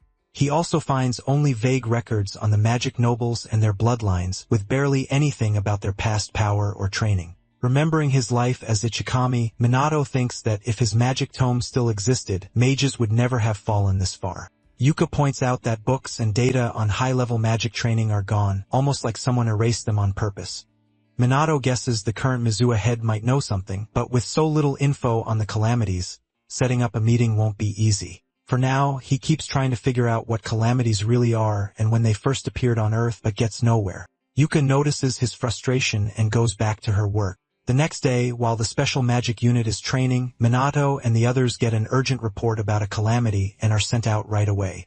But when they arrive, they find Shu Fuka and his lackey already standing over a dead calamity monster. Though confused, Minato stays calm as Shu smugly mocks them for showing up late. He brags that his group took care of it before they arrived, then tells Minato to relax since no civilians got hurt. Shu keeps boasting that things would have gone badly without him, then smugly tells them to be more alert next time before leaving. After he's gone, Yuka asks what Shu's problem is, but Minato doesn't know. Over the next few days, more calamities appear, and every time Shu's group reaches them first and steals the credit. He keeps mocking the special magic unit for being too slow and insists the world still needs the magic nobles. Yuka snaps when he calls their team useless. After he leaves, she points out this is the 5th time he's done it, making it obvious something shady is going on. Around then, Shido tells them they may be getting sabotaged because their reports keep arriving late. Since Minato can't sense calamities from far away, he can't think of a fix. Yuka angrily notes that Shu always avoids fights when a demon-level boss shows up. Stuck for answers, Sonata checks her phone and finds the Fukas getting tons of online support, which is strange since people were trashing them not long ago. She also sees that Jin Fuka is about to hold a press conference. Minato and the others gather to watch what he says. Jin thanks the reporters and claims the conference is about the recent failures of the magic nobles, especially Shu. Then, in a shocking move, he bows and publicly apologizes for his son's behavior. The reporters are stunned. None of them expected a magic noble to apologize. Jin goes on saying he failed as a father and will make things right. At the same time, the media starts talking about Shu dealing with several calamities before the special magic unit could arrive. Seeing his plan work, Jin straightens up and starts talking about the lack of capable magic nobles. Still, he says they're already taking steps to fix the problem. As the conference blows up online, about half the comments support the Fukas, which makes Yuka furious. She vents to the team, wondering if all their hard work meant nothing, if the public is just gonna laugh at before she fully explodes. Minato tells her to calm down. He reminds everyone that their mission hasn't changed, no matter what the public thinks, and tells them to trust him. A few days after the conference, Shido is called to a high-level meeting. His boss tells him the special magic squad is in danger because complaints keep rising as their clash with the magic nobles gets worse. When Shido tries to explain how suspicious Shu has been acting, his superior shuts him down and accuses him of picking a fight with the nobles. He says Shido pushed for the squad to be created and made enemies of the nobles, so this mess is his responsibility. Shido then asks if they know why their work keeps getting blocked, but his superior scolds him for even suggesting sabotage. He makes it clear the squad will survive only if they improve their image and fix things with the magic nobles, or they'll be shut down. Elsewhere, Jin Fuka watches all this with satisfaction. He knows the public is easy to sway with a good show and a few lies. With opinion turning his way, Jin is sure he'll crush the special magic squad soon. After about a week of nothing happening, Minato and the squad eat lunch on the school rooftop and complain about being stuck doing nothing. Ruka mentions the Fukas are the ones handling recent calamities, but Ruji points out someone inside the police must be sabotaging the special magic team. Minato agrees, explaining that some officers are tied to the magic nobles and see the SMT as a threat. The clueless Yuka asks how that's possible, and Minato says the squad's actions have hurt the nobles' image. Deep down, he knows the nobles are tied to the Black Rebellion, so any support for the SMT is a problem for them. Fed up, Yuka blasts the magic nobles for being useless and says they should fix their own reputation instead of this nonsense. After calming down, she wonders if her father is involved, but Ruka says she doubts it. Minato finishes eating, stands up, and tells everyone they're going to the Mizuho estate to find out themselves. The sisters hesitate since things are bad with their father. Minato says they can stay behind if they want, but in the end, they come along. Soon, they reach the Mizuho villa, where 2 female guards stop them at the gate. Even after they introduce themselves, the guards refuse to let them in. When Yuka and Ruka ask for an exception, the guards say their master banned his disowned daughters from entering. Just as the sisters give up, Minato steps forward, introduces himself as the SMT captain, and says he needs to question Toshiro. The guards tell him to make an appointment, but Minato says he only needs a few answers. Annoyed, he starts thinking about forcing his way in when Toshiro suddenly shows up. After hearing the situation, he lets them enter. On the way to the meeting room, Minato jokes about how young Toshiro looks and asks if he's the sister's brother. The girls quickly correct him. Young or not, that's their father. Once they sit down, Toshiro opens by accusing Minato of leading his daughters astray. Minato fires back that blaming someone else for your kids becoming independent is bad parenting. He then asks why Toshiro can't be proud that his daughters are growing up. Toshiro quietly studies him, realizing Minato didn't come here to joke around. So Minato drops the small talk and asks if Toshiro has been pressuring the special magic team. Toshiro denies it, saying magic nobles rarely work together and that Fuka is acting on his own. After commenting on Minato's determination, Toshiro admits he's heard about him as a student with noble-level power and as a hero who stopped several calamities. Still doubtful, he challenges Minato to test that strength. Toshiro releases a huge wave of mana to show his power, and to his surprise, Minato matches it without any effort. The rest of the team, including the sisters, can barely move under the crushing mana. When the pressure fades, Toshiro praises Minato for matching him, but Minato shrugs it off as simple magic control. He adds that Toshiro was still holding back a lot. Toshiro is impressed that Minato noticed. Minato then asks why mages today are weaker than they were in the past. Toshiro asks why he wants to know. When Minato brings up what happened 50 years ago, Toshiro says mages were intentionally weakened to keep them controlled. Minato asks him to explain that better. Toshiro only says Minato will understand soon enough. He then claims magic nobles are necessary, so Minato asks if the Fukas are necessary too. Toshiro says nothing. Seeing he will get no more answers, Minato stands, thanks him, and ends the talk. Before leaving, the others admit they still cannot move well after that earlier mana burst. Minato helps them up as they head out. On the way, he tells Toshiro he is glad he did not find corruption in his family. Otherwise, he would have handled this very differently. He adds that Toshiro's daughters are important friends to him. When Toshiro asks what he means, Minato just walks away. A few days later, the Special Magic Squad gets new uniforms made from anti-monster material that resists most spells. Shido announces the team can finally work at full strength.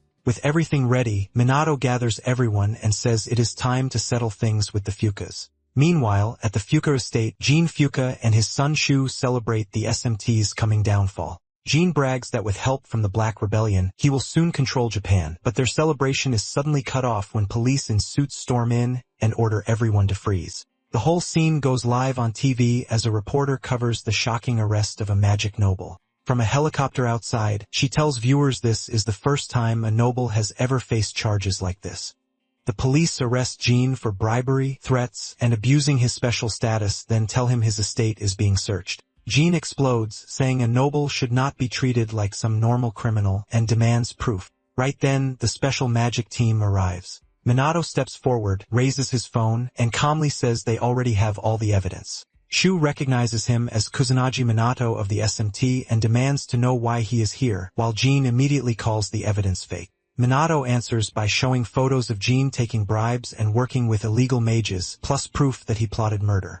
Jin panics and accuses Minato of making it all up. To shut that down, Minato plays a video of Jin and Shu refusing to stop a small calamity, even though civilians were in danger, then asked if that is fake too. Now trapped, Jin erupts in rage and demands to know who was spying on him. His butler steps up and admits it was him. Jin grabs the butler by the throat, screaming and asking why he would betray the man who fed and clothed him for years.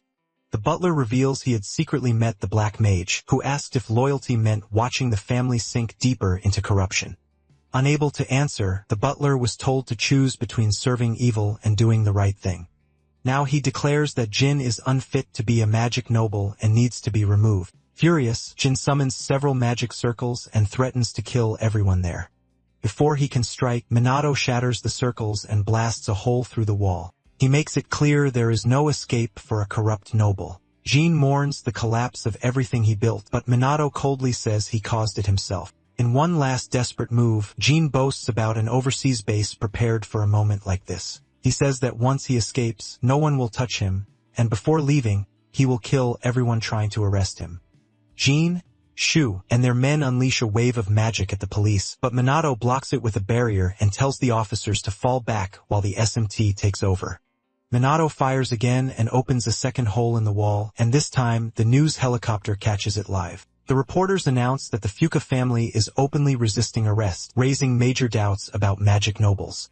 With the whole country watching, the reporter asks if people can still trust nobles to protect them, then quickly reminds viewers that Japan still has the SMT and their leader, Kusanagi Minato. Outside the mansion, the Fukas and the SMT get ready for battle. Minato faces Jin while Shu and his men take on the rest. Before it starts, Shu mocks the SMT, asking if they really think they can win with so few people. Yuka fires back that unlike spoiled nobles, their squad is also dealing with other calamities. Angry, Shu says he will stop holding back and threatens to kill them all. Yuka calls him a stain on the magic nobles and says they will never forgive what he did to the people. As the battle begins, Jin asks Minato if he really thinks he can beat a magic noble, and Minato says there is no reason to lose to weak trash like him. Enraged, Jin fires a plasma beam at the news helicopter to silence the media, but Minato blocks it with a barrier and calls him pathetic for sinking that low. Jin says he does not care how low he goes as long as he profits, which only disgusts Minato more. Meanwhile, Yuka, Ruka, Sanada, and their teammates start overpowering the Fukalakis. Seeing his side losing, Shu panics. He cannot accept that nobles are being beaten by commoners. He orders his men to use their strongest magic and kill the SMT no matter what. As the enemy prepares their biggest spells, the Mizuho sisters join their power and unleash a level 6 water spell, Burst Stream. The attack crushes Shu and his men in one hit and leaves them helpless before the SMT. Defeated, Shu drops to his knees and desperately claims it was all a brief mistake in judgment. He swears he will change and begs for mercy. Seeing through him, Yuka pretends to accept the apology. The instant she and Ruka turn away, Shu curses them as idiots and launches a sneak attack. But the sisters expected it, counter at once, and pin him down. They ask if he really thought they would forgive someone who never planned to change. With his last trick failed, Shu breaks down crying. Sensing his team has finished off the others, Minato turns back to Jin and tells him his precious son has finally been beaten. Watching his empire fall apart, Jin finally gets serious. After a short stare down, he attacks first with a level 1 wind spell from the air. Minato dodges it like it is nothing. Frustrated, Jin follows with a level 2 wind spear to catch him off guard, but Minato slips past that too. Jin then throws out a level 3 wind cutter, and Minato dodges again. The reporter in the helicopter is amazed by Jin's magic power but starts worrying about Minato, asking viewers if he can keep handling this non-stop assault. Trying to finish it, Jin raises his output and casts a level 4 Tempest Wind spell, creating a wormhole that threatens to pull in everything nearby.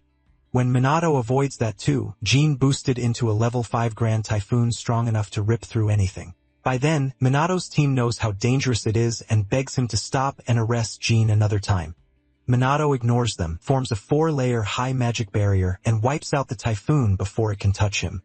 Ruka is stunned that he blocked such a deadly spell, while Ruji just watches with admiration. Already used to Minato's reckless courage, people watching the live broadcast are left speechless, finally seeing how powerful a magic noble really is after Jin casts a level 5 spell so easily. But the bigger shock comes when Minato stops it with ease, and the reporter keeps the audience locked in with non-stop commentary. During a short break, Jin starts wondering why Minato still has not attacked and suspects he is stalling for backup. To test that idea, he mocks Minato and asks why he keeps holding back. Minato smirks and says he just does not want to end the fight too fast. He is having fun. That answer pushes Jin to reveal his full power. He says his mana is around 200,000 and warns Minato not to panic when he sees the gap between them. The SMT members scoff, sure he is lying since even 100,000 mana is almost unheard of in Japan. Worried, Ruka and her sister think about stepping in, but Minato shoots them a hard look and tells them without words to stay back. They understand right away and do not interfere. Jin laughs at that and says if they had come any closer, he would have killed them on the spot. Then he summons 5 large magic circles and releases the power he had been hiding, making his whole body glow as shock waves spread across the field. The SMT watches in horror, fearing Jin has gone too far. Minato, however, is not impressed. Jin asks if he can feel how massive his magic really is, but Minato says nothing and just watches as Jin prepares a new spell called Neo Magic meant to crush anything ahead of it. A green portal appears high above, pulsing harder and harder. For the first time in the fight, Minato smiles, interested in the strange spell. Seeing that, Jin proudly explains his ultimate move. He calls it atmospheric magic and boasts that it can flatten a person instantly. Amused, Minato tells him to go ahead. Furious at that attitude, Jin pushes the spell further into level 6 atmospheric magic, air press, warping the air around it, making escape impossible, but Manadu doesn't move as the portal swallows him. Jin bursts out laughing. Sure, Manadu got crushed. Even the SMT members start to think their leader is gone. For more than a minute, Yuika and Ruka call out to him, begging for any answer. Right when they start to accept the worst, Minato's voice breaks the silence and both sisters gasp. Manadu tells them not to decide he's dead that fast. Jin, completely stunned, asks how he survived. Manadu calmly says he balanced the pressure inside and outside his body, canceling the spell, like deep-sea creatures living under huge ocean pressure. Still shaken, Jin asks how Manadu could use atmospheric magic, his own signature spell. Manadu grins and says he just watched and copied it. Jin is left speechless, and Manadu adds that if Jin had stopped talking and attacked sooner, he might have actually done some damage. Then Manadu mocks him by using sound magic to mess with the pressure in Jin's ears, hitting him with sharp pain. Jin stumbles back, asking what he did. Manadu smirks and says sound magic, a branch of wind magic, raised the sound pressure around his ears and made him suffer. Watching all this, Yuka finally starts to understand something important about Manadu. Meanwhile, Jin is so humiliated that he drops all restraint. He releases even more power and says he's done holding back. He claims 200,000 mana was only a warm-up, and at full power, he reaches 500,000. Shidu and the SMT members feel the surge and realize Jin is not bluffing this time. As round 2 starts, Jin roars at Manadu to despair and readies his strongest attack yet. For a few seconds, Jin gathers a massive amount of magic, leaving the SMT stunned. Even Ruji, who rarely cares about enemies, admits Jin is beyond them, and Shido warns that even Manadu may not beat power like this. Now fully powered up, Jin starts bragging again. Manadu just yawns, making Jin stop in confusion. The magic noble asks if Manadu is too dense to understand his power, but Manadu says nothing. Jin keeps rambling about his ultimate spell before launching a small green atmospheric portal at Manadu, who doesn't even react. Annoyed that Manhwa still isn't impressed, Jin powers up further and summons 6 more green magic circles. Their energy is so intense that even the SMT members get uneasy. This is the first level 7 spell they've seen all year. As the tension rises, Yuka quietly chooses to trust Manhwa and hopes he beats Jin.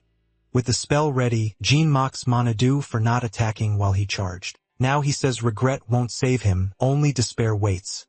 Annoyed, Manhwa asks if he's finally going to attack. Instead, Jin keeps talking before at last releasing his strongest move yet, the level 7 atmospheric magic, Plasma Break. The blast is so violent, it throws the chopper above off balance, and the SMT members scramble to think of some way to stop it. Desperate, Ruka tells Manhwa to run, but he stays where he is. Jin gives him one last chance to escape, warning that if he doesn't, his friends will die instead. Manhwa accepts the challenge without flinching and gets ready to counter. Before Plasma Break can spiral further, he casts a level 4 spell and forms a core amethyst. Jin laughs, asking if he really thinks something that tiny can stop his magic. Manhwa fires the crystal straight into Plasma Break's core and waits. To everyone's shock, Plasma Break is erased instantly. Jin and the SMT members freeze in place, unable to understand how his ultimate spell disappeared so easily. Staring in disbelief, Jin demands an explanation. Manhwa casually says wind magic is weak to earth magic. Since Plasma Break was a slow spell, the amethyst crystal could shut it down easily. He mocks Jin for not knowing that, and the noble is left rattled. Still confused, Jin asks him to explain more. Manhwa says the core amethyst is not very strong for attack, but its dense magic can absorb spells of the opposite element, so it can cancel them out even across rank gaps. Still stunned, Jin asks why Manhwa even knows a crazy spell like that. Manhwa smirks and says he made it for fun. Hearing that, Jin finally breaks. He can't accept that a spell he spent decades perfecting got beaten by something made on a whim. With the fight basically done, Manhwa walks forward and tells Jin to get ready for punishment. But before he can act, Jin quickly surrenders, saying he's out of magic and can't move. Manhwa says he has no interest in beating up someone that pathetic. Instead, he raises a finger to flick Jin's forehead. Jin thinks it's nothing and brushes it off. The instant Manhwa flicks him, Jin is launched several feet away and blacks out at once. The SMT can only stare, wondering if their leader is even human. With Jin down, the police move in and take him. At the same time, the reporter in the chopper announces that SMT Captain Kusanagi Manhwa has defeated a magic noble. All across the country, people celebrate and praise Manhwa. After the battle, the SMT members gather around him and congratulate him for finally beating Fukugen. As the police drag Jin away, Manhwa feels disappointed by Japan's magic nobles. After all that, they were just frauds. Before Jin disappears, Manhwa asks what the magic nobles did after Ichikami Manhwa died 50 years ago. Jin says nothing, so Manhwa asks if they destroyed the magic tome from that time and demands to know why they would do such a thing. Jin finally replies that commoners could never understand the thoughts of magic nobles. Confused, Manhwa asks him to explain, but Jin only smirks and tells him to figure it out himself before he's taken away. A few hours later, Minato is made to attend a press conference with Shido and the team chief. Once it starts, he gives a short statement about the fight with Fukugen. His comments spread fast, and his popularity explodes overnight. A few days later, Minato is relaxing on a beach in Hawaii, still wondering how he ended up there. While he thinks, Yuka walks over in a swimsuit and asks what he's thinking about. Before answering, Manhwa remembers his last meeting with Shido and the team. In that flashback, Ryuji asks why they're going to Hawaii. Shido explains that the SMT has gotten insanely popular lately, and with all the attention, things are getting out of control. As he says that, Yuka finds a video of Manhwa surrounded by girls and realizes people are even filming them at school. She tells the team their clips are blowing up all over social media, and Ruka adds that the internet is packed with SMT news too. As everyone worries about all the attention, Shido confirms that all of Japan is watching them. So he arranged a break in Hawaii while things calm down. He also says Manhwa helped strengthen the team and win support from the Mizuho clan, which will cover disaster response while they're away. With that, he tells them to use the trip to rest and leaves them to get ready. Back in the present, Manhwa stands and tells Yuka he was just lost in thought. Satisfied, Yuka shyly points to her swimsuit and asks if it looks weird on her. Manhwa immediately says she looks cute. The sudden compliment catches Yuka off guard, and she turns bright red. Minato keeps going, saying the swimsuit matches her style and looks really good on her. Overwhelmed, Yuka awkwardly thanks him and turns away to calm down. Soon after, Ruka shows up in a dark swimsuit, annoyed that Minato has been avoiding her all day. When he looks confused, she asks if there's anything he wants to say. Minato says he was just admiring how pretty she looks, adding that her pale skin makes the swimsuit stand out and adds to her elegance. Embarrassed by such a detailed compliment, Ruka turns away, red-faced, and thanks him. Ryuji, who's been standing next to Monadu the whole time, is amazed by how easily and honestly he praises the girls with zero bad intent. A moment later, Sanada arrives in a white flare dress and apologizes for making them wait. Ryuji is stunned, realizing for the first time how curvy she is under her uniform. Curious, Sanada asks Minato what he thinks of her outfit. Before he answers, Ryuji silently prays he won't mention her figure. With everyone watching, Minato simply says she has great style. Doubting him, Sanada asks what he means, so Minato says the outfit really brings out her natural elegance. That catches her off guard, and she blushes just as hard as the others. Shocked by how easily Minato makes everyone blush, Ryuji jokes that he's amazing, then asks if he's overdoing it. Minato says he's only being honest. If someone deserves praise, he'll say it. Since all three girls look beautiful in their swimsuits, he sees no reason to hide it. Ryuji gets that, but still feels embarrassed for them because they're so flustered. To make things worse, Minato suddenly turns to Ryuji and starts praising his balanced physique, telling him to be proud of how he looks. Ryuji shuts that down instantly and warns him never to compliment another guy in front of the girls again.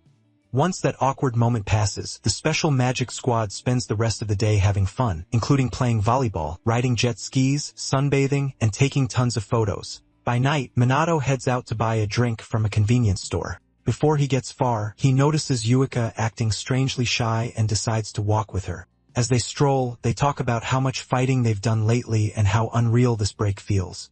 Then Yuka notices the ring Ruka wore earlier and starts wondering if her sister is dating Minato. Before she overthinks it, she reminds herself that Minato said he isn't seeing anyone. Sensing her mood change, he stays quiet and lets her speak first. Gathering her courage, Yuka asks what kind of person he likes. When Minato says he's never really thought about it, she jokingly lists herself Ruka and Sanada as examples and tells him to choose one. After thinking a bit, Minato picks all three, saying each of them is beautiful, hardworking, and admirable. Yuka gets annoyed and says that is not the same as romantic love. Confused, Minato admits he thought love and admiration were almost the same. After thinking it over, he says that if he had to pick one, Yuka is the girl he likes most. Yuka goes still in shock while Minato honestly lists everything he likes about her. Her face turns bright red and she crouches down from sheer embarrassment. Worried, Minato kneels beside her and asks if she is okay. Still flustered, Yuka quietly says that even if Minato does not mean it romantically, hearing that from him makes her really happy and only proves how deeply in love she is with him. Back in Japan, Shido studies social media and realizes things are getting worse. More people are turning against the magic nobles, and many now want the SMT handling disasters and monster attacks. At the same time, the vigilante Shadowbringer is getting popular, and people online keep arguing about a fight between him and Minato. With all this happening, Shido knows he has a big decision to make. At the Japanese International Airport, a certain plane arrives with two family heads, both clearly annoyed by the chaos that broke out while they were gone. The first is Hinata, head of the Hamurai family, and the second is Riku, head of the Kaiji family. As they get off the plane, both complain about the mess waiting for them. About a week later, Minato and the girls return to Japan and go back to normal life. One evening, while Yuka makes dinner, Minato says their vacation ended way too fast. Ruka, sitting next to him, says the SMT and the school both tighten media control, so the paparazzi should finally back off. Just then, Yuka leans out from the kitchen and asks them to bring the plates. Minato quickly helps, and soon the table is covered with food. During dinner, Yuka asks if they are ready for school, starting again tomorrow. Minato says that, with the police and school helping, the attention around them should have died down by now. After chatting a bit more, he says they should just ignore it since people will probably lose interest soon. But Minato learns the very next day how wrong he was when girls from different classes swarm him and keep asking if he has a girlfriend. Once it gets too much, Yuka and the others brush the students off and invite each other to lunch. On the way there, Yuka says things were even worse before the trip. Sometimes people from outside the school would sneak in just to say they were out of toilet paper. Minato says they should stop by the store after school to buy more along with some bath salts Yuka likes. The nearby students hear that and realize Minato is living with the Mizuwa sisters. Embarrassed by the reaction, Yuka grabs the others and hurries them up to the rooftop to eat. There, Ruji confirms the three really do live together, saying it makes sense since they are with their team leader, Minato Kusanagi. He adds that if they ever need help, they can count on him. The girls thank him for that. Then Ruji tells Minato to stop being so formal and ask if they can call him by his first name instead. Easygoing as always, Minato says they can call him whatever they want. Just as Yuika is about to respond, she suddenly stops and realizes how serious it sounds for the three of them to be living together. Before she can overthink it too much, she shakes it off and tells herself it is fine as long as nothing weird happens. Ruji and Minato notice her sudden mood shift and trade confused looks. Once she settles down, Yuka asks Minato if he ever feels awkward about living with the two of them. He does not answer right away, and they finish lunch before going through the rest of the day peacefully. That night, while Ruka and Minato are asleep, Yuka stays awake wondering how they can sleep so easily. She starts asking herself if she is the only one bothered by their living situation. When the silence gets to her, she throws a little fit, then forces herself to sleep. A little later, Ruka wakes up thinking almost the same thing. She admits she still is not used to sharing a room with Minato. Since she cannot fall back asleep, she sits up and tries to understand why this bothers her so much. When she still cannot figure it out, she glances over at Minato sleeping on the floor. That alone makes her blush. And when her thoughts start going somewhere improper, she yanks the blanket over her head. Then she remembers how Ruji and the others casually call Minato by his first name and wonders why she still calls him Kusanagi. Her mind goes back to the time she almost choked trying to call him Minato on the way to school. In the end, all she managed was Kusanagi before mumbling something so strange that Minato got confused. Another time, when they were alone on the rooftop at lunch, she still could not say his first name. Thinking about all those awkward moments, she cringes and scolds herself for being too scared to do something so simple. The next morning on the way to school, Minato notices Ruka looks down and asks if she feels sick. Ruka says she is fine, but once again calls him Kusanagi. This time, Minato stops her and reminds her they are not strangers. He tells her to quit using his last name and just call him Minato. Blushing hard, Ruka finally works up the courage and says his first name.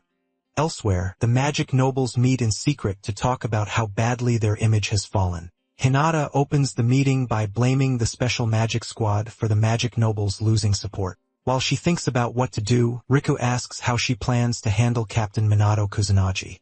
With no clear answer, Hinata turns to Toshiro and asks what he thinks. Toshiro says he only intends to follow their lord's will, which irritates Hinata because of how vague he is. When she pushes him to be clear, Toshiro reveals that Minato does not recognize him. Hinata asks if that means Minato knows nothing about them, and Toshiro says yes. Once Riku learns Minato is unaware of them, he decides to test him. If Minato proves useful, fine. If not, they will kill him without hesitation. The next day, Minato tells his team the next great calamity will happen in Osaka. So far, the major disasters, aside from smaller ones, have followed the same pattern as they did 50 years ago. Yuka says the timing has still gotten much shorter, and great calamities that used to happen once a year are now hard to predict, even with police watching closely. On top of that, disaster response is a mess, and without SMT-style teams in other areas, things will only get worse. Then Shido proudly tells Minato the police are creating a second SMT in Osaka. They worked with the police and self-defense forces to improve disaster response, and many trainees there want Minato to train them. Smugly, Shido asks if he will go. Minato cannot really refuse, and agreeing makes Shido even happier. Shido then tells him someone who survived the great calamity 50 years ago is waiting for him there. That person is Takegami Shizuku, one of the few remaining makers of anti-monster gear, and she wants to speak with Minato. Minato agrees to meet her, and Shiro adds that Takegami is the one who made the SMT uniforms. With everything set, Minato heads to the airport and meets his team one last time before boarding. Just before the flight leaves, Minato reaches into his pocket and gives each teammate a bangle. He warns them to keep the bangles on until he returns and not remove them for any reason. When he asks if they will be okay without him, the others say they have gotten stronger too, so he can go to Osaka without worrying. Minato says goodbye, tells them he is counting on them, and boards the plane, taking his first-class seat. As the flight begins, he thinks back on a few random moments from Hawaii, but then gets distracted by the fact that he is actually flying first class. He admits Shido treated him pretty well this time. Then he notices a few strange people boarding the plane, people he has never seen before, and wonders who they are. When Hinata and Riku sit fairly close to him, Minato instantly senses they are strong magicians. There seem to be several more on board too, but with security this tight, figures they should not be a problem. Once boarding is done, the plane takes off and Minato is served a rich, tasty meal. He enjoys every bite, then leans back to relax and enjoy the view from the window. Sadly, he barely gets the chance because some illegal mages who boarded earlier stand up and take several passengers hostage, including Minato. They warn everyone that if the passengers do not obey, they will start killing people. Still, Minato, Hinata, and Riku stay quiet in their seats as if waiting for the right moment. As the hijacking continues, Minato counts the illegal mages and realizes there are 10 of them. If he takes them down one at a time, the other passengers could get hurt. And if he uses stronger magic, he might damage the plane, so he decides he cannot deal with them alone and will need help. By now, the whole plane is in chaos with passengers begging for mercy while the hijackers shout at them to stay quiet if they want to live. Soon, the criminals have the entire plane under control. One of the mages walks up to Minato and orders him to have the BR members released, saying they won't accept this treatment of superior mages. When Minato says nothing, the man gives him 5 minutes to contact the ground and demand their release, or they'll kill the hostages one by one. Before starting the countdown, they check with the pilot to make sure he heard the threat. With no time to spare, Minato weighs his next move carefully. He trades a look with Riku and Hinata, who are quietly building up mana waiting for the signal attack. But one mage notices Minato acting strange, and another warns he'll die if he moves. A moment later, while the hijackers are distracted, Hinata and Riku rush in and start dropping them one after another as fast as possible. After the ones guarding the passengers go down, Riku, Hinata, and Minato share a quick look before moving through the cabin to take out the rest. During the fight, some of the mages try to shoot Hinata down, but she's far above them in power. She, Riku, and Minato keep beating the hijackers down without slowing. Soon, one mage grabs a flight attendant and threatens to crash the plane if they don't stop. The second his focus slips, Minato lunges in, kicks him down, and frees the attendant. At the same time, Hinata and Riku drop the other two, leaving the passengers stunned that these 3 strangers saved them.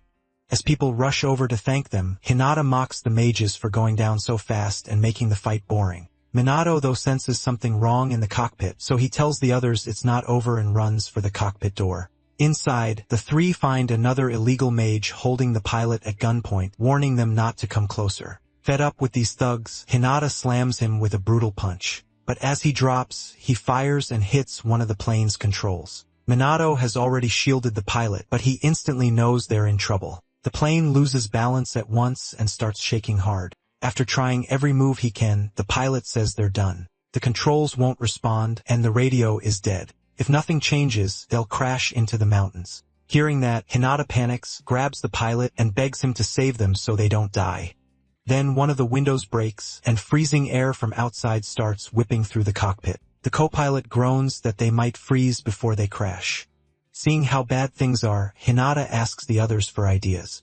Riku gloomily says they should just die together. After snapping at him for saying that, Hinata starts wondering if this is really the end. With no options left, the pilot and co-pilot accept their fate and tell everyone to prepare for death. Then Minato, who stayed quiet the whole time, finally smiles and says he'll save everyone.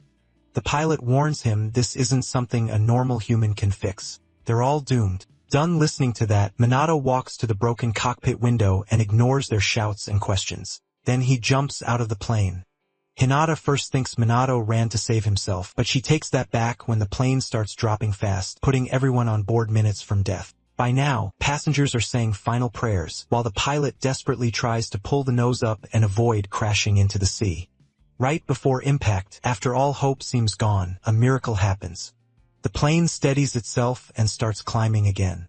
Both pilots stare in shock, wondering what just happened to the plane.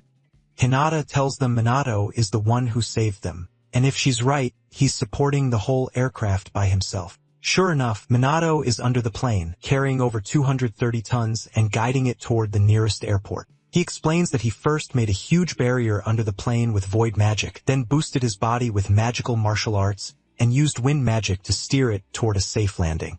Since it's his first time holding up a plane, it isn't easy. Even now, the pilot can't believe one person is carrying a 230-ton aircraft thousands of meters in the air. Seeing what Minato can do, the pilot starts viewing him like a monster and takes a deep interest in him. By then, the flight attendants and passengers finally calm down after the pilot says they're safe for now. A father and his little daughter even cry with relief, happy they get to live, but the pilot warns them not to celebrate yet. He's found that the landing gear won't come out either. That means a safe landing now depends completely on Minato. So the pilot lines them up with the nearest runway and points the plane toward it, hoping Minato has a plan for the landing. As the damaged plane nears the runway, Minato, still holding it from below, casts a level 6 void spell, High Magic Wall. He uses the barrier to soften the descent and slow the plane until it stops. Once Minato pulls off the landing, the whole cabin bursts into cheers with strangers hugging each other. Even the pilot salutes SMT Captain Kusanagi Minato like a soldier. Riku and Hinata just keep staring at him, unimpressed, waiting for their later meeting. As soon as he gets off the plane, reporters swarm him, asking how he saved everyone from the crash.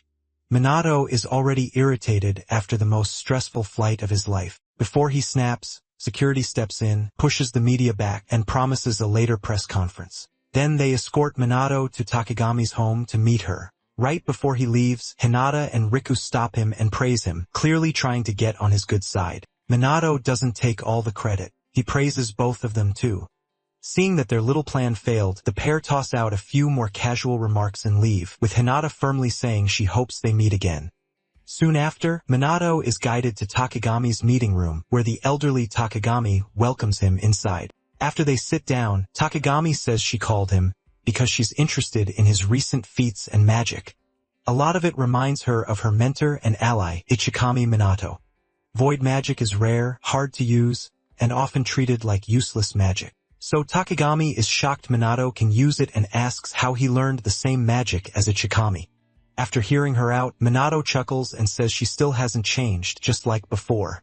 Confused, Takagami asks if they've met, and Minato says they've met more times than he can count. Then he answers plainly.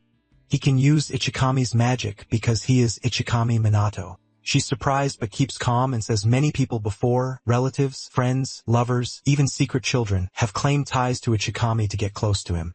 Still, she never expected someone to go as far as claiming to be him, so she assumes Minato is another fake. Takagami apologizes for being rude, then politely asks him to leave. Before going, Minato brings up meeting two brothers earlier and seeing that the younger one had a doll of Ichikami. Takagami asks what he means, and Minato reminds her that she once said she wanted to make a doll of him. Now Takagami starts sweating and asks how he knows something that private. After a short pause, Minato says she once claimed that doll gave children strength, and even now, Ichikami is still saving people through it. After hearing all this, Takagami slowly starts to believe him and asks if he really is Ichikami. Still bothered that she doubts him, Minato decides to tell her a story. After several more minutes of old memories, Takagami finally believes he is the reincarnated Ichikami Minato.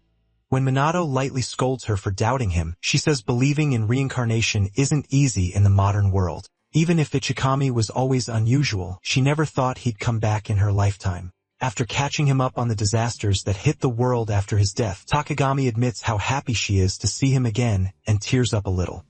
After she calms down, Minato reminds Takagami that she knows what happened over the last 50 years.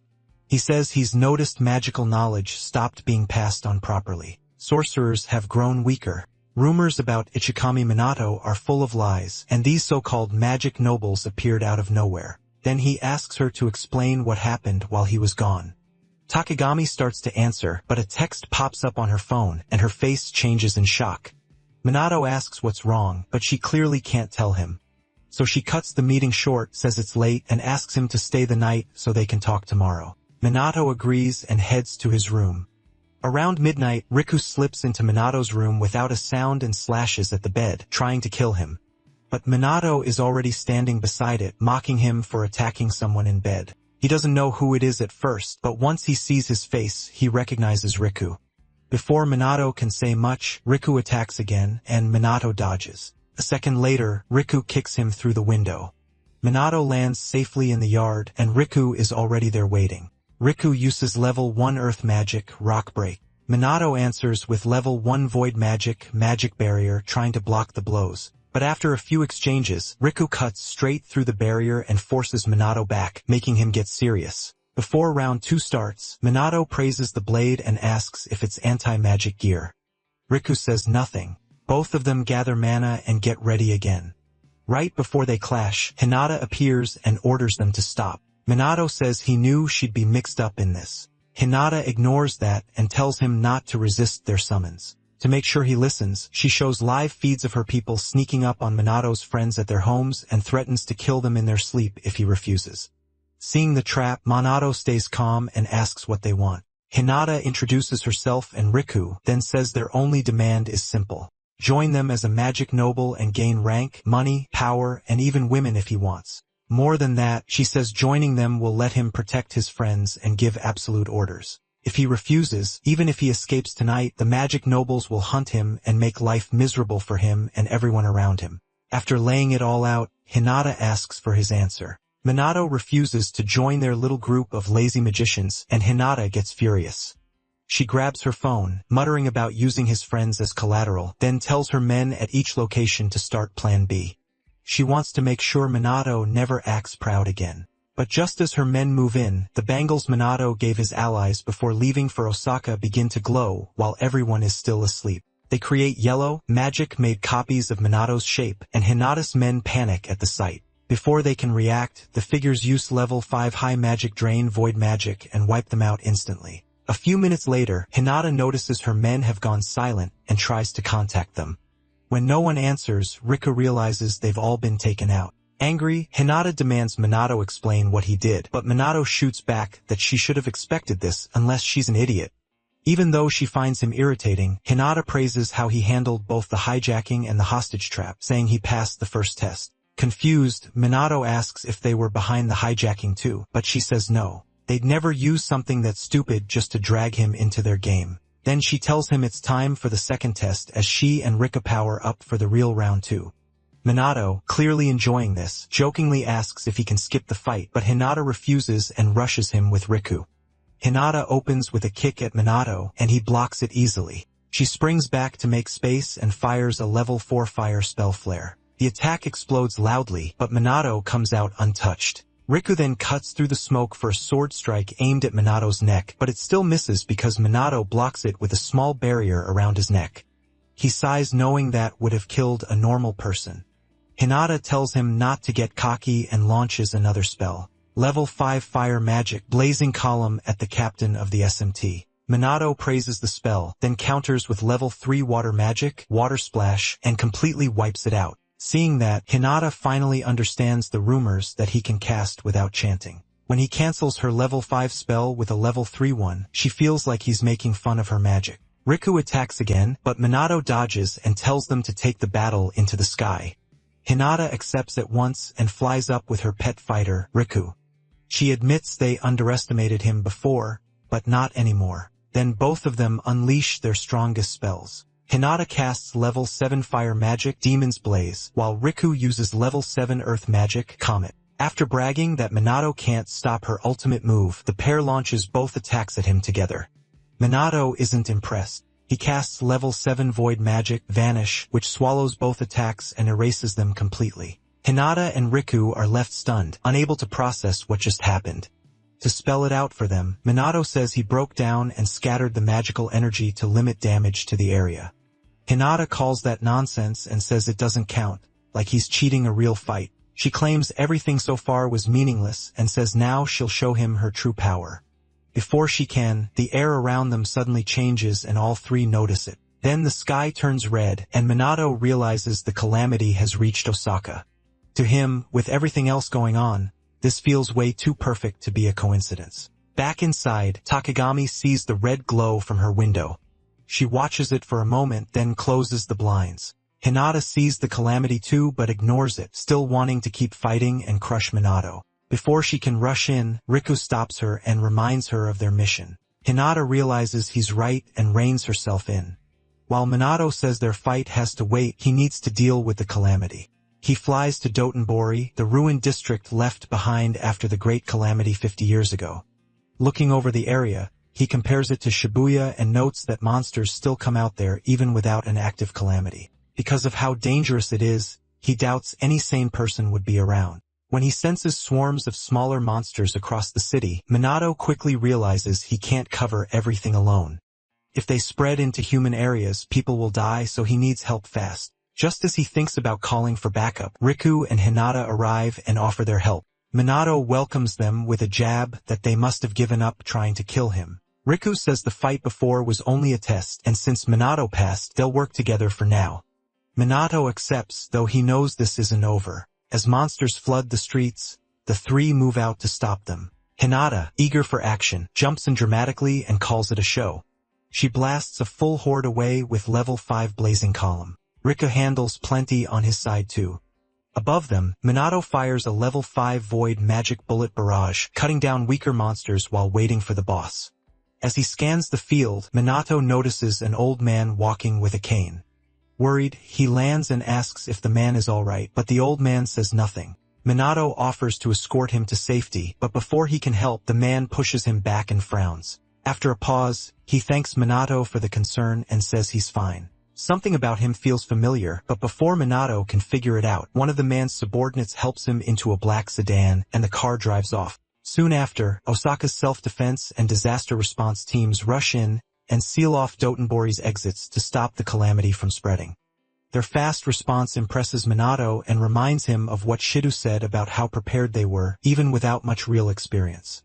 As they build their line, Minato lands beside an officer who mistakes him for a lost kid. But once the officer recognizes him as the captain of the special magic team, he quickly lets Minato help. A monster sneaks up behind the officer, but Minato burns it to ash and saves him. Then he warns them to stay alert and asks for a status report. The officer says the police and SDF have sealed off Dotonbori, are focused on getting civilians out safely, but they admit they have no way to stop the boss monster on their own. Minato tells them not to worry. He'll handle the boss himself. The soldiers thank him, and Minato adds that he didn't come alone. His backup is Riku and Hinata, magic nobles from the Hamurai and Kaiji families. The soldiers are stunned and ask if the SMT and the magic nobles are actually working together now. Minato doesn't answer, but he can see their hope return as they trust both sides to fight. Then a dark purple miasma suddenly spreads through the air. The soldiers' bodies grow heavy, and they can barely move. Through the fog, a huge figure slowly appears. The officers recognize it at once, the chief demon, the boss monster. Just this one creature could destroy Osaka. Against something like that, normal humans have no chance. Minato, though, just smirks and complains that it's too long to show up. His calm attitude leaves the officers in shock. Before Minato can move, Hinata and Riku step in and claim the chief demon as theirs, telling him to watch. Even though he wanted the fight, Minato backs off and lets them take on an enemy this strong. With the stage set, Riku and Hinata ready themselves for a desperate battle. After Hinata's usual nonsense, the two launch their level 6 spells again, Demon Blaze and Comet, firing both at the chief demon who just stands there like they're idiots. As the attacks rush in, the chief demon wipes them out with his level 8 fire spell, Supernova, blinding both the nobles and the soldiers. Everyone is stunned that a monster can use magic this powerful. Realizing how strong it is, Hinata and Riku get ready to strike again, but the chief demon suddenly speaks, asking if any strong sorcerer is among them. One soldier knows chief demons are smarter than normal monsters, but hearing one talk like a human still shocks him. Minato understands their fear. A monster with human-like intelligence is rare, and the unknown scares people most. Still, he says nothing and just watches the nobles keep making fools of themselves. After missing once, Hinata throws another fit and swears to burn the demon to ash, using a fire spell even stronger than Demon Blaze.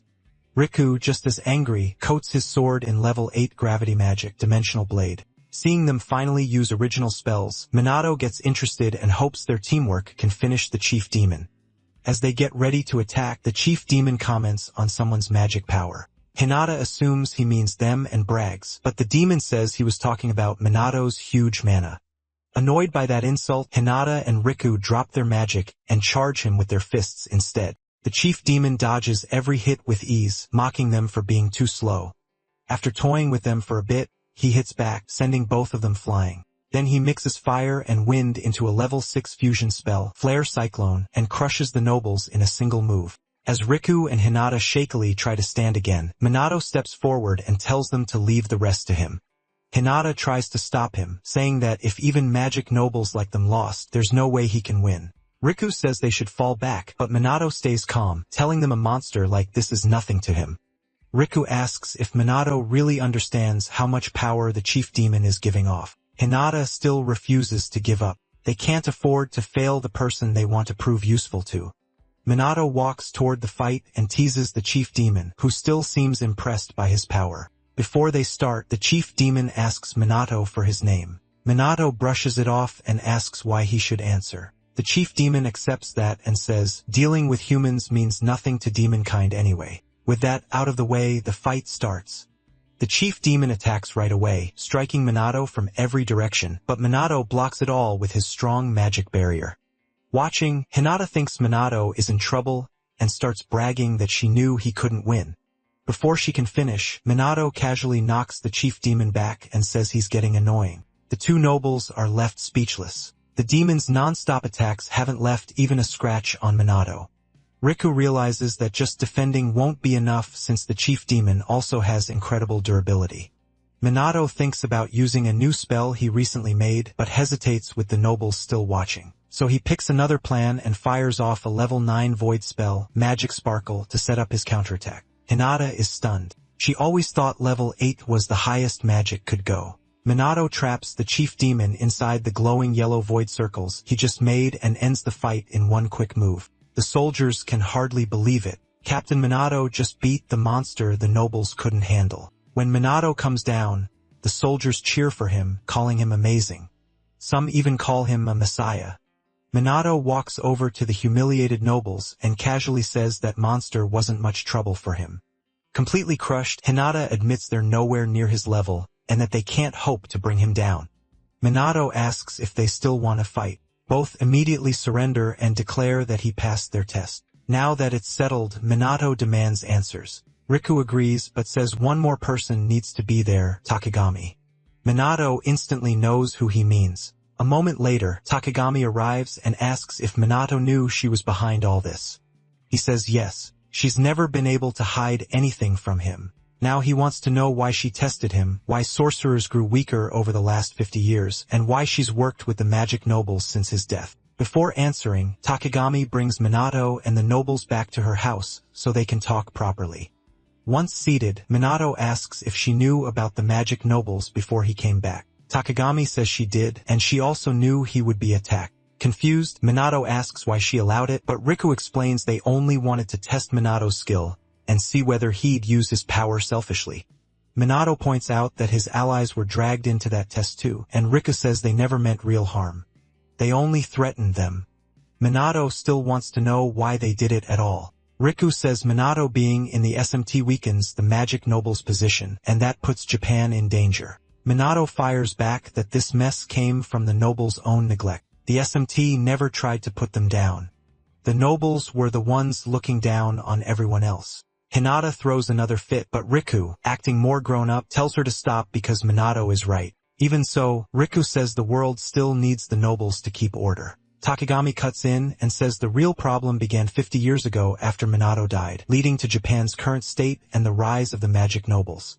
After Ichikami Minato died and most demons vanished, Japan was flooded with illegal mages. There were so many that even the police and SDF were overwhelmed and law enforcement fell apart. Japan turned lawless. The few good mages left fought back, but they were defeated and killed. The country was close to collapse, and hope was almost gone. Takagami sums it up by saying Japan fell apart because of Ichikami Minato's death. Without him, the surviving mages couldn't rebuild hope. So after many talks, they created the magic nobles. They were meant to win the public's trust and become a new symbol of hope like Minato.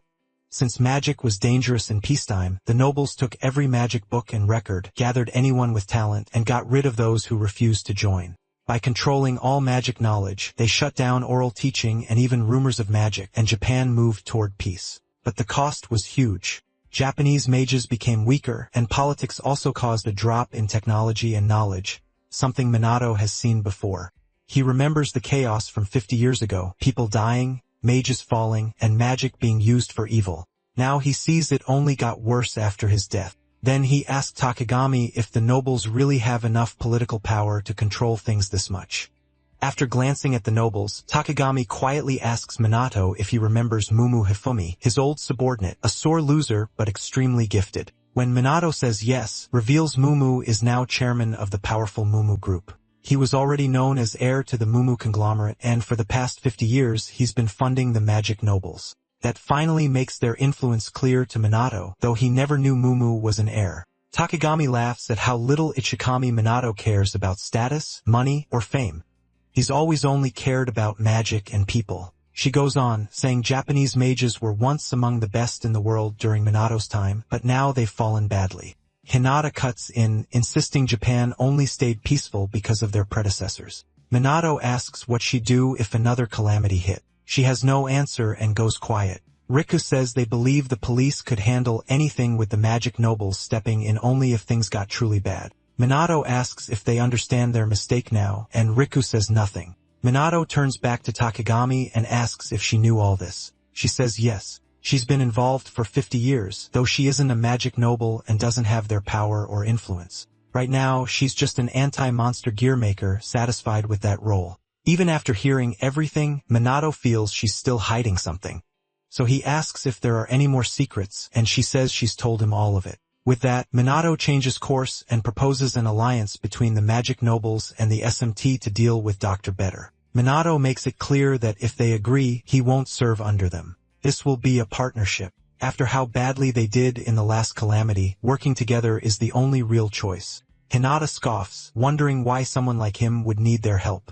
Minato says even he has limits, and if the nobles join SMT, he'll let the past go. Then he asks if any of them object to helping the people. Riku admits they can't beat the chief demon alone and agrees that trusting Minato is their best move. Takagami says she'll help too with her anti-monster gear. Minato gladly accepts. After more complaining and one last fit, Hinata finally agrees, so long as Minato never brings up the chief demon failure again. He accepts but tells them to stop taking hostages whenever they want to talk to him. They agree. With that, SMT and the magic nobles form their first alliance in 50 years. Soon after, Minato feels like he's forgotten something. But since he can't place it, he lets it go. Around then, the other SMT members wake up and find suited men beaten up and tied beside their beds. At first, they think they're burglars, but they quickly suspect it has something to do with their bangles. By noon the next day, Minato arrives at the Osaka Prefectural Police School, where a crowd of students is waiting for him. He's caught off guard by how much attention he's getting, but the instructor quickly tells the excited trainees to line up and act properly. He also apologizes for the chaos. The instructor explains that many of them joined the police because they look up to Minato, especially after what SMT did during the calamities. Minato sighs and gets straight to work. A little later, he calls over a few students and tells them to prepare level 1 spells. Then he orders them to fire at the wooden targets. While training them, Minato notices 3 girls staring at him and realizes social media and the news have really shaped how people see him. Still, even if their reasons aren't great, they do want to improve, so he decides not to go easy on them. He raises the difficulty, making them run while sensing their magic so they can build both stamina and mana. After several minutes, the trainees start whining, asking what he'll do if they pass out.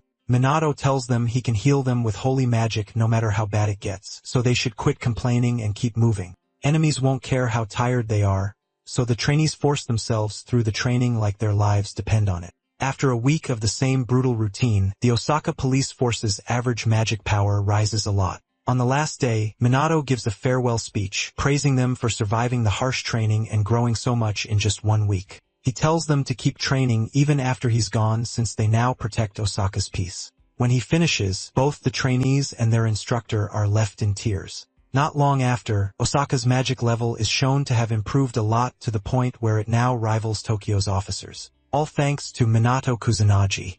After leaving the training grounds, Minato dreads going back to Tokyo. Sure, another press conference or some other headache is waiting for him. On the way back, national news covers the new alliance between SMT and the Hamurai and Kaiji noble families to fight calamities and monsters. As people across the country react, the report adds that major companies may start backing SMT. Anyone worried about police power is told that SMT is not part of the official Tokyo police force. As the news spreads, people all over Japan start seeing just how influential SMT is becoming. Reporters also point out that the Manhwa family still hasn't appeared publicly, which is odd since they usually work with SMT. That leads to rumors they may be backing out just as Japan starts uniting against the calamities. After landing, Minato asks the girls if they can reach their father. Yuka says she's tried many times, but since they've been disowned, he may not want to answer. Even so, Minato worries that the family head still hasn't publicly supported the alliance. Ruka says she thought he'd step in once the other two noble families join. Since Toshiro's silence is so strange, Minato decides to check on him later. Seeing him lost in thought, the girls snap him out of it by praising what he did in Osaka and saying they're proud of him. Realizing he's in for trouble, Minato joins their chat. Nearby, Shido notices that Chrono didn't show up at night while Minato was away. He's suspicious, but thinks that if Minato really leads the Shadowbringers and Chrono is an illegal mage, he'll have to arrest him. Even so, Shido desperately hopes he's wrong because he believes Minato is meant to save the world. Later that night, while heading home and grumbling about his busy teammates, Minato is stopped by two of Toshiro's attendants. They tell him he's been summoned. Minato calmly goes with them. Before long, he arrives at Toshiro's villa. Toshiro angrily asks if it's true both his daughters are living with Minato, then warns him he'll kill him if he hurts them. Confused, Minato says they're just friends, but Toshiro keeps pressing, wanting a clear promise that Minato won't touch them. Minato firmly says he'd never do that to his friends, then wonders if this whole meeting was only about the daughters. Even after everything, he can tell Toshiro does care about them as a father. A moment later, Toshiro takes Minato outside and challenges him to a match in the air. Since he has time, Minato agrees. Toshiro attacks first, charging mana and firing level 6 water magic, Geyser Wave. Minato answers with level 7 fire magic, Demon's Blaze, and crushes the water spell. After they land, Toshiro praises him for beating water's advantage with fire. Accepting Minato's strength, Toshiro finally leaves his daughters in his care. Minato stays quiet for a moment, watching him walk away. Elsewhere, the Furious Bee, our boss from earlier, throws a fit when he learns Chrono is still alive. Fed up, he decides to stop holding back and crush anyone in his path. Then he turns to his newest ally, Toshiro, and demands proof he can deliver. Shockingly, Toshiro promises to wipe out Chrono. Around then, the enraged boss, later revealed as the former trouble-making Magic Noble Korwa, declares that BR's next move will be full war against the Shadowbringers and tells the Black Mage to wait for him. A few days before BR makes its move, Minato and the SMT members go back to school and get even more attention than before. With their fame exploding, Minato is already worn out. The others have it rough too. Yuka keeps getting swarmed by fans who just want to be near her, while jealous people start hating her for it. Three bitter girls finally decide they've had enough of all the attention Yuka gets. When Yuka slips out of class saying she needs the bathroom, they take their chance. After finishing up, Yuka complains to herself about how tiring all the attention has been when the three girls suddenly corner her and drag her to a notorious part of the school. They try to scare her and start calling her annoying, asking why she's even in SMT. When Yuika says nothing, the short, heavy girl claims she must have gotten special treatment because she's a magic noble. Then the green-haired idiot adds that Yuika probably seduced her way into SMT. Yuika finally snaps, saying she worked hard to join and would never use cheap tricks. Seeing that reaction, the red-haired leader pushes harder and demands Yuka swear as a magic noble that she doesn't like Minato. Yuka freezes. But before she gives herself away, Minato shows up and asks what's going on. Startled, the girls quickly claim they were only talking about how unfair Yuka's special treatment is. Their leader even accuses Minato of playing favorites. Minato ignores them, looks at Yuka, and instantly understands how humiliated she feels. Meanwhile, the jealous girls start rambling that they want to join SMT and would be a big help. Seeing through the act, Minato decides to go along with it. He holds back his anger for now and tells them to join the SMT entrance course instead. If they're really that eager, he says they can join once they pass. Not knowing how brutal the training is, the girls get excited. Minato brings them to the SMT training area and tells Ruji and Ruka they'll be taking the course. At first, both are unimpressed and say the girls don't look very capable. Yuka worries that Minato might actually let them in, but pushes that thought away to deal with what's in front of her. As the new girls keep talking, Ruji and Ruka get even more suspicious. When they ask Minato, he just tells them not to overthink it. These girls need to learn a lesson. Training starts, and within an hour, the redhead is nearly collapsing. Minato and the veteran SMT members shout orders, driving them to run like their lives are on the line. It's the same brutal routine he used on the Osaka police. After making them run the track 4 full times, Minato switches to one-handed magic-boosted push-ups. He trains with the others while telling the 3 losers to keep pushing, then comes non-stop spellcasting until they're completely drained. By then, the jealous trio is already planning to run away. Just as they try to slip off, Minato calls them back and casually says they've only finished the warm-up. Panicking, the girls start yelling that he's harassing them, and one even says he made training unbearable just to mess with them. In response, Minato points to the real SMT members and reminds the girls that they all struggled in the beginning too, but kept going every day to become who they are now. He says SMT fights monsters beside death itself and protects people with everything they have. Then he brings up Yuka, telling them that even if they think she lacks talent, she works non-stop to get better. So saying she got in with her looks or status is just stupid. He knows she'd never do that. Finally, he stares the redhead down and says Yuka is someone important to him. He won't forgive anyone who tries to tear her down. Realizing they went too far, the 3 bullies start begging for mercy, then they run off like the cowards they are. Watching them flee, Minato lets out a tired sigh at how pathetic they are. Still confused, Ryuji asks what that was about, but Minato tells him not to worry. Later, on the way home after training, Yuka thanks Minato for standing up for her and admits she heard everything. He brushes it off saying he just told them the truth and shut down their dumb jealousy. Since they'll probably spread the story themselves, he says she doesn't need to worry anymore. Yuka laughs and repeats his words. Then, a little shy, she admits he's important to her too. Deep down, she knows his meaning isn't the same as hers. Still, that's enough for now. She believes that once she's strong enough to stand beside him, she might finally win his heart. With fresh resolve, she tells Minato to get ready for the day she becomes strong enough to beat him. With Yuika's bullying finally settled, things go back to normal for the SMT until the next calamity hits. When it begins in Tokyo, the sky turns red and monsters start appearing across the streets. People recognize the danger and run as the creatures attack. Minato and Hinata happen to be nearby, so they jump in right away. Hinata excitedly calls dibs on a few monsters and burns them down with fire magic. With no time to argue with the tiny loudmouth, Minato goes after the rest. He wipes them out with void magic. Meanwhile, first responders and even some bystanders are stunned to see the SMT and the nobles fighting together so smoothly. Ever since the nobles started working with the SMT, their image has slowly been getting better. A recent public survey backs that up. For now, Chrono handles illegal mages while the SMT takes care of calamities and monsters. But since the SMT's main members are students, not police, the group still isn't fully accepted as an emergency force, which only adds to criticism of the police. A few days later, Minato visits Leona's comatose brother Kai at the hospital while disguised as Shadowbringer. Under cover of night, he slips into Kai's room and places a hand on his forehead, trying to heal him with Angel Breath, a level 7 holy spell. Even though holy magic usually can't cure a coma, Minato hopes it can at least help Kai's body and mind. But even after several tries, nothing changes. He starts to think holy magic just won't work on this. Still, remembering how much hope Leona clings to whenever Kai is mentioned, Minato refuses to quit. Just as he gets ready to try something else, the door suddenly opens and he quickly hides. Leona walks in, briefly sensing someone else there, but brushes it off. She goes to her brother and continues the story from yesterday, this time talking about Chrono's amazing magic, how dependable he is, and how he takes charge. She admits she really admires him, but says his coaching is pure hell. His training is so harsh it feels downright evil. But as she jokes, her face slowly changes. Clutching Kai's blanket, she promises she won't stop fighting until no one else ends up like him. Even if it costs her everything, she swears to bring down the Black Rebellion with Chrono.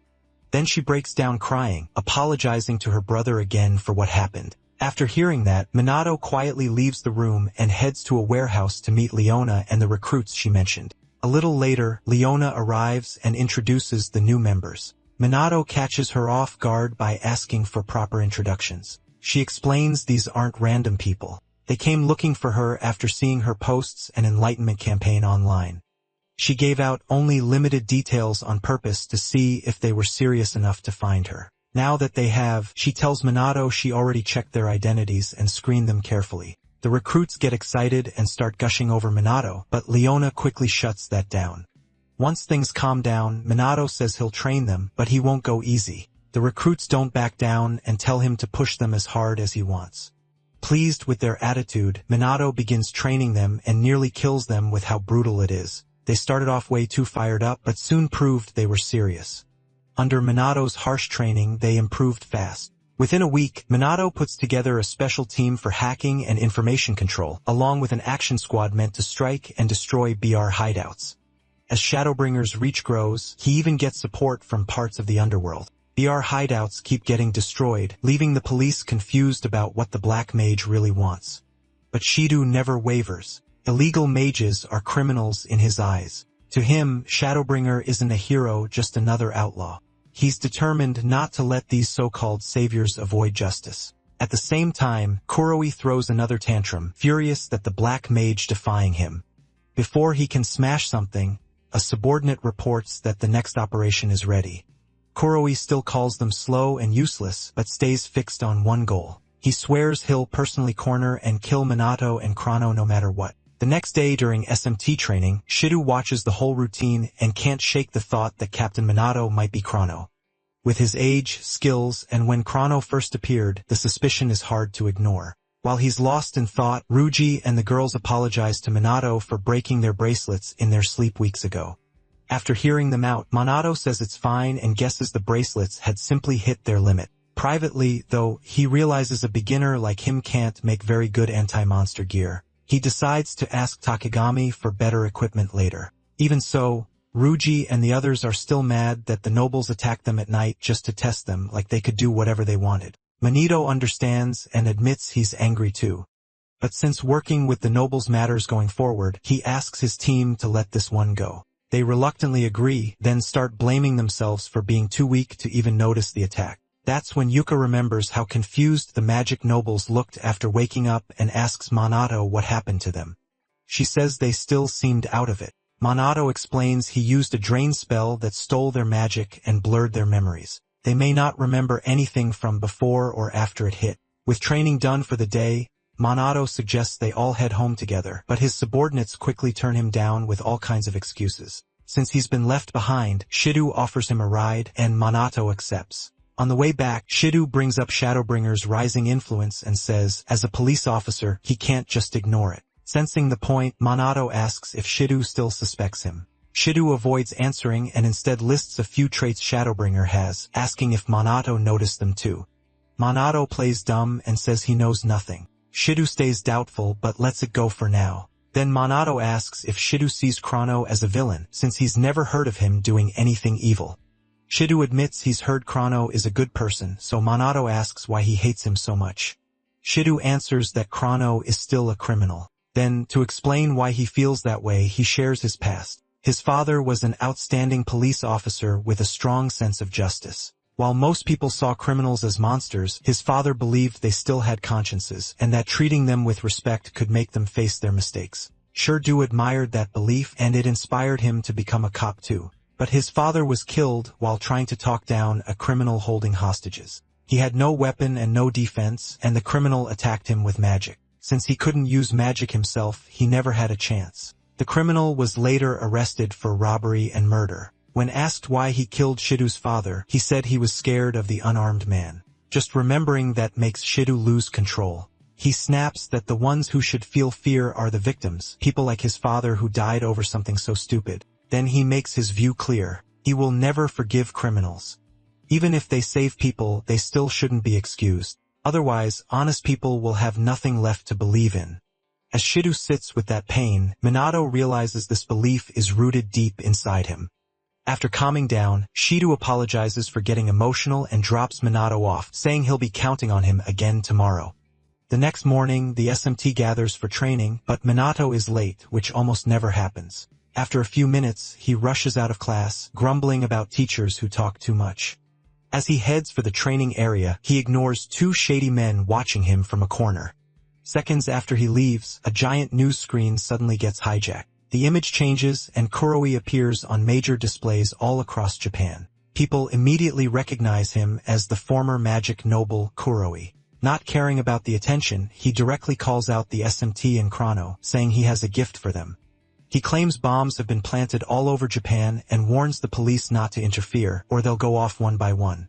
To prove he's serious, Kuroi snaps his fingers. A nearby building close to Minato suddenly explodes. Minato reacts at once, throwing up a high-level barrier to protect civilians. At the same time, the SMT tries to gather intel only to find all their data scrambled. Worse, neither they nor the police can respond fast enough. Frustrated, Yuka says they can't even reach Minato and wonders what he's doing at a time like this. As confusion spreads through the police, Kuroi gives his final demand. Chrono must come to the marked location alone. If not, every bomb will go off at once. After checking the damage in the area, Minato makes up his mind and waits for night to move. Once it's dark, he puts on the Shadowbringer outfit and heads for the meeting place, an old port warehouse that used to be a hideout. After confirming the location, Leona asks Overcoms if he's really doing this, and Minato tells her it'll be fine. With everything set, Leona tells him to come back safe and hopes he doesn't die on them. After calming Leona down one more time, Minato flies across the city. He lands at the target warehouse. The lights switch on as soon as he walks in, showing dozens of illegal BR mages. Kuroi greets him with a smirk, saying he's been waiting to watch him die. He brags that everyone there is a high-level BR mage. Kuroi, Minato, asks if beating everyone there will be enough to bring BR down. Kuroi laughs at his nerve. Before he can say more, one mage calls Kuroi a fool for thinking he can win alone. Kuroi grabs that man by the throat and snaps that underestimating Kuroi is exactly why people lose to him. Now that Kuroi showed up, Kuroi says he won't hold back and will kill him without making a single mistake. Kuroi, ready to fight, asks if he really believes that, but Kuroi stops him and warns that if he resists, the bombs across the city will go off. Knowing he's serious, Kuroi stays still and waits. Kuroi orders his men to kill him, and they all attack at once. None of it lands. Kuroi thinks Kronos used a barrier and tells them to keep firing. When it fails again, Kuroi tells them level 3 magic can't touch him. Kuroi loses it and even lashes out at his own men, calling them worthless. Chrono dismisses them as trash. Kuroi snarls that this same trash will tear him apart. He admits Chrono would normally be out of his league, but says things change now that he has new guns. Seeing them, Chrono assumes they're normal weapons and says bullets won't work on him. The moment he finishes, Kuroi fires and a shot cut his right cheek. Kuroi is actually hurt. Kuroi bursts out laughing at his reaction. He explains the gun is anti-magic, loaded with bullets that break magic apart. Then he fires 3 more shots, each one grazing Kuroi. Kuroi says it's been a while since he last used a gun, so his aim is a little rusty. But he's shocked when Chrono heals on instinct. Thinking it's holy magic, Kuroi calls him out. Kuroi corrects him. It's natural magic that heals him automatically. Kuroi says that changes nothing. It just means he gets to hurt Kuroi more. He fires 3 more times while taunting him. But once again the bullets only graze him, and Kronos heals right away. Now Kuroi starts feeling that something is wrong. None of his shots hit cleanly. He briefly wonders if Kuroi is dodging, then rejects it as impossible. While Kuroi thinks Kuroi secretly checks with Leona and the others to see if their hidden mission is done. Kuroi notices and snaps at him for talking in the middle of a fight. Now that the mission is complete, Kuroi casts Grand Typhoon, a level 5 wind spell, blowing away the illegal mages and tearing open the roof, wrecking the warehouse. Kuroi instantly orders the city bombs to detonate, but Kuroi reveals his allies already disabled them. Free to focus on him, Chrono says those shots hurt and he'll pay Kuroi back 100 times over. Kuroi gets ready to fight, but before they clash, the SMT rushes in and stops it. Yuka reports every bomb has been disarmed and Ruka tells BR to give up. Wanting to keep his identity secret, Chrono quietly praises how fast the SMT got there and wonders if they had been waiting close by. The SMT immediately recognizes Chrono as the Shadowbringer leader and senses how strong his magic is. Sonata, who knows Chrono is really Minato, wants to help, worried he may be hiding injuries. With the tide turned, Chrono smugly asks Kuroi if he still wants to fight. But just when they think it's over, Toshiro appears out of nowhere and offers Kuroi help. The girls are stunned to see their father siding with him and demand to know why he's with someone like Kuroi. Before Toshiro answers, Kuroi says it's because they're comrades. Still confused, Yuka and her sister keep pressing their father, trying to understand why he'd side with that bastard. Fed up, Toshiro coldly says he doesn't owe them any explanation. The girls go quiet and just stare at him. Shido orders Kronos' capture, but Kronos asks if this is really the time to treat him like the enemy. Others agree they should work together, especially with Minato absent. Shido reluctantly agrees to cooperate for now. A second later, Kuroi throws special grenades at the SMT. Kronos warns them to dodge, and they barely get clear. They quickly realize these are no normal grenades. Kuroi is shocked to see anti-magic weapons that aren't just guns. Kuroi smugly opens his coat, showing even more hidden gear. While Kuroyo handles Kuroi, the sisters struggle with the idea of fighting their own father. Toshiro takes advantage of that and fires Azure Splash, a level 3 water spell at them. Ruka answers with the same kind of spell, but hers is too weak. Toshiro's attack breaks right through it. With no other choice, the girls brace themselves. Then Ryuji steps in with Rock Wall, a level 3 earth spell, saving them from being swallowed by the attack. They thank him, and Toshiro admits they've improved and work well together. Still, he warns they're nowhere near him. His power rivals Minato's. Yuka refuses to back down. She and Ruka combine their mana and fire Geyser Wave, a level 7 water spell. Toshiro answers with the level 8 Tidal Wave and crushes their attack. He notes that they cancelled part of his spell, but they're still far behind. As the sisters fall defeated, Kurwa mocks how easy this has been, saying even the great Shadow Bringer can't handle anti-magic weapons. He jeers that Chrono must have never fought guns before. With Toshiro beside him, Kurwa says Kurwa has no chance and even offers him the shameful choice of begging for mercy. Kurwa stays calm. That only makes Kurwa more shaken, and he yells at him to stop acting so confident. He fires again, and this time Kurwa dodges every bullet. Kurwa first thinks it's luck, but the more he watches, the less he believes that. Meanwhile, Toshiro shows off his level 8 water spell again and asks what they think. Getting no answer, he attacks Chrono, who dodges cleanly. Kurwa notices something strange in Chrono's movements and quickly casts Night Raid, a level 5 dark spell slipping behind him to strike, but Chrono avoids every slash. Kurwa shoots again, and Chrono dodges that too. As Chrono catches his breath, another wave of water magic rushes at him. He raises a void barrier, but it cracks from the hit. Watching from the side, the SMT is stunned by how much mana is being thrown around and starts feeling useless. Realizing they can't stand against Manadu like this, they decide they need to act and prove themselves. Shido, still bitter toward Manadu, sees his chance. With Chrono distracted and pinned down, he thinks they can finally stop him, especially with reinforcements coming for Toshiro and Karoi. Not wanting to waste the moment, Shido turns to Sanada and asks her to help capture Chrono.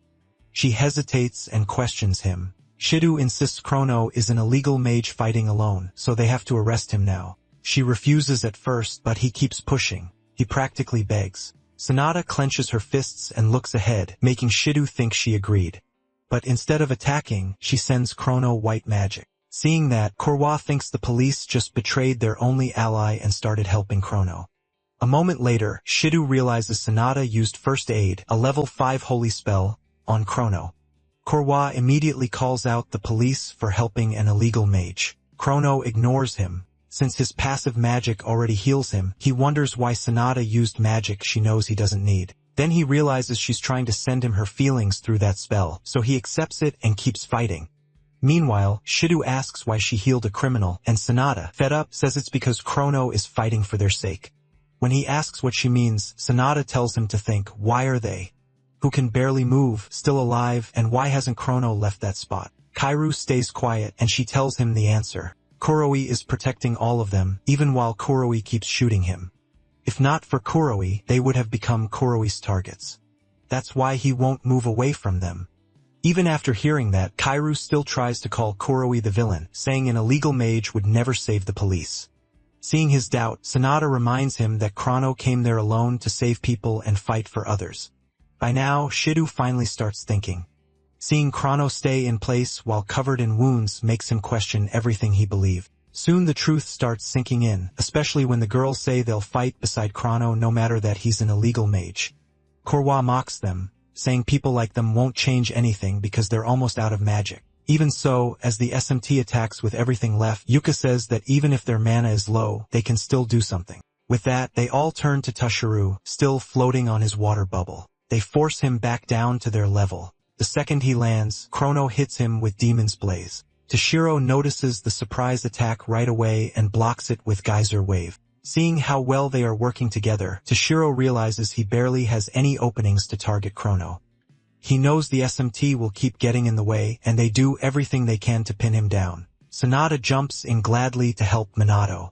As the girls pressure their father, Shido firms up and joins them against Toshiro.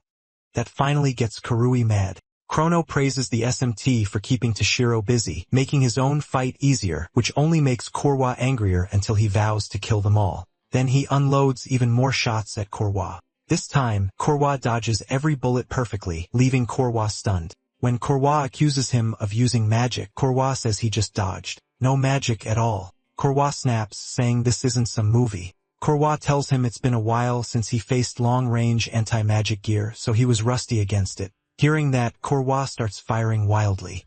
But Korwa says he's already figured out his attack pattern, and slips past every shot as he closes the gap. Once Korwa sees bullets won't work, he pulls out an anti-magic rocket launcher to blow everyone away.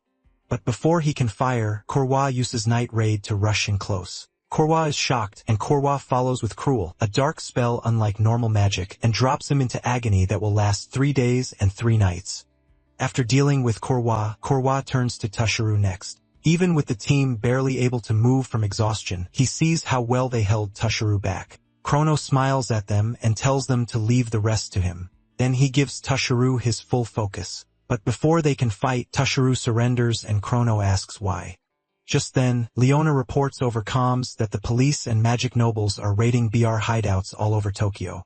She adds the timing was clearly planned and says the leak likely came from Mizuho Toshiro, so Chrono asks Toshiro if he was a spy inside BR. Toshiro admits it. Before they can say more, Korwa gets back up and tells everyone to stop messing around. From his condition, Korwa figures he used anti-magic gear to break free from Cruel. Holding a detonator, Korwa threatens to set off all the bombs he planted nearby. The SMT members complain they are too worn out to escape in time, but Chrono and Toshiro, still standing, cast Firewall and Emerald Aqua, both level 7 spells, to shield the SMT from the blast. But when Kuroi slams the detonator again and again, nothing happens. He just stares in confusion, insisting he planted bombs everywhere. While he panics, Leona arrives and tells him the bombs nearby were already defused. The moment he recognizes her as one of Shadowbringer's people, he calls them slaves and orders them to kneel and obey. Leona, furious, punches him hard. Then she says she finally got her payback. Even then, Korwa boasts that he's only one cog in BR and the real leaders are still out there. Right after that, he collapses. Chrono is left wondering who truly runs BR, but he knows he needs more proof. So he drops the thought, picks up Leona, and prepares to leave before the police arrive. Yuka calls out, asking him to wait so she can confirm something, but Kronos ignores her and leaps into the night sky. Once again, the SMT can't catch him. After he leaves, Ruka, Yuka, and Ruji are left wondering what kind of person Shadowbringer's leader really is. Sanada, who knows Chrono is really Kusanagi, is deeply grateful to her hero for saving so many lives that night. By the next morning, the national news reports that former Magic Noble and BR President Kuroi has been arrested. He faces charges for plotting terror attacks while the police get praised for defusing the bombs and showing off their anti-terror skill. Watching the report somewhere in the city, Hinata and Riku scoff at the media for giving the police credit. Meanwhile, Minato goes back to daily life as SMT captain. That morning, he heads to the Mizuho home with the team to see Toshiro. On the way, they ask why he was gone during the Kuroi operation. Minato lies and says there was a family issue, and they accept it, though they tell him to contact them next time. When they reach the Mizuho house, they're welcomed in and shown to the meeting room. There, the girls ask their father to explain everything, and Toshiro starts by saying he only pretended to work with Kuroi. He says he entered BR to clear the Magic Noble's name and stop illegal mages from running wild. Then he reveals Kuroi was not just a former Magic Noble, but also a major criminal who kept growing his power unchecked. So Toshiro decided to act. Yuka asks why he joined BR only now. Toshiro explains that the police asked him to do it because as the head of a Magic Noble family, he could get close to Kuroi more easily, especially since Kuroi had worked with Fuka before. Using that, Toshiro gained his trust. He ends by saying that while he is not officially police, he was treated as an exception undercover investigator and will not be punished for what he did. Hearing that, the girls sigh in relief and criticize the police for putting their father through this. Meanwhile, Minato thinks over everyone involved, the SMT, the police who seemed to bow to the magic nobles, and even Mizuho Toshiro who went incredibly far for this plan. He also questions why the police moved only now when they could have acted sooner. To him, their excuse feels weak and suspicious. A flashback to Karoi's defeat shows Chrono and Leona talking about how the police, despite being worse at gathering info, somehow knew that over half the bombs were fake. Chrono wonders if the criminals just ran out of real bombs, but Leona says that still feels too sloppy. Either way, the police moved way too fast, almost like they already knew. She says the whole thing feels off, but they have no proof yet. Back in the present, Toshiro admits his sins, asks for forgiveness, and says he will publicly support the SMT and cancel his daughter's disownment. The girls instantly brighten up, happy they can proudly be part of the Mizuho family again. On the way home, Ryuji says so many good things happened that he can finally relax. Sonata, though, calls Minato and Chrono her heroes, and wishes she could do something to thank them. Shido still can't forget that Chrono, even as an illegal mage, saved them.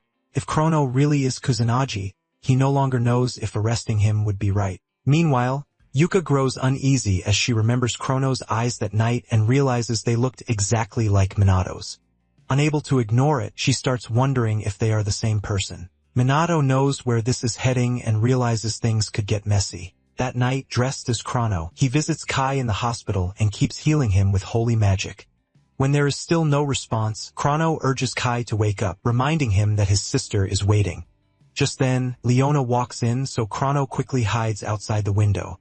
Leona softly tells her little brother that she and Chrono defeated the villains, so he does not need to worry anymore, and no one will hurt him again. A moment later, Kai says her name, and Leona immediately tells him she's right there. Now awake, Kai welcomes his sister back, and says he did his best to stay strong while she was gone. Leona hugs him right away, crying with relief. Seeing that, Chrono smiles, knowing his job is done, and quietly flies off into the night. The next day at lunch on the school rooftop, Ryuji asks Minato and the girls to help watch his little siblings tomorrow. When they ask why, he explains he has a shift that will keep him out all day and late into the night. Usually, he handles SMT work and his job while his mom works, but this time neither of them can. Since he can't leave the kids alone that long, Ryuji asks for help. Minato agrees right away, saying he likes kids anyway, and Ryuji thanks him over and over. Yuka apologizes because she's busy moving. Since she's no longer disowned, Ryuji asks if she's going back to her father's house, but she says they're moving somewhere bigger instead. Then Yuka copies her father, saying the sisters should keep building their independence and seeing the outside world as long as Kusanagi Minato stays with them.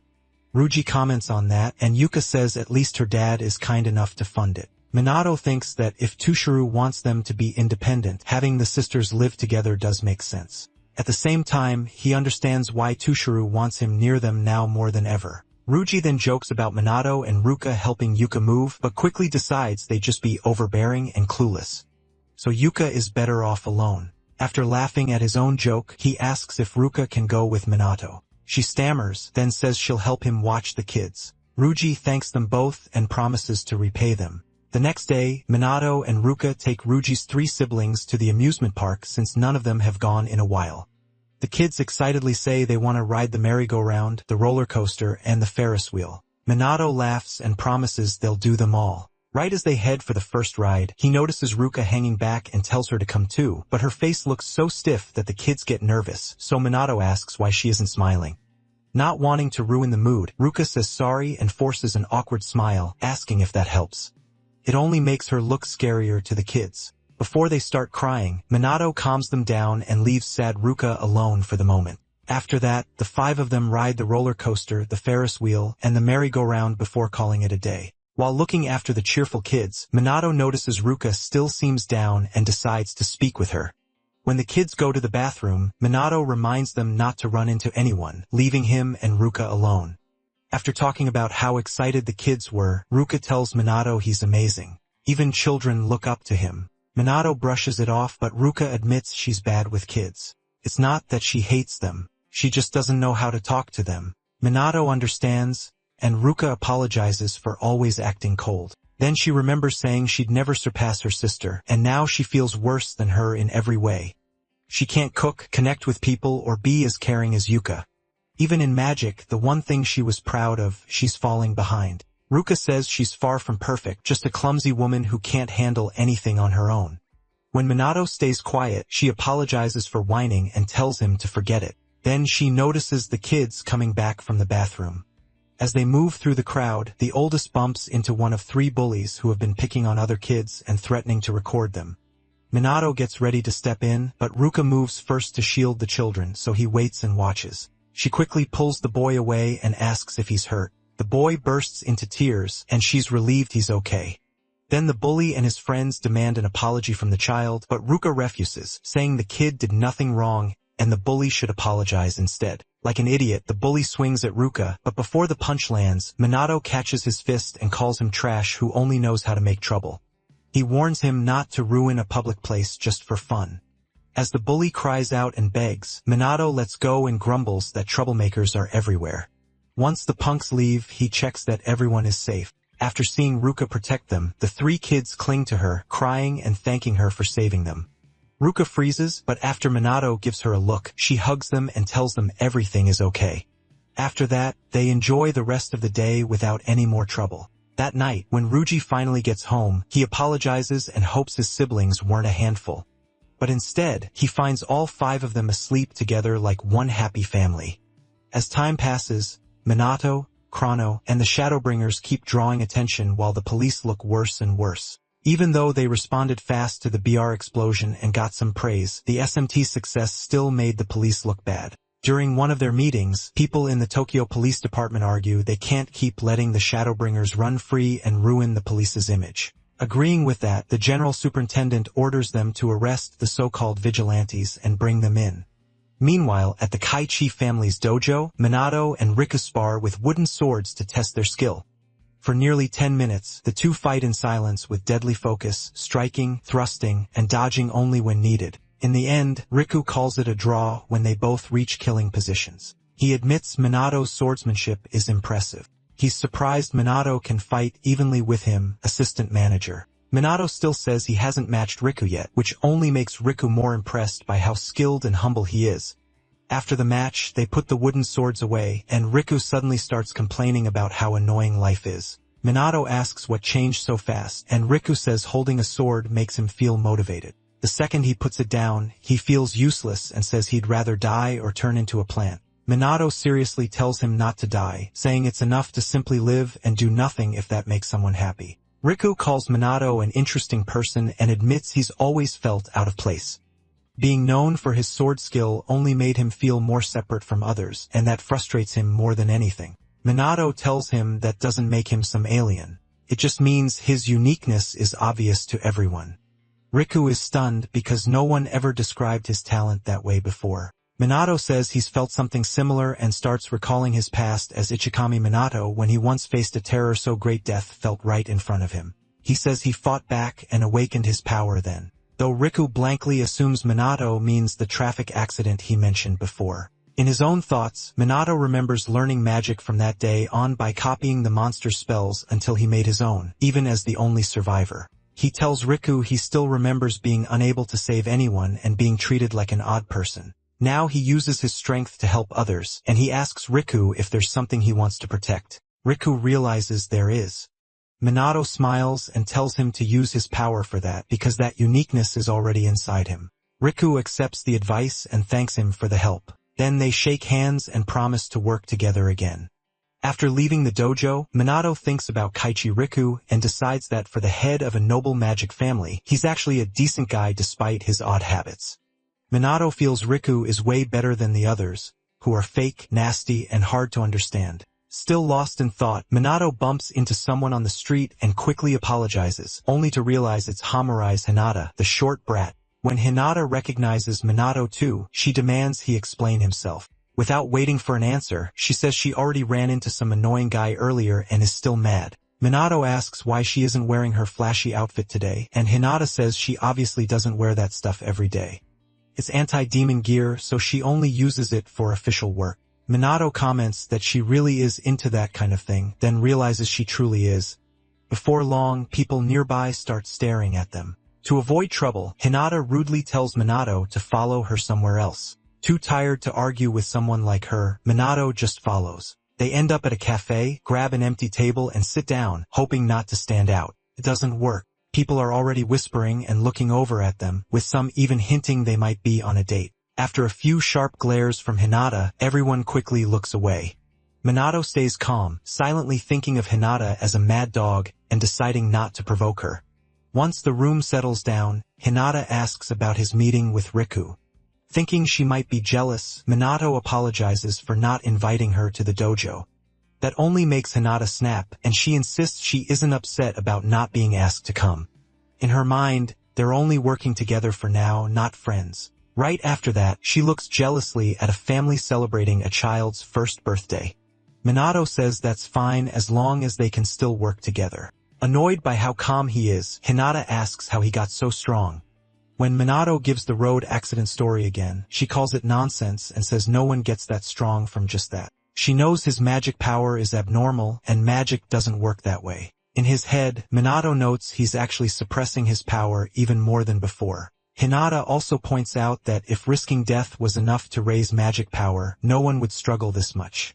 Fed up, she stands and demands the truth about his strength. Minato knows she's desperate to get stronger, but telling someone from this era that he's Ichikami's reincarnation would make no sense and wouldn't help anyway. So he just tells her to train normally if she wants to improve. Frustrated, Hinata sighs and says Minato is impossible to read before sitting back down. Then the waitress brings their order and sets down Hinata's very berry parfait after apologizing for the wait. Minato is stunned by how huge the parfait is, but Hinata lights up and says she's been waiting for this. Then she acts like the waitress brought the wrong order, and Minato watches in confusion as she devours it like her life depends on it, enjoying every sweet bite. After finishing it, Hinata takes a deep breath and admits she'd always wanted to try this cafe's parfait. She just felt weird coming alone, so hanging out with Minato worked out well. Minato realizes she really loves sweets, then he checks her monoflow and sees it spilling out. The second Hinata notices she relaxed too much, she cuts the meetup short, says there's nothing left to talk about, and rushes out. After she's gone, Minato realizes he caught a glimpse of the magic power she'd been hiding. Even so, it's clearly much stronger than when they last fought. There is no way normal training raised it that much in so little time. As Minato thinks it over, he decides Hinata Hamurai is hiding something. Meanwhile, Shiro is still at work and starts thinking Minato might really be Kronos. Every time Kronos shows up, Kusanagi is missing. That makes it hard to believe they're not the same person. At the same time, the police investigation keeps growing, and Shido knows it's only a matter of time before Chrono is caught. Troubled, he looks at a family photo and hopes his father's spirit can somehow guide him. Later that night, Leona meets Chrono on a rooftop and reports that the police are moving to crush Shadowbringer. Raids are happening everywhere, and some members have already been captured for questioning. From that, Chrono realizes the SMT has also been ordered to hunt them. He thinks about telling Leona he's Kusanagi from the SMT, but stops. If she gets caught, knowing would only make things harder. He trusts she would never betray him, but telling her now gives them no real advantage. He can still hint at police info without saying everything, so this isn't the time to reveal it. Then Leona says they need a plan before the police reach them. Chrono tells her not to worry and says to leave it to him. He already has a plan. The next day, Minato visits Takagami at her home and asks for help with it, and she agrees. A few days later, the Tokyo police superintendent asks for an update on the Shadowbringers case. When he hears Chrono still hasn't been found, he blows up and demands answers. One officer says they are still questioning the captured Shadowbringers, but none of them know anything. When the boss asks why they haven't broken them, the officer explains the low-ranking members really seem clueless. Angry, the boss allows force if needed to capture Chrono, saying the police force's pride is on the line. The officers rush to act. Meanwhile, Shido gathers the SMT and tells them the higher-ups have ordered them to find Chrono and his allies. Since nobody knows where he is, his information has been released publicly to make spotting and capturing him easier. With materials spreading that hurt the police's image, Shido orders the SMT to search for Chrono, while still dealing with calamities. Some members complain, saying they're already overloaded with calamities and monsters, and the higher-ups are clearly out of touch. Minato, though, takes it as proof the police are getting desperate, and if they go all out, escaping them will get much harder. Ending the meeting, Shido reminds everyone to keep calamities and monsters first while continuing the hunt for Shadowbringer. Afterwards, Sanada asks if they're really doing this. Shido says they have no choice. It's a direct order. Ryuji complains that most of the calamity work falls on him, and the Mizuho sisters add their own complaints. Shido says he gets it, but the higher-ups are panicking because the Shadowbringers have too much influence and support. Thinking about what could happen if illegal mages gain even more followers, Shido turns to Manadu and bluntly tells him to stop pretending. Offended, Manadu asks what he means. Shido directly accuses him of being Chrono and tells him to surrender now. The whole room is stunned, and the girls jump in to defend Manadu, saying there's no way he's Chrono. Seeing how fast they protect him, Shido starts suspecting Yuka and Sanada are working with Chrono too. When they protest, Shido says Chrono may have saved lives, but he still needs to turn himself in now so the judge might go easy on him, better than being chased by the police. He points to the timing of Chrono's and Minato's appearances, their similar build and powers, and how Manadu is always gone when Chrono appears. He asks if they can really call all of that coincidence. When nobody answers, Shido pushes Manadu to respond, hoping he'll reveal his real identity. But just as Manadu is about to speak, Sanada cuts in and shows everyone a live broadcast on her phone. The Shadowbringers have taken over the station again. The video starts with Manadu still in the room while another person appears and calls himself Chrono. After apologizing for the interruption, the fake Chrono speaks to the public about the growing talk of a power struggle between him and Manadu. To end the argument, he challenges Manadu to a daytime duel, shocking the whole world. As the team stares in disbelief, Shiro wonders how Chrono could challenge Manadu if they're supposed to be the same person. At the same time, Sanada and Yuka start doubting their own suspicions because none of this makes sense. Meanwhile, Ryuji and Ruka, not knowing the bigger issue, ask Manadu what he plans to do. Manadu says he'll accept Chrono's challenge. A few hours later, the whole country is watching Shibuya, where the long-awaited fight between Kusanagi and Chrono is about to begin. News helicopters hover overhead, and reporters describe the huge crowd like it's some giant event. The authorities know the fight could get dangerous, so officers are standing by, likely ready to arrest Chrono. While they wait for him, fans cheer for both fighters. Meanwhile, Ryuji says the match has turned into a media circus. His teammates pull up social media numbers and livestream stats to show just how huge it has become. Shido stays quiet watching Minato and trying to figure out what he's really planning. He's hoping for one mistake because now there's no going back. Near the arena, Hinata and Riku run into Toshiro, who came to watch the fight. They ask why he's here. Toshiro says this is a battle he has to see with his own eyes. Right after that, a bright light appears over the arena. As the crowd wonders what it is, a blue beam suddenly drops down, almost hitting the helicopter and setting off a huge explosion that nearly knocks people over. When the dust clears, the fake Shadowbringer leader, Chrono, appears, and the media instantly broadcasts his arrival. Shido is shocked that Chrono really showed up and starts doubting his theory.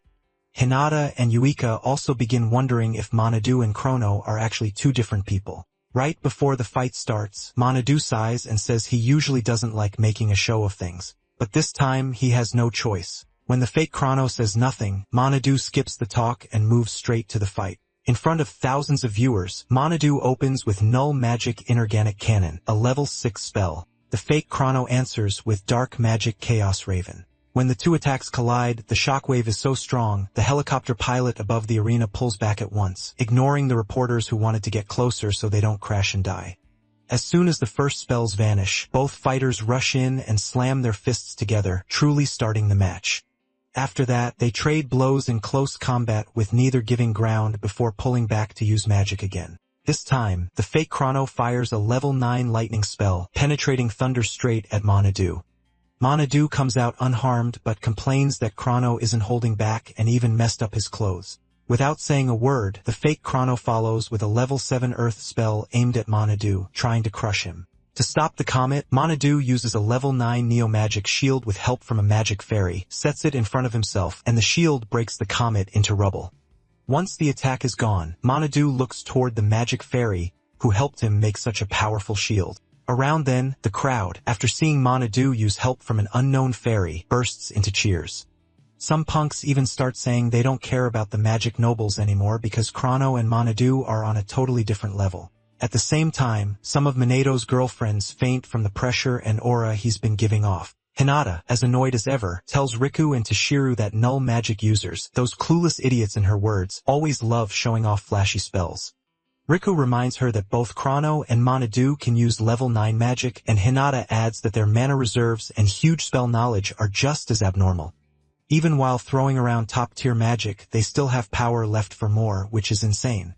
Toshiro says Minato stands out more though because his continuous magic moves almost like it has its own will. Hinata says only a few mages can even use continuous magic, let alone automatic magic too. But with Minato's crazy physical strength, Toshiro says he's probably using magic power not just to boost his body, but also to strengthen his attacks and defense.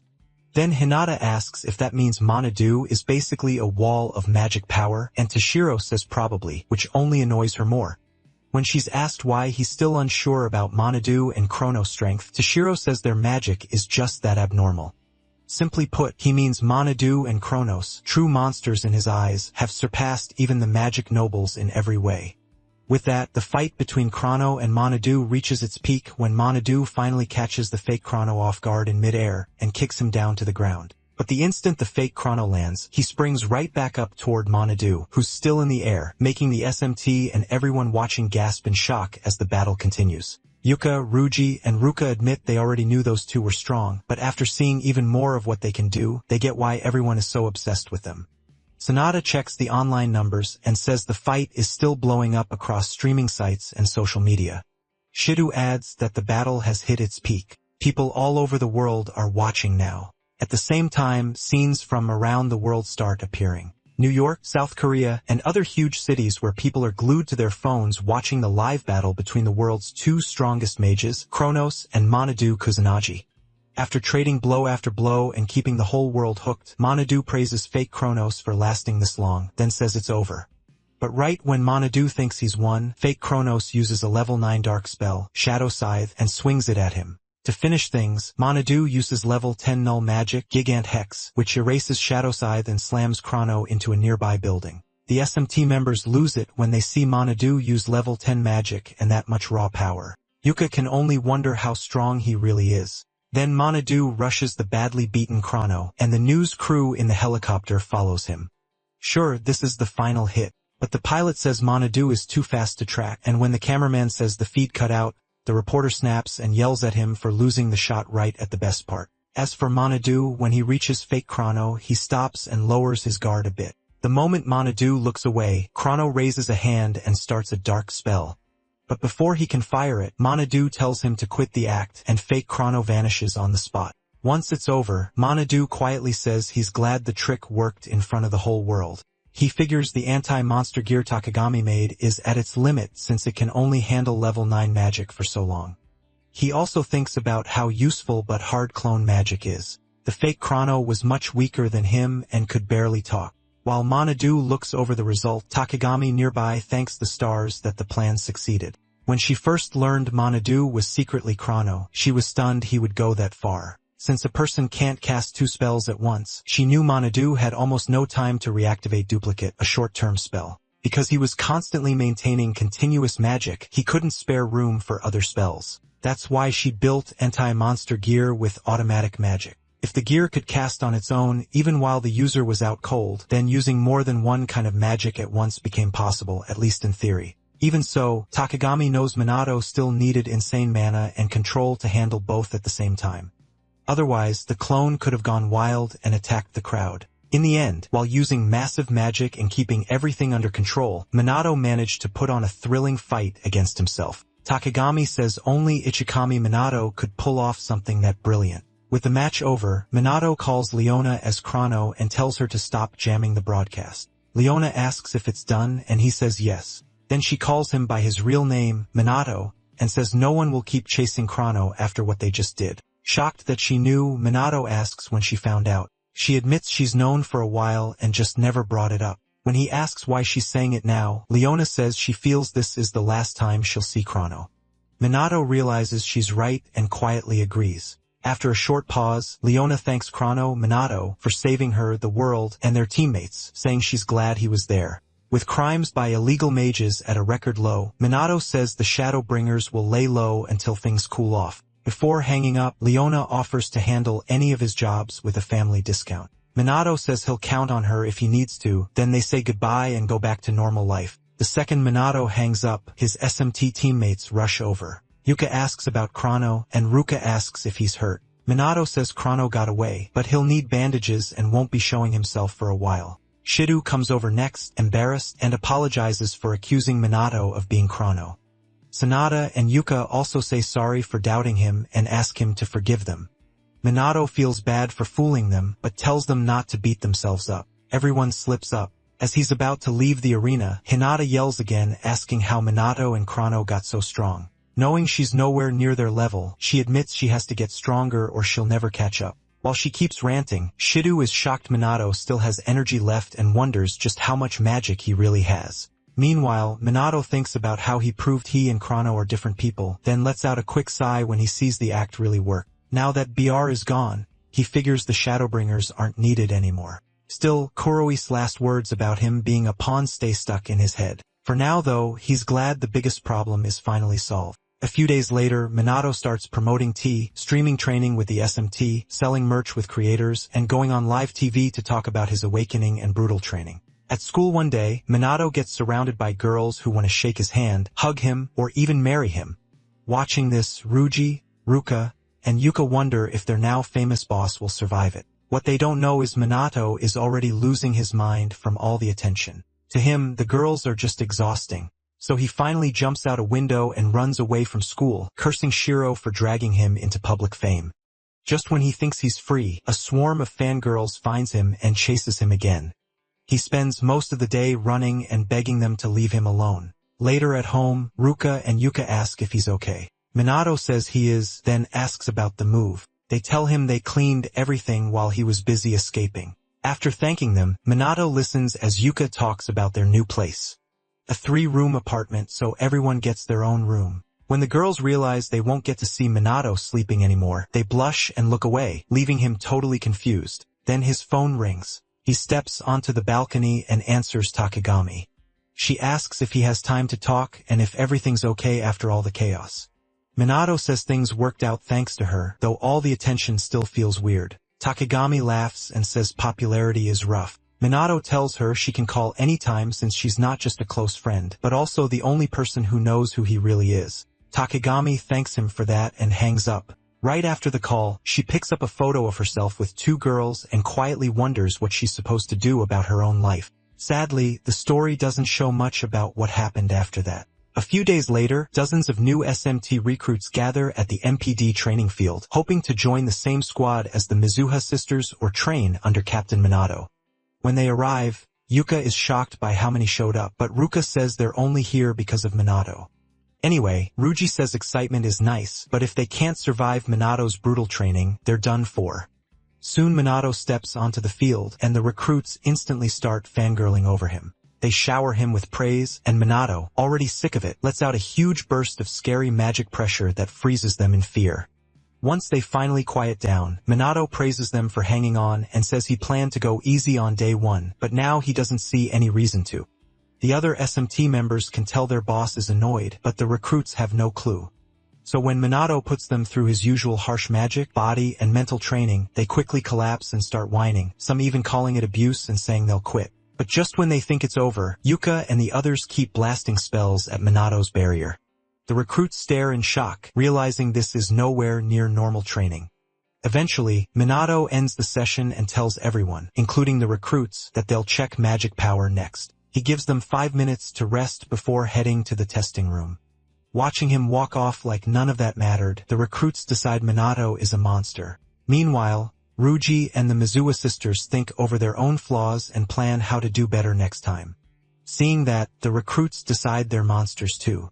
One guy even cries as his sweet image of the Mizuha sisters gets destroyed. A little later, each SMT member's magic power is measured. Yuka reaches a 120, Izur's 0, Ruka hits 118, Izoro's 0, Ruji has 105,000, Sanada gets 100, Izoro's 0, and Shido comes in at a 112,000. The recruits are shaken and start wondering if the SMT is on the same level as the magic nobles. Minato explains that Yuko once had only 2,000 magic power, but through effort and grit, she reached this point. Fired up, one recruit asks if they can get that strong too, and Minato says yes if they're serious. That lights a fire under them, and they renew their will to grow.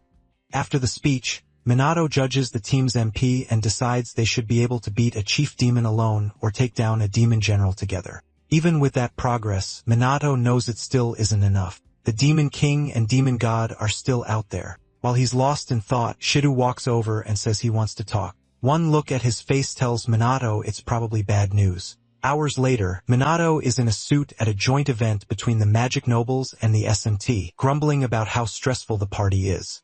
Before he can snap, Shido, also dressed up, thanks him for coming. Minato admits working together matters, but asks if they really needed a whole party. Shido apologizes and says the Magic Nobles are probably using it to celebrate getting their power back. Since the BR case boosted the police's image too, Minato realizes he can't avoid it and just stands there pretending to enjoy himself. After a brief pause, Minato compliments Shido's suit. Nearby, Ryuji says he doesn't think formal clothes suit him, but Minato quickly hypes him up, praising his height and build. Then Shido announces the girls have arrived. Yuika comes in first in a flared gown and apologizes for the wait. Ruka follows in a long dark blue dress, also saying sorry for taking so long. Then Sanada arrives in a light green gown, surprised so many people came to celebrate them. Yuika asks Minato if she looks strange dressed like that, and he tells her she's even cuter than usual. After that, he starts showering all three girls with dramatic praise. His flashy compliments make them blush. Watching this, Ryuji realizes Minato never holds back when praising girls. Not long after, Hinata walks up in her usual bad mood. This time she's dressed in a red gown, with Toshiro and Riku beside her as the heads of their noble families. Minato praises her just like he did the others, and Hinata instantly gets annoyed and tells him to stop. Fed up, she storms off with Riku. Confused, Minato asks Toshiro why he's here, and Toshiro reminds him this event is part of the cooperation he agreed to. Not wanting to chat, Toshiro quickly leaves, stunning Minato with how blunt he is. The girls apologize for their father's attitude, saying he's just not talkative, and Minato says fine. A moment later, Minato senses a strange aura and turns to look. He spots a girl in a black dress. Before he can talk to her, the host steps on stage, thanks everyone for coming, and begins introducing the guests of honor. First, the SMT members, then the Magic Nobles. Last are the founder of the Mage Nobles and director of the Mage Association, Momoyu Hifumi, and his daughter, Chloe Momoyu. Minato immediately recognizes Hifumi as the man he saw in Dotonbori. More importantly, now that he knows the girl is Chloe, he's not sure how to respond. For now, he stays quiet and watches as Momoyu Hifumi steps up and formally introduces himself. He starts by talking about the monster crisis still facing the country. Then he says the alliance between the Mage Nobles and the SMT is the best answer to that threat. To rebuild trust in the Mage Nobles, Hifumi promises to protect peace and help all mages prosper. He finishes his speech to loud applause. After hearing him, Minato admits the message was clear and well delivered. Then he notices Chloe smiling at him and wonders what she's after. Soon, Hifumi approaches the SMT and says the Mage Nobles will work closely with them to protect the country. Then he turns to Minato with a smile and says he looks forward to working together. As they shake hands, Minato says the same and secretly checks Hifumi's magic power. From what he can tell, Hifumi has kept training and is still extremely strong. In fact, Minato feels like the man hasn't changed at all since he saw him 50 years ago. That sends him into a memory of meeting young Takagami and Hifumi at the Mage training grounds when new cadets were joining and Ichikami Minato was leading the first session. He told them all to attack him at once, but one boy, the young Mumu Hifumi, yelled back, called him a bastard, and warned him not to underestimate them. Young Takagami Shizuku scolded Hifumi for talking that way to a living legend. Hifumi didn't care who Ichikami was. He swore he'd smash that smug face into the dirt and teamed up with Takagami, who used water magic while he used dark magic.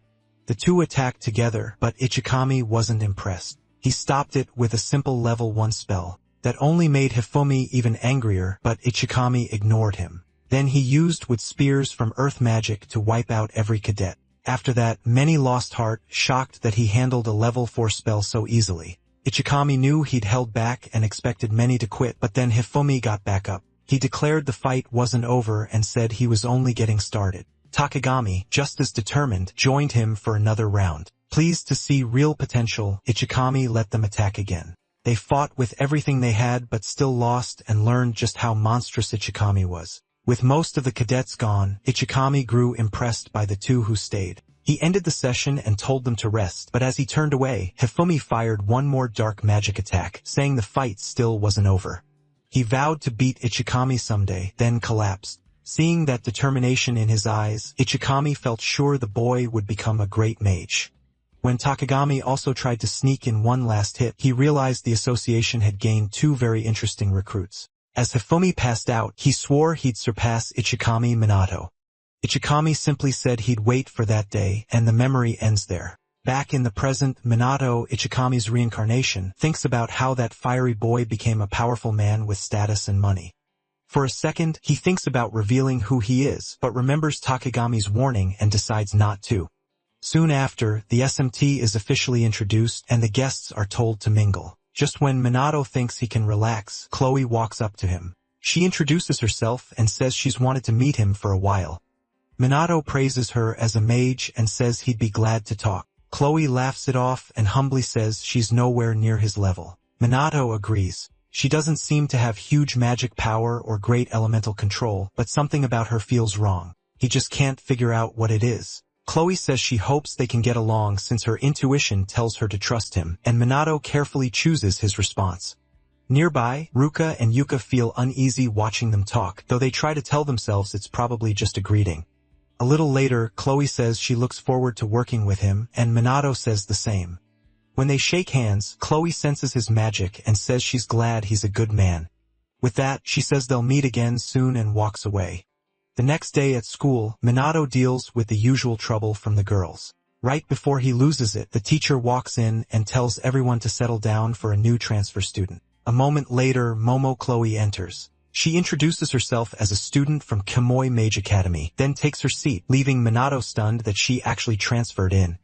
As soon as the class sees her, they recognize her as Chloe Mumu from yesterday's event, and some point out it's rare to see anyone from the Mumu conglomerate in public. After the introduction, the teacher leads her to the empty seat beside Minato. Chloe sits down without issue. During class, Minato quietly says he didn't expect her to transfer, but Chloe reminds him she said they'd meet again soon.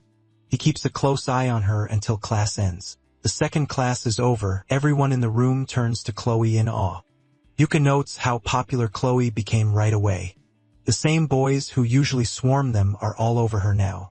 When Ruka and Ryuji arrive, they both question what Chloe is thinking since no one expected her to actually transfer. Because it happened so fast after the event, Yuka suspects there's a deeper reason and says the timing is too perfect. Ryuji, still wary of the mage nobles, hopes this isn't another one of their schemes. For now, Minato and the others decide to watch Chloe closely. About an hour later, they're shocked when Shido announces that Chloe Mumu will be joining the SMT, and one of them blurts out what she's doing there. Shido explains it was decided to make Chloe a bridge between the SMT and the mage nobles to strengthen the alliance and build trust. That's the reason she's joining the team. Given a chance to speak, Chloe introduces herself as Mumu's daughter and says she hopes they'll treat her well. Her gentle tone eases Yuka, who welcomes her with a handshake. While the girls talk, Shido turns to Minato and apologizes for springing this on him, saying it was a direct order.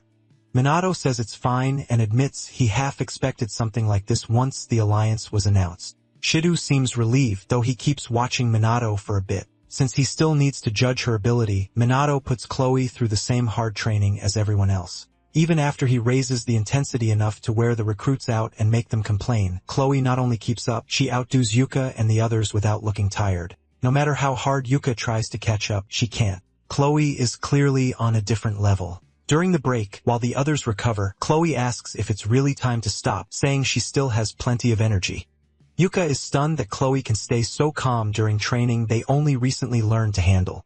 Without waiting, Chloe walks over to Minato and comments on how strict his training is. He asks if she thinks it's old-fashioned, but Chloe says no. She explains the training makes sense, building the body improves combat skill, and using magic while physically pushed helps raise technique and potential. She even says Minato's harsh style and shouting work well to motivate everyone. Seeing she's right, Minato praises her insight, and Chloe proudly reminds him she's among the best. Soon, Yuka, Ruka, and Ryuji admit Chloe is strong and ask if they can learn from her.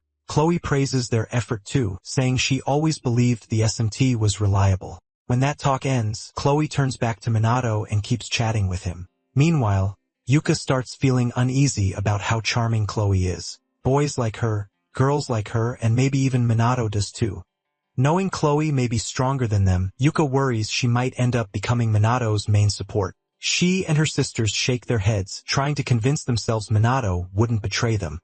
Even so, they can't help glaring at Chloe as she happily talks with him, wishing she'd be a little more careful. As the alliance between the SMT and the mage nobles continues, Minato notices that even though calamities keep happening, the nobles now respond faster than before. And with the SMT expanding into new areas, casualties have clearly gone down. Still, the number of calamities keeps rising, so Minato knows they can't let their guard